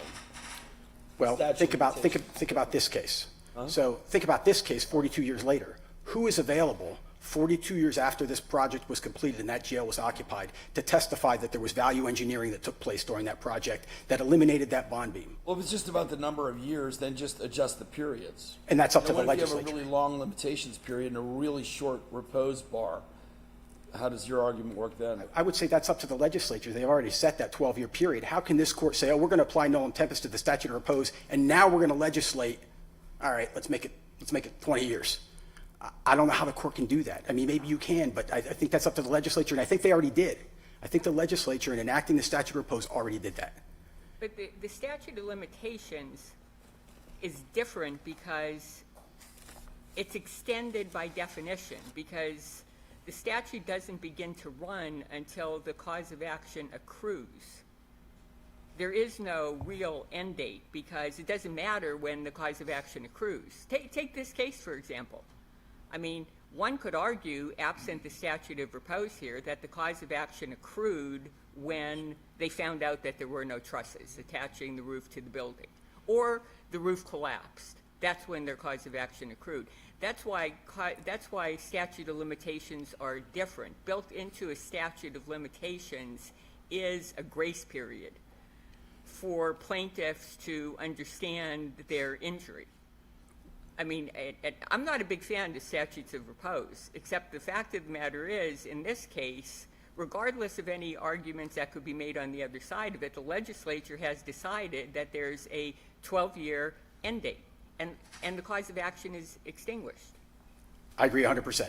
The cause of action accrues with respect to a statute of limitations when the plaintiff is injured or when the event occurs. But there is no cause of action after 12 years that can accrue with respect to a statute of repose.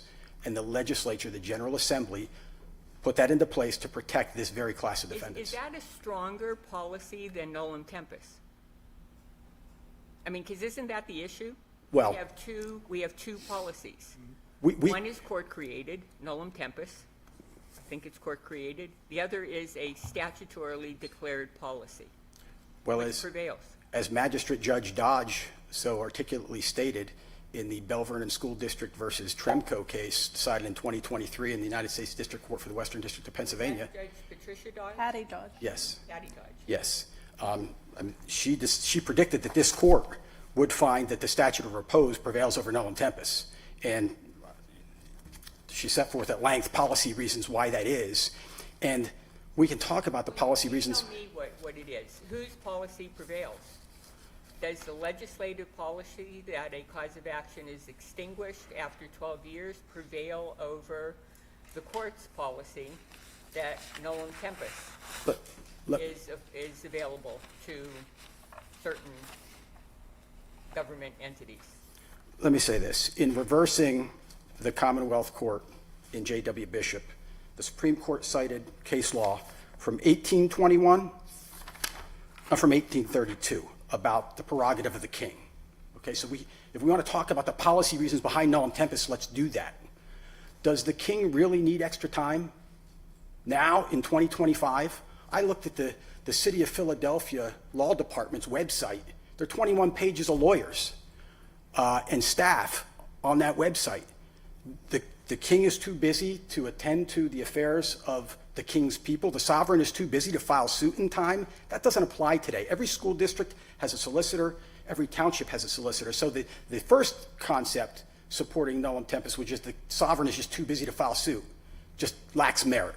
And But that's really a misplaced argument here, because I could argue that the political subdivision didn't know they had a cause of action until whatever point in time it is that they discovered the lack of attachment. But that's not really relevant here, is it? well, it's not, because there was no cause of action after 12 years. My point. In 1994, there was no cause of action. That's why I don't know why we're talking about the sovereign being too busy or not.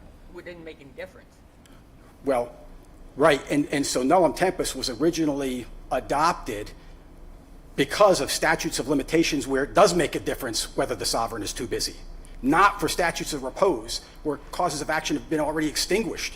So that's another reason nullum tempus doesn't apply to a statute of repose. But even so, you are arguing that even apart from that, the statute has displaced this common law principle. Yes, right? Yes.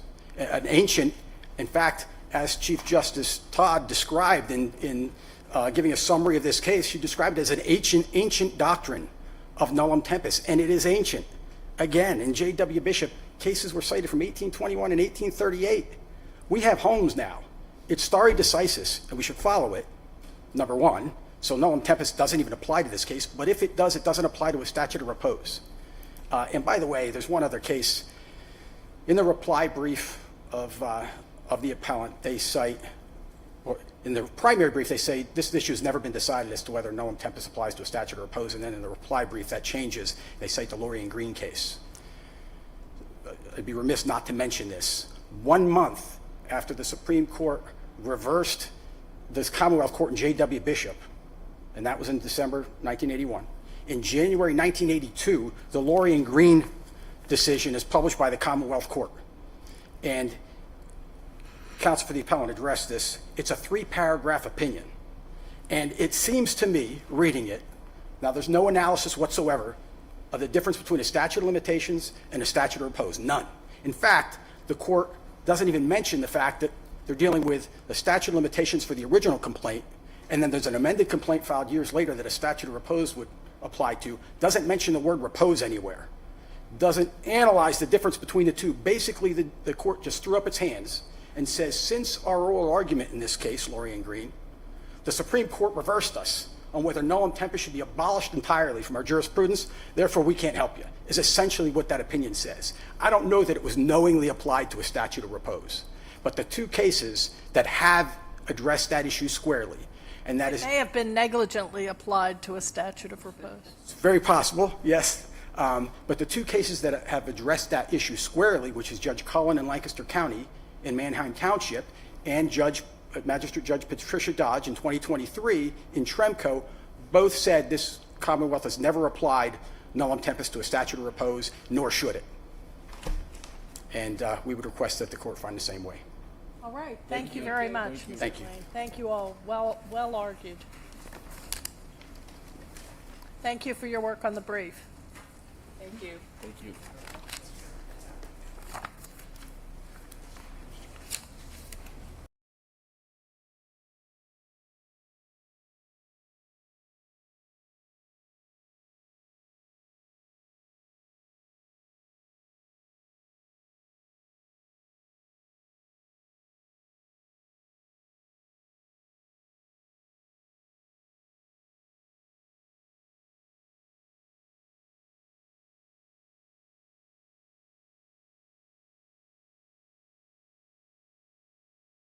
Last case, Mr. Minner.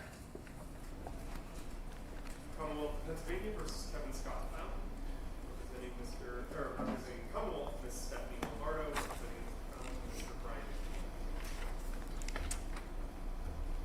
The appellee in this case was charged with various sexual offenses involving the child of a paramour.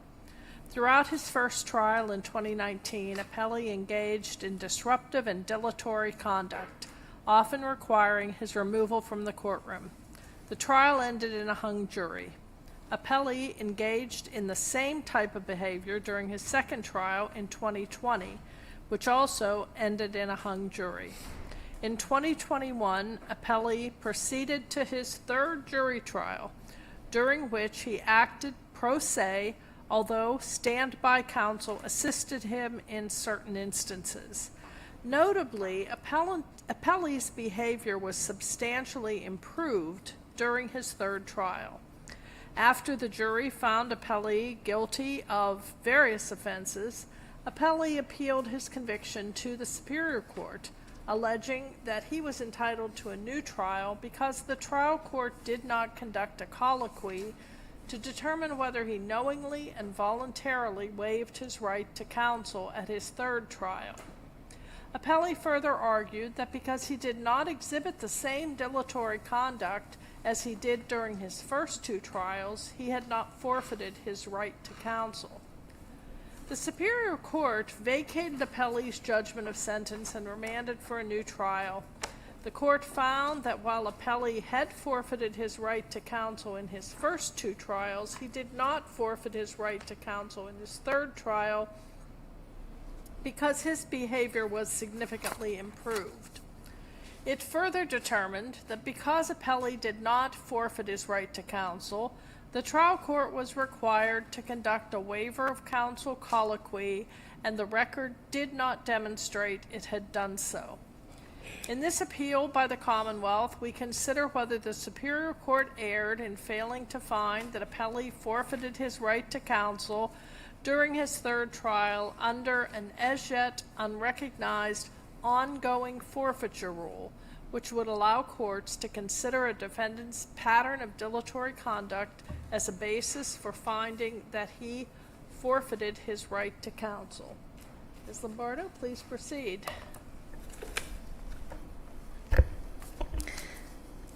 Thank you, Madam Chief Justice, Justices of the Supreme Court. May it please your honors, my name is Steph Lombardo. I represent the District Attorney's Office in York County and the Commonwealth of Pennsylvania. I am asking your honors today to expand the forfeiture of counsel doctrine that this court established in Lucarelli so that it harmonizes with the waiver of counsel's ongoing waiver. I ask this for two main reasons. The first is to create consistency when the right to counsel has either been waived or forfeited, as the same result is achieved in either. A defendant becomes pro se. The second reason I ask this is to avoid having a child sexual assault victim have to go through a fourth jury trial because the defendant repeatedly engaged in disruptive and dilatory behavior, and now she suffers those consequences again. Is it true, Ms. Lombardo, that during the third trial, the defendant did not engage in that dilatory conduct? No. It just wasn't as bad? That's correct, Your Honor. And if I may, Please. The very first thing that happened in the third trial was that Judge Snyder, who was a new judge to Mr. Fountain's cases, received information from his tip staff that Mr. Fountain wanted to remove standby counsel as standby counsel. It is worth noting that Attorney Gross, who was standby counsel, was the second appointed standby counsel. During and prior to the first trial, the Commonwealth requested that a attorney be appointed to examine the minor victim during trial, and that motion was granted. Originally, Attorney Robinson was appointed to fulfill that role. As we progressed towards the first trial, Judge Bortner made the decision to essentially elevate him from the limited role of being an examiner of the minor victim to standby counsel.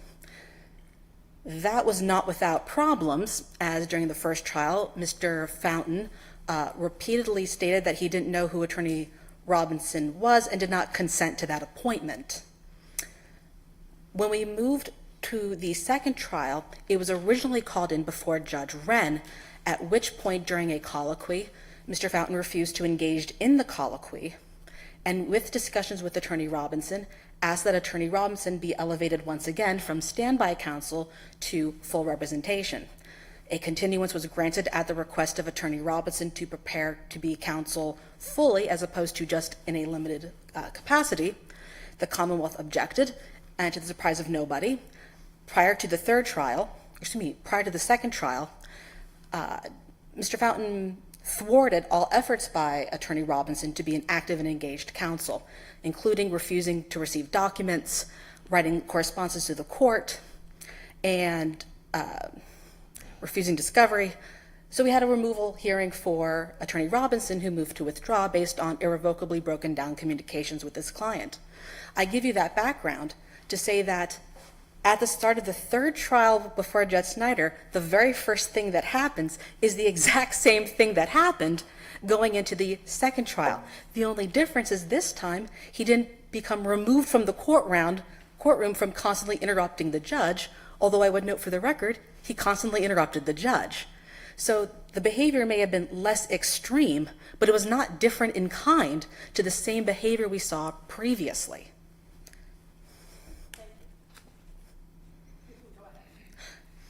Oh, I was hoping for a hot bench. I'm good at that.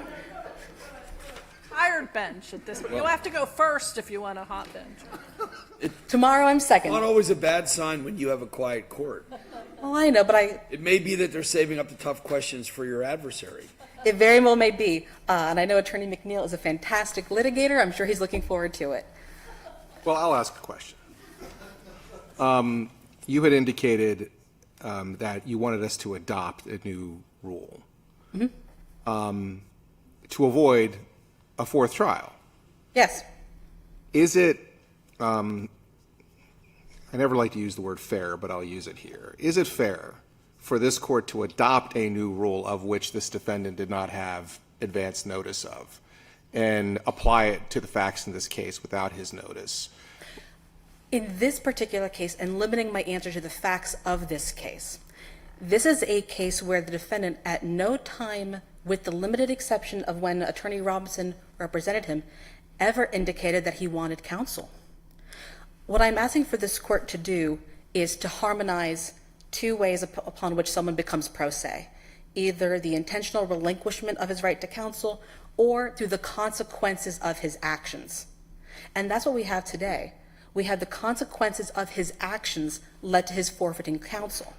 He must assume those consequences. But doesn't he have to be advised of those consequences via colloquy? I think that's the whole point of what we're talking about here. It is, but if we look at why the forfeiture of counsel doctrine was adopted initially in Lucarelli, it was because a defendant refused to engage in that colloquy. And if you look at the transcripts in these matters, I'm not suggesting a standard where we have to kind of put something on the record that shows the defendant is agreeing, but at a minimum, doesn't the judge have to advise him of the ramifications of his potential conduct? In other words, if you keep ignoring me, if you keep not answering, I'm going to have to consider this to be a forfeiture of counsel. Just put something on the record so we know it's said by the judge.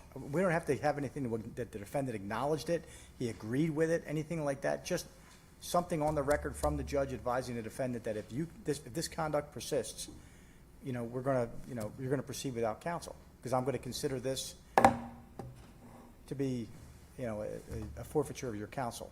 Is that what you want? Go from there. I'm going to answer it in two respects. The first is, I think what Your Honor is alluding to is almost a notice requirement of the consequences of actions.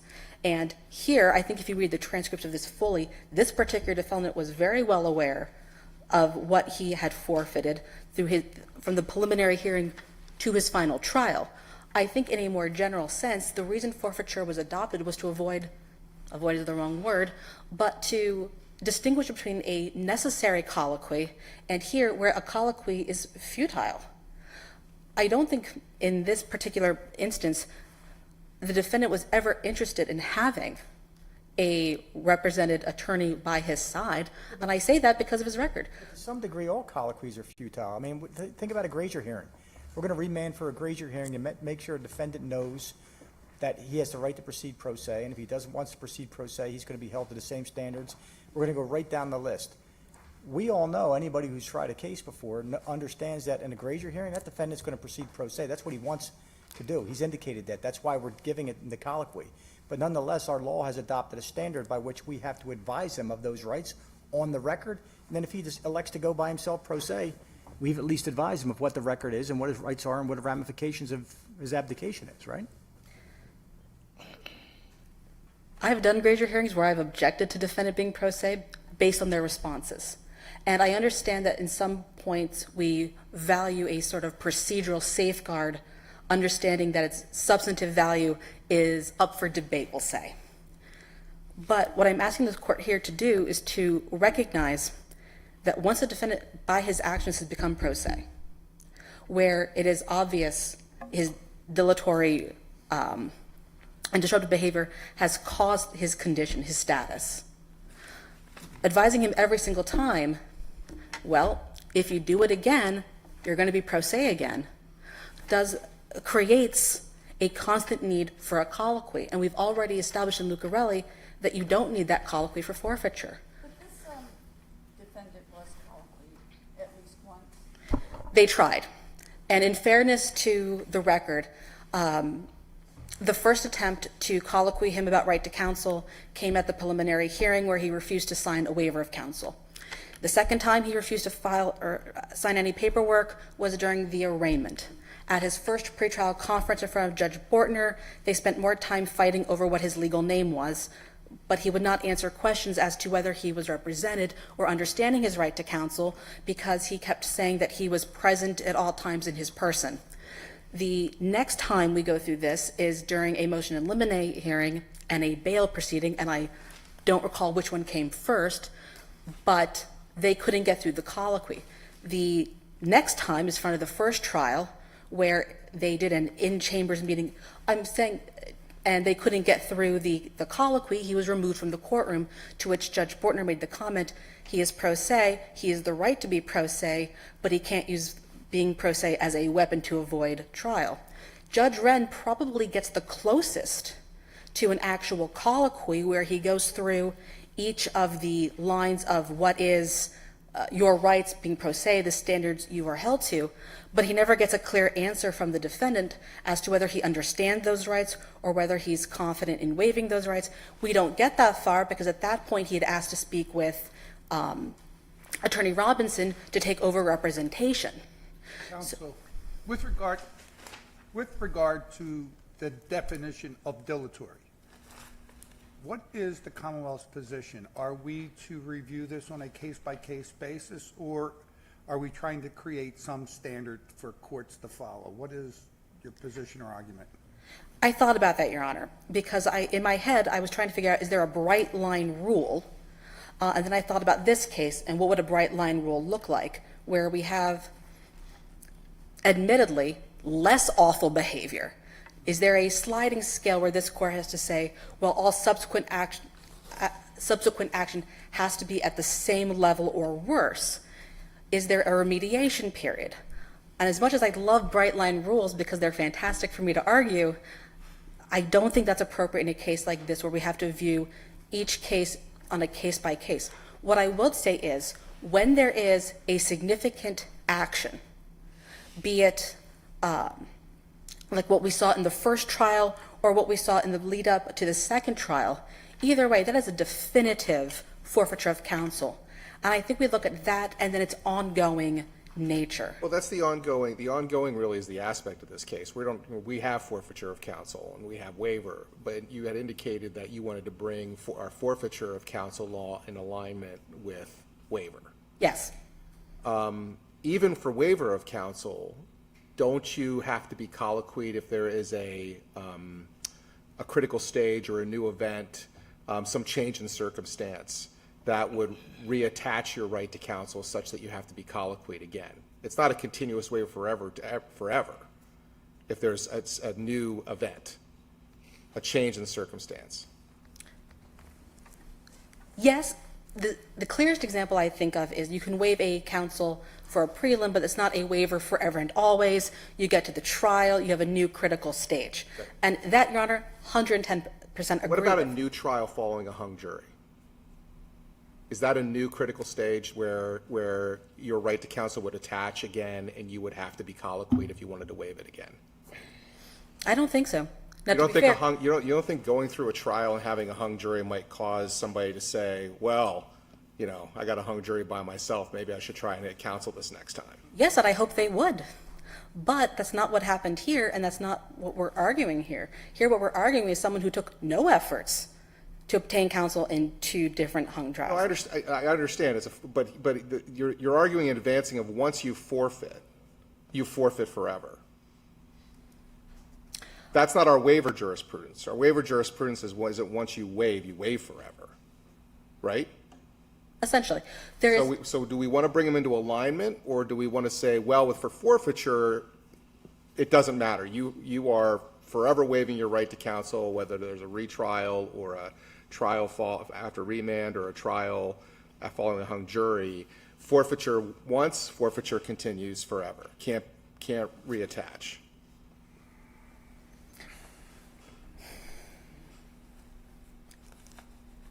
What I want, Your Honor, is for consistency in the 2. Because to me, when they're not consistent, it leads to gamemanship and a manipulation of the system based on disruptive, dilatory behavior.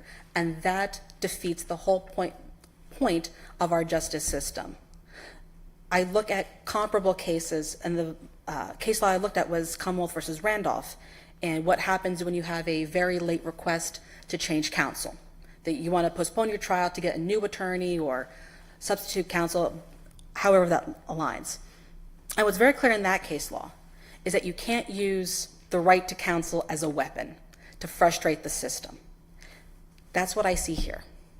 So to answer your point, in this matter, once he forfeited, absent a more significant change in circumstance, and I would argue the retrial isn't that, it's the same circumstance, it's trial. He was aware of his right to counsel, we know that because he implemented it. He then forfeited again. So to say that he wasn't knowledgeable of it, I think is a misreading of the record. But I might be confused on the facts. Was there another finding after the hung jury of a new forfeiture of counsel? Okay, brace yourself. So we have trial 1. Well, I don't know.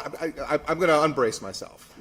Let's go. Hung jury happens. I understand you want to bring all this other stuff in. There was multiple hung juries. Well, but I'm calling about the last one, which prompted us to come here, right? Mm-hmm. Okay, so the last one, new trial happens, and was there a new finding of did the judge say, oh, by the way, you forfeited previously by your conduct, I am going to continue that forfeiture for this new trial that's happening after the hung jury? My recollection of the transcript in the record is that following Judge Snyder's compromise to allow the trial to move forward, i.e. that he would review any proposed questions that he wanted defendant to have Attorney Gross ask, the indication from Judge Snyder was going over with Mr. Fountain that I understand you are pro se, that you are going to be doing X, Y, Z, and confirming with defendant what that looked like. Was there a specific finding of, well, you forfeited the last 2 times, you forfeit again? I don't think you'll see that in the record. And that's why we're here on this continuous forfeiture argument, which is forfeit once, forfeit forever. Yes. He didn't at any time totally forfeit counsel. He had standby counsel with him at each and every one of these proceedings. Is that accurate? It is accurate that he had standby counsel. I'll be fully honest with you, Your Honor. The first time counsel is appointed, it's in a very limited capacity, and it was always restricted to the cross-examination of the child victim. It, at least as I read the transcripts, morphed over time to what role the appointed attorney had. All times it was very made clear to the defendant that they were not your attorney, that they did nothing unless and until you looked at them and asked. In the last trial that we are here on Mhm. today, that there was was no colloquy on the record. He had standby counsel who he actually then asked to do the closing for him. Yes. And asked him to participate in more manner than he had in earlier proceedings. Yes. And he wasn't denied the access to that counsel in any way. No, and in fact, at the start of the third hearing, or third trial, excuse me, Judge Snyder gave him the option saying, if you don't want Attorney Gross as your standby counsel, I'll change it. I'll go ahead. Tell me what you want. So he was given that opportunity to do so. And I would only point out, because I've said previously that his behavior wasn't as bad. That doesn't mean it wasn't bad. That still would have caused that would have caused yet another delay in taking that case to trial. What was his dilatory conduct in trial number 3? So the dilatory conduct would start in the very beginning in his attempts to have Attorney Gross removed. The reason that Attorney Gross did not become removed and new counsel appointed was because Judge Snyder went through a pretty in-depth discussion with the defendant on what his issues with Attorney Gross were, and was there a way to reconcile them so that the trial could proceed.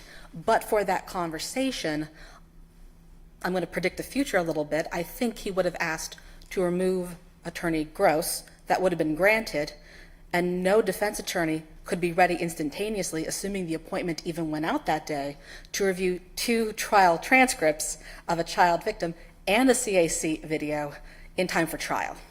So the judge on the third trial persuaded him not to dismiss his counsel. Yes, Judge Snyder offered a solution that was agreeable to both the defendant and to Attorney Gross. And was there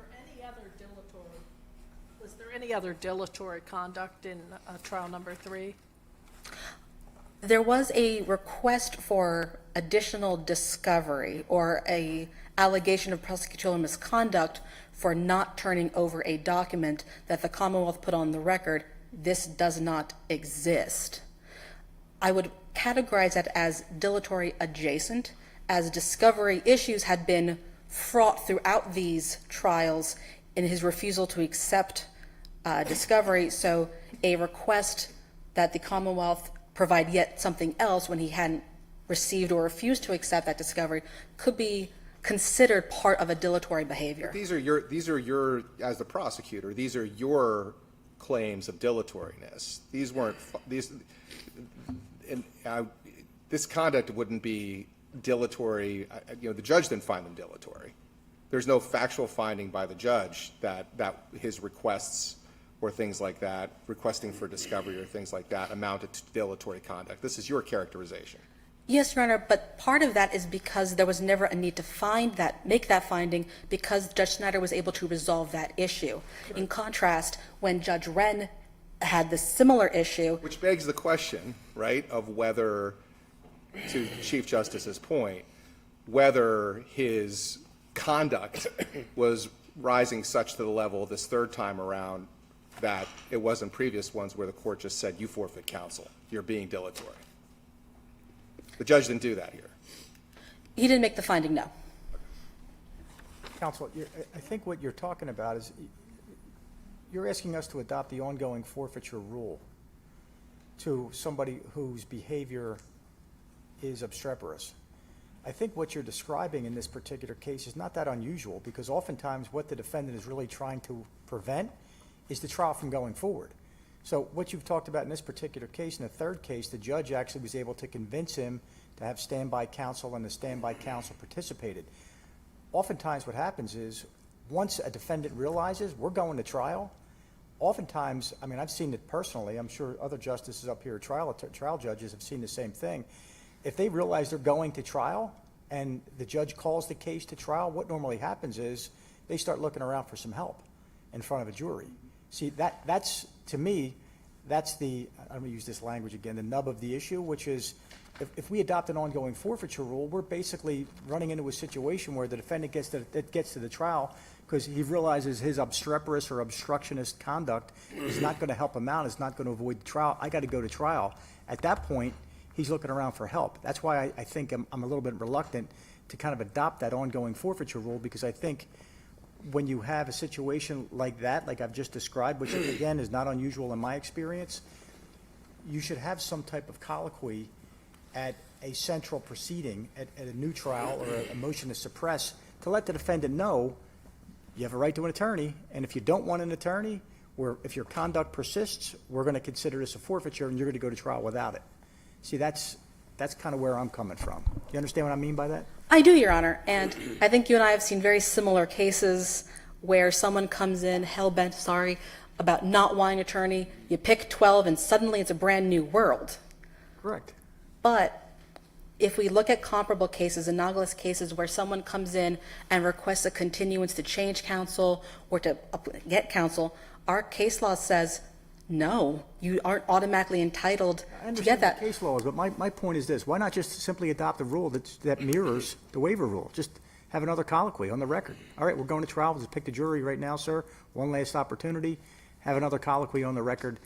We don't have to create some standard where the defendant understands it, but as long as the judge tells him what his rights are and what the ramifications of his conduct are, we can proceed. But that raises, I think, Your Honor, an interesting sub-issue, which is, let us say we do that. We love sub-issues. I don't, but I don't get to brief them. But let's say we do that. If he answers in the same manner that he answered Judge Wren, and that's all I have to go on is how someone has previously responded and answered, you would have a defendant who is answering, I don't know, I don't understand, not answering. I understand that, but you understand the distinction of what I'm suggesting to you, which is we can't control what a defendant does or says in a courtroom. All we can control is what we as judges tell the other judges to do to protect the defendant's rights or to protect the record, which is my concern.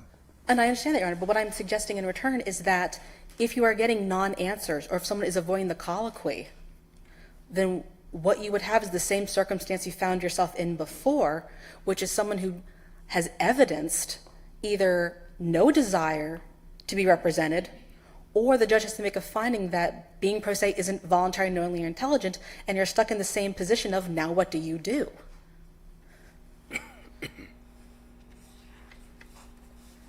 I mean, I think you should follow my lead, but that obviously is for Your Honors to consider. I'm a little bit confused about one of the fundamental questions here in this appeal with respect to the forfeiture of the right to counsel. He had counsel, so I'm not sure this is your garden variety forfeiture of counsel case. He had counsel who actually stepped up, did a little more than what he thought he was going to do at the beginning, and so what's the harm here? He had counsel, right? In the third trial? He had standby counsel. He had Attorney Gross with him at all times during the trial, and to Justice Mundy's point from earlier, he did examine witnesses, the child victim, and did the closing, if my recollection is correct. All right, so how does that impact your argument? Or does it? Well, This was your question. I know. It is my question. It was your question. We took it because you asked us to take it. I did. I think fundamentally, standby counsel is not the same as having counsel. Standby counsel is a limited role, and many times it's only at the request of defendant. Truthfully, no standby counsel is required to do much of anything. And not that any, member of the defense bar would choose to sit there and do Sudoku or some other, frivolous activity while trial is going on. But they're not required to do anything. They're not required to prepare or to extensively review discovery. They're there as Google, for lack of a better word, there as a reference. I think part of the issue in this case has been the original appointment was for a very specific limited purpose, and that was all the order necessitated. As trials went through, the role of that attorney morphed and changed. There was never a formal order appointing either Attorney Robinson or Attorney Gross as formal standby counsel.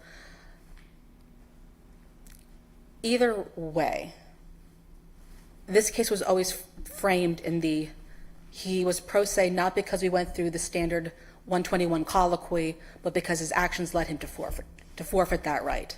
So that's how I view this case.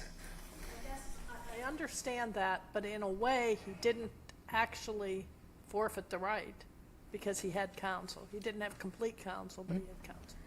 Well, then, if he had counsel, then the idea that he didn't have counsel at all and therefore should get a fourth trial is a nullity. He had the counsel that he alleges he didn't have. Well, that was my point.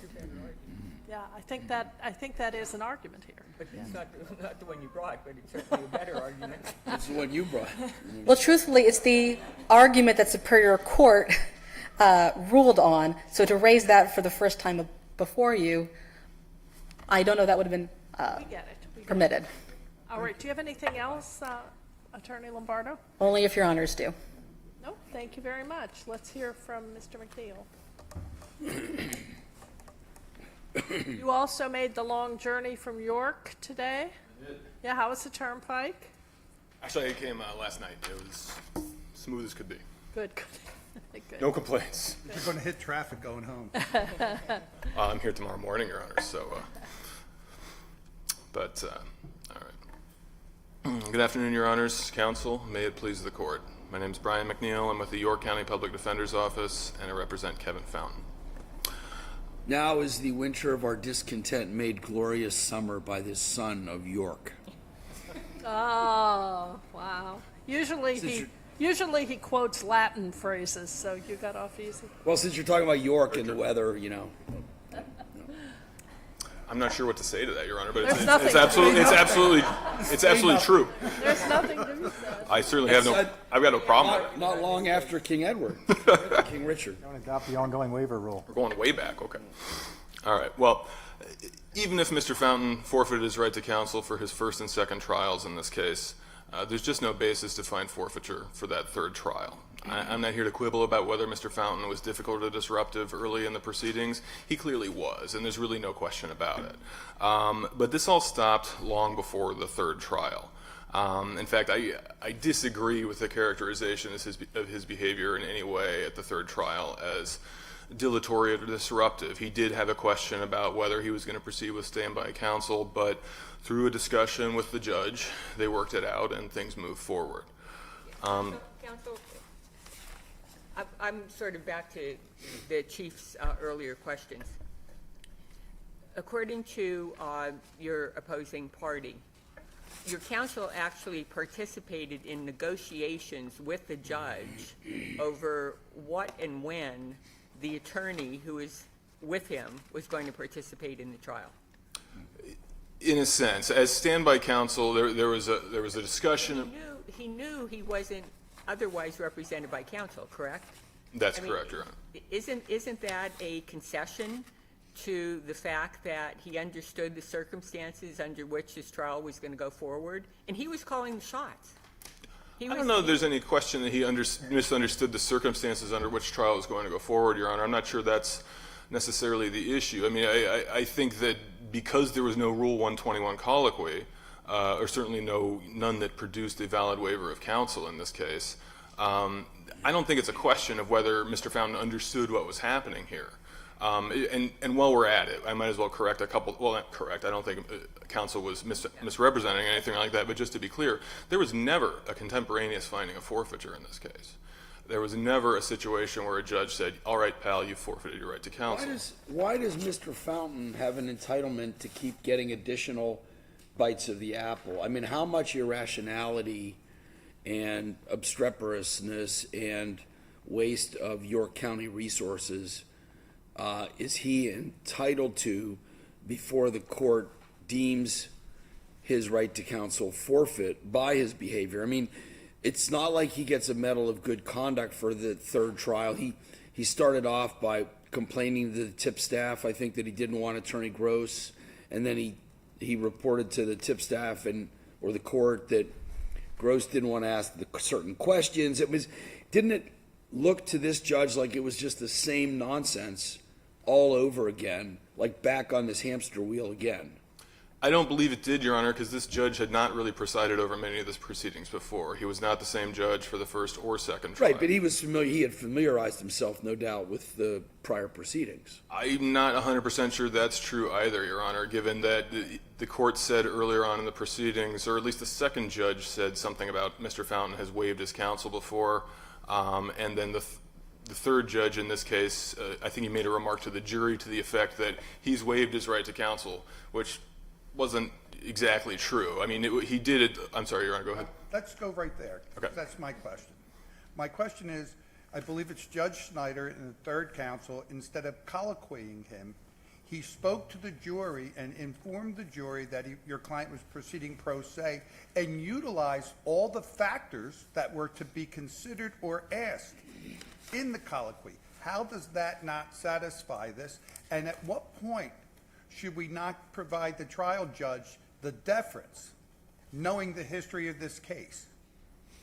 Well, I mean, he did those remarks were addressed to the jury. They were not addressed to Mr. Fountain. Certainly, Mr. Fountain was not asked to respond to them or indicate his understanding. But there was no objection by him or standby, correct?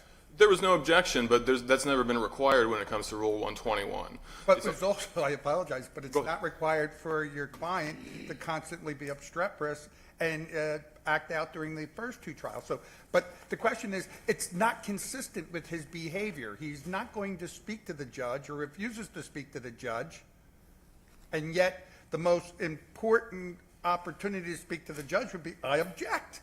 You gave me a colloquy 2 other times. Or whatever. I mean, I'm being facetious somewhat, but sure. But your point is understood, Your Honor. I mean, I think that we have to look at what this court has said about Rule 121 in the past on that, which is that, under Commonwealth v. Monica and I think McDonough as well, the onus really is on the trial court to make sure that the actual colloquy takes place. And a colloquy means a colloquy, not just that certain words happen to be spoken in someone's, presence. We're talking about a kind of a completely different concept to what even the Superior Court found or what the Commonwealth argued here, as far as like kind of a sort of a backdoor waiver, based on passive resistance to the fact that these things are mentioned in his presence. Let me ask you this question. Sure. What do you think are the minimum requirements for such a colloquy? I think they're right there in Rule 121, Your Honor. I think So you want a colloquy to mirror Rule 121? I'm sorry? You want a colloquy to mirror Rule 121? Yes, Your Honor. Not only for the sake of just making sure that it's a legitimate, knowing and intelligent waiver, but also because it's the simplest and clearest thing we have. Now, I think we're seeing already in this case that there's a lot of oddness here, and there may be some confusion. You'd be okay with the defendant not answering or interrupting, or as long as the judge reads off the colloquy, if the defendant doesn't acknowledge what the judge is saying, doesn't acknowledge what the rights are, doesn't care about the ramifications, you'd be okay with just the judge reading it and then saying, let's put 12 people in the box, let's go?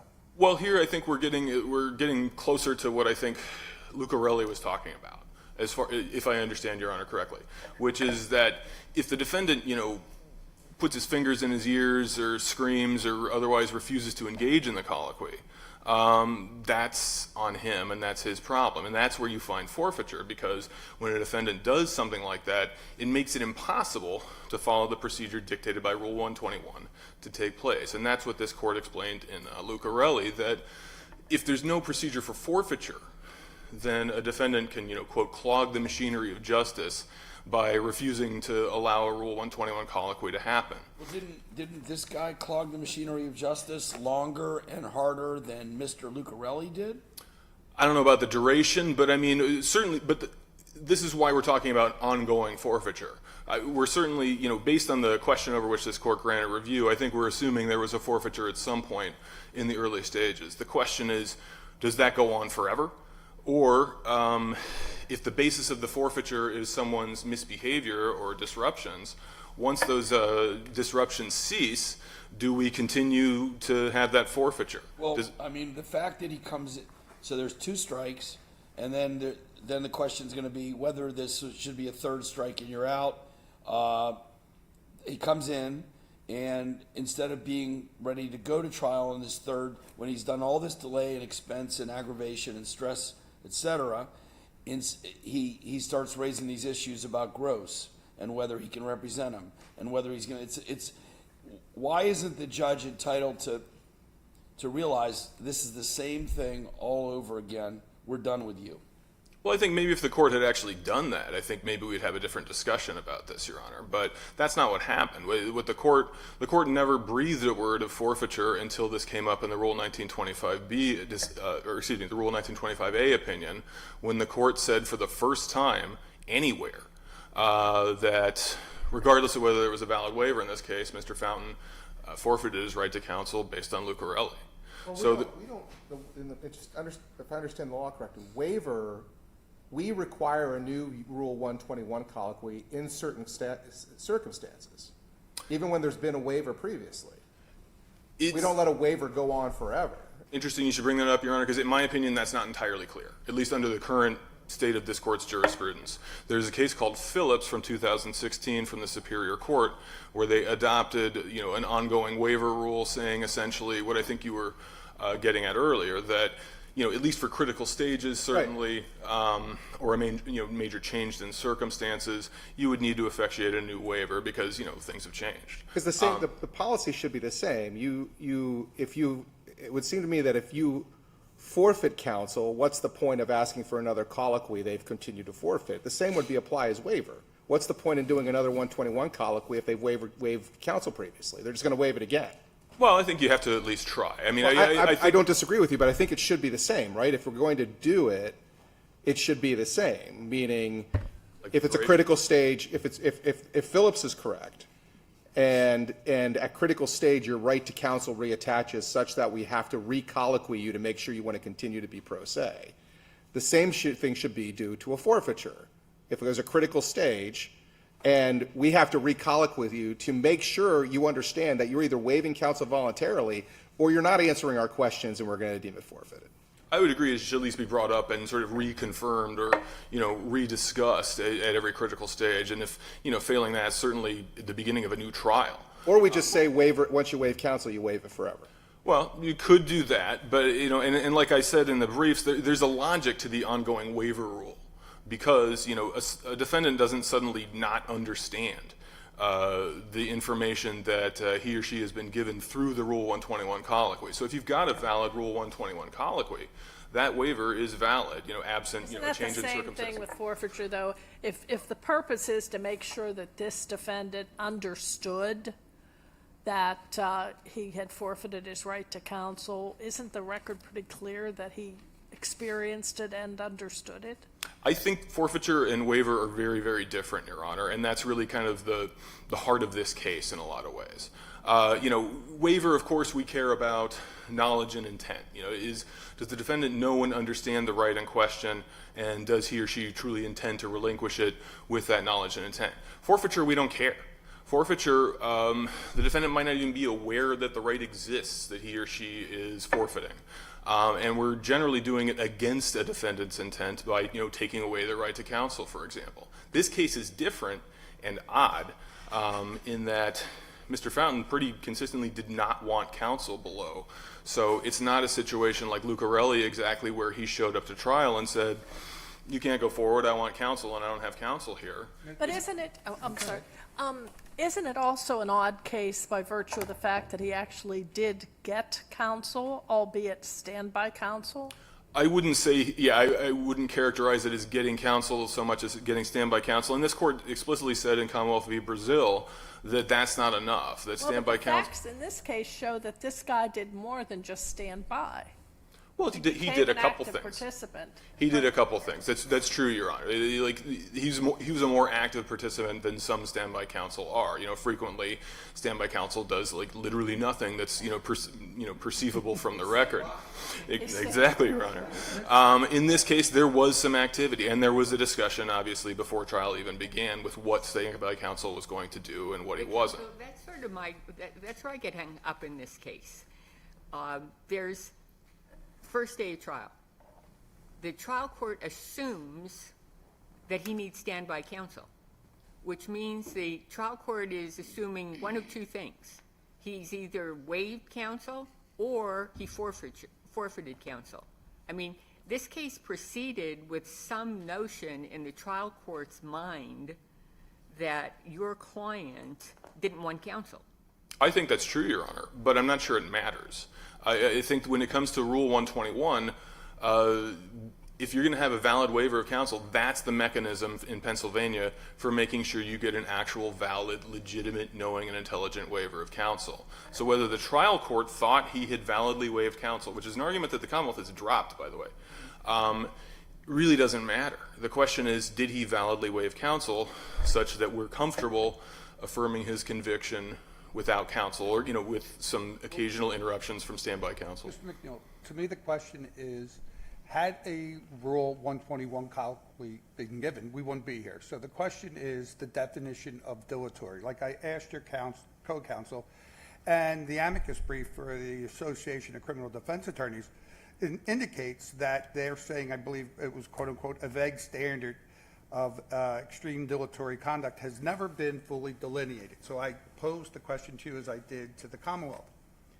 Do we try to define dilatory based upon a case-by-case basis, or do you suggest that there be a standard that can be applied across the board to all our judges? The standard that we've proposed in the brief is, you know, obviously it's the one I think is the correct one because I put it in the brief, but it's that, you know, to recognize the differences between forfeiture and waiver and understand that forfeiture really only developed to excuse the situation where we can't get a valid waiver, but we don't want the defendant to dictate what happens. The rule should be, is the defendant actively proceeding or actively impeding the proceedings, or more specifically in the context of counsel, making it impossible to comply with the usual waiver procedure. And I don't know what form that takes. It could, like I said, be, you know, refusing to listen, shouting down the judge, walking out of the courtroom, you know, what have you. But if that's not happening, there's no basis for finding a forfeiture because Rule 121 can be complied with. You can't apply Rule 121. Justice Doherty just pointed that out. Rule 121, you have to get on the record that a defendant is knowingly and intentionally waiving his right to counsel. That only works if you've got a defendant that's willing to engage the court. In a forfeiture situation like this, you've got a defendant that's not willing to engage with the court, doesn't want to answer questions, and again is being intentionally obstreperous. So you're saying a Rule 121-like colloquy when the two are almost mutually exclusive, because one requires the defendant to acknowledge his rights on the record and say, I want to proceed pro se. In the forfeiture situation, you're almost asking us to adopt a colloquy and then have the judge make a factual finding on the record based upon the defendant's conduct that the defendant's conduct is obstreperous, is obstructionist, and therefore I find that he has forfeited his right to counsel. Your Honor, I agree with the vast majority of everything you just said. Except that here's why that doesn't salvage Mr. Fountain's conviction. Because, you know, you have forfeiture, yes, because you can't go through the Rule 121 process, right? We're talking about a couple stages earlier in these proceedings when there were interruptions, the trial court was unable to go through Rule 121 as he's supposed to. That's where you get forfeiture from. He forfeits the right to counsel when he makes it impossible to go through Rule 121.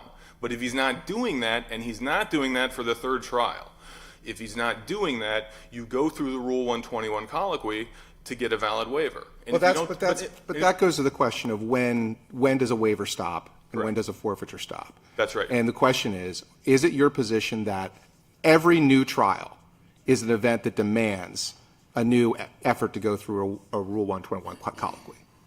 My position is, let's change the facts. Let's say he waived counsel. He wasn't obstreperous. He wasn't obstreperous. He answered all the questions in a previous trial, and he absolutely waived counsel. There's no question about it. Hung jury, new trial. Is the judge entitled to presume a continuing waiver in the new trial, or must a judge give a new colloquy? if it's a new trial, in my opinion, those are changed circumstances such that you should have a new colloquy. Obviously, like I said, I don't think this court has adopted the continuing waiver rule yet, even, but if it does, then I think at a minimum, a new trial, you would have to have a new colloquy. I think a better rule would be have a new colloquy every time, just to be clear and make sure we don't have situations like this. What do you mean every time? Every time a defendant is proceeding without counsel in court. I think that would just be clearer and make it less likely that we'd have reversals on this basis in the future, and there wouldn't be any vagaries as far as, well, I think he did enough before to constitute a forfeiture, or I think I remembered the other judge saying that he waived his right to counsel. If you have to do it every time, then there's no confusion. And it's certainly if you have to do it at every critical stage, that would be the case as well. Maybe you don't need to do it at a status hearing or something like that. But to me, that's the clearest and simplest rule. As far as the ongoing forfeiture rule, though, it ignores these differences between waiver and forfeiture. Forfeiture only exists because there are situations, as Justice McCaffrey was noting, that are where it's impossible to get a waiver, where the defendant doesn't want counsel or isn't going forward with counsel, but he's also making it impossible to go through the colloquy, either stopping it from occurring to begin with or interrupting it, whatever, such that that's a situation where if you allow the defendant to do that and later pop up and say, I didn't validly waive counsel, that's when you can find forfeiture and say, well, you made it impossible to do that. Yeah, but that's why I keep asking the question, what would suffice? Because in Lucarelli, if you recall, Justice Saylor and Justice Todd actually dissented, but more importantly, Justice Castile was the one who wrote a concurring opinion, and he suggested at that point we need to adopt the Rule 121 type colloquy in forfeiture situations to distinguish between waiver. I didn't get what I just read to you kind of off the top of my head, even though I'm brilliant, but that was from Justice Castile.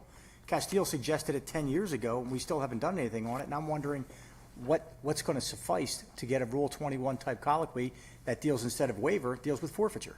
In my view, Your Honor, I'm happy to answer the question. In my view, it's not directly pertinent to the instant case due to the fact that what we have here is a retroactive finding of forfeiture, not a contemporaneous finding of one. He was never warned in court, you're about to forfeit your right to counsel, So that's sir. what you're suggesting, exactly what I just said earlier, which is a 121 type colloquy where you basically advise the defendant of his rights and then put on the record a finding by the trial judge that I'm finding the defendant's conduct is obstreperous and obstructionist, therefore I'm finding that he's forfeited his right to counsel. I think that would be better, a lot better than trying to, look into the past and figure out whether it was So I have enough a to deal warrant if we forfeiture. put that in an opinion, you're not going to appeal it anymore? If you say, if you say that that's the rule going forward for like a waiver by conduct situation, I have no problem with that. But I don't think it has any effect on Mr. Fountain's entitlement to relief because the whole issue here is, the duration of the forfeiture. And if the forfeiture occurs at the first and even the second trial, but nothing happens to prevent Rule 121 compliance after that, but in search of standards and some way to make sure that this that forfeiture is at least tightened up a little bit going forward, certainly contemporaneous findings, instead of just cutting off the colloquy, but saying, by the way, by preventing me from engaging in a Rule 121 colloquy, you just forfeited your right to counsel, then you at least, yes, you have contemporaneous finding of forfeiture. It's much clearer for everyone. If the defendant wants to, has something to say about that or whatever, perhaps that would be appropriate in some circumstances. But And counsel, that would have to be in conjunction with giving the colloquy at every critical stage. yes, Your Honor, I think so. Because in my opinion, if the defendant's not actively impeding the proceedings or frustrating Rule 121 compliance, there's no basis for finding forfeiture. Because if they're not, then why not follow the Rule 121 colloquy? There was evidently some confusion on the part of the judge at the third trial as to what had happened before. But if the judge had simply read the Rule 121 colloquy as required, one of two things would have happened. One, as counsel has suggested, counsel believes Mr. Fountain would have frustrated that, would have impeded it, and would have made it impossible. Then there'd be no problem with finding forfeiture at that point. And the trial judge would do it at that point. That's correct, Your Honor. Or at least that would certainly be preferred to kind of trying to find it after the fact like we got here. Or if he goes through it, and that's everything, in my opinion, the record indicates he was respectful, cooperative, and appropriate for the entirety of the third trial, then he's validly waived his right to counsel, and there's no problem there either. The important thing about forfeiture in this case, just in general vis-a-vis waiver, is it's not really a stand-in for waiver. It doesn't mean that someone has knowingly and understandingly waived the right to counsel. It's excusing the absence of that we normally get through Rule 121. And so that's the reason why. Because there's no impediment to following Rule 121 at the third trial, there's no basis to find forfeiture. All right, thank you. Well argued on both sides. Thank you very much. Mr. Minner, would you adjourn the court?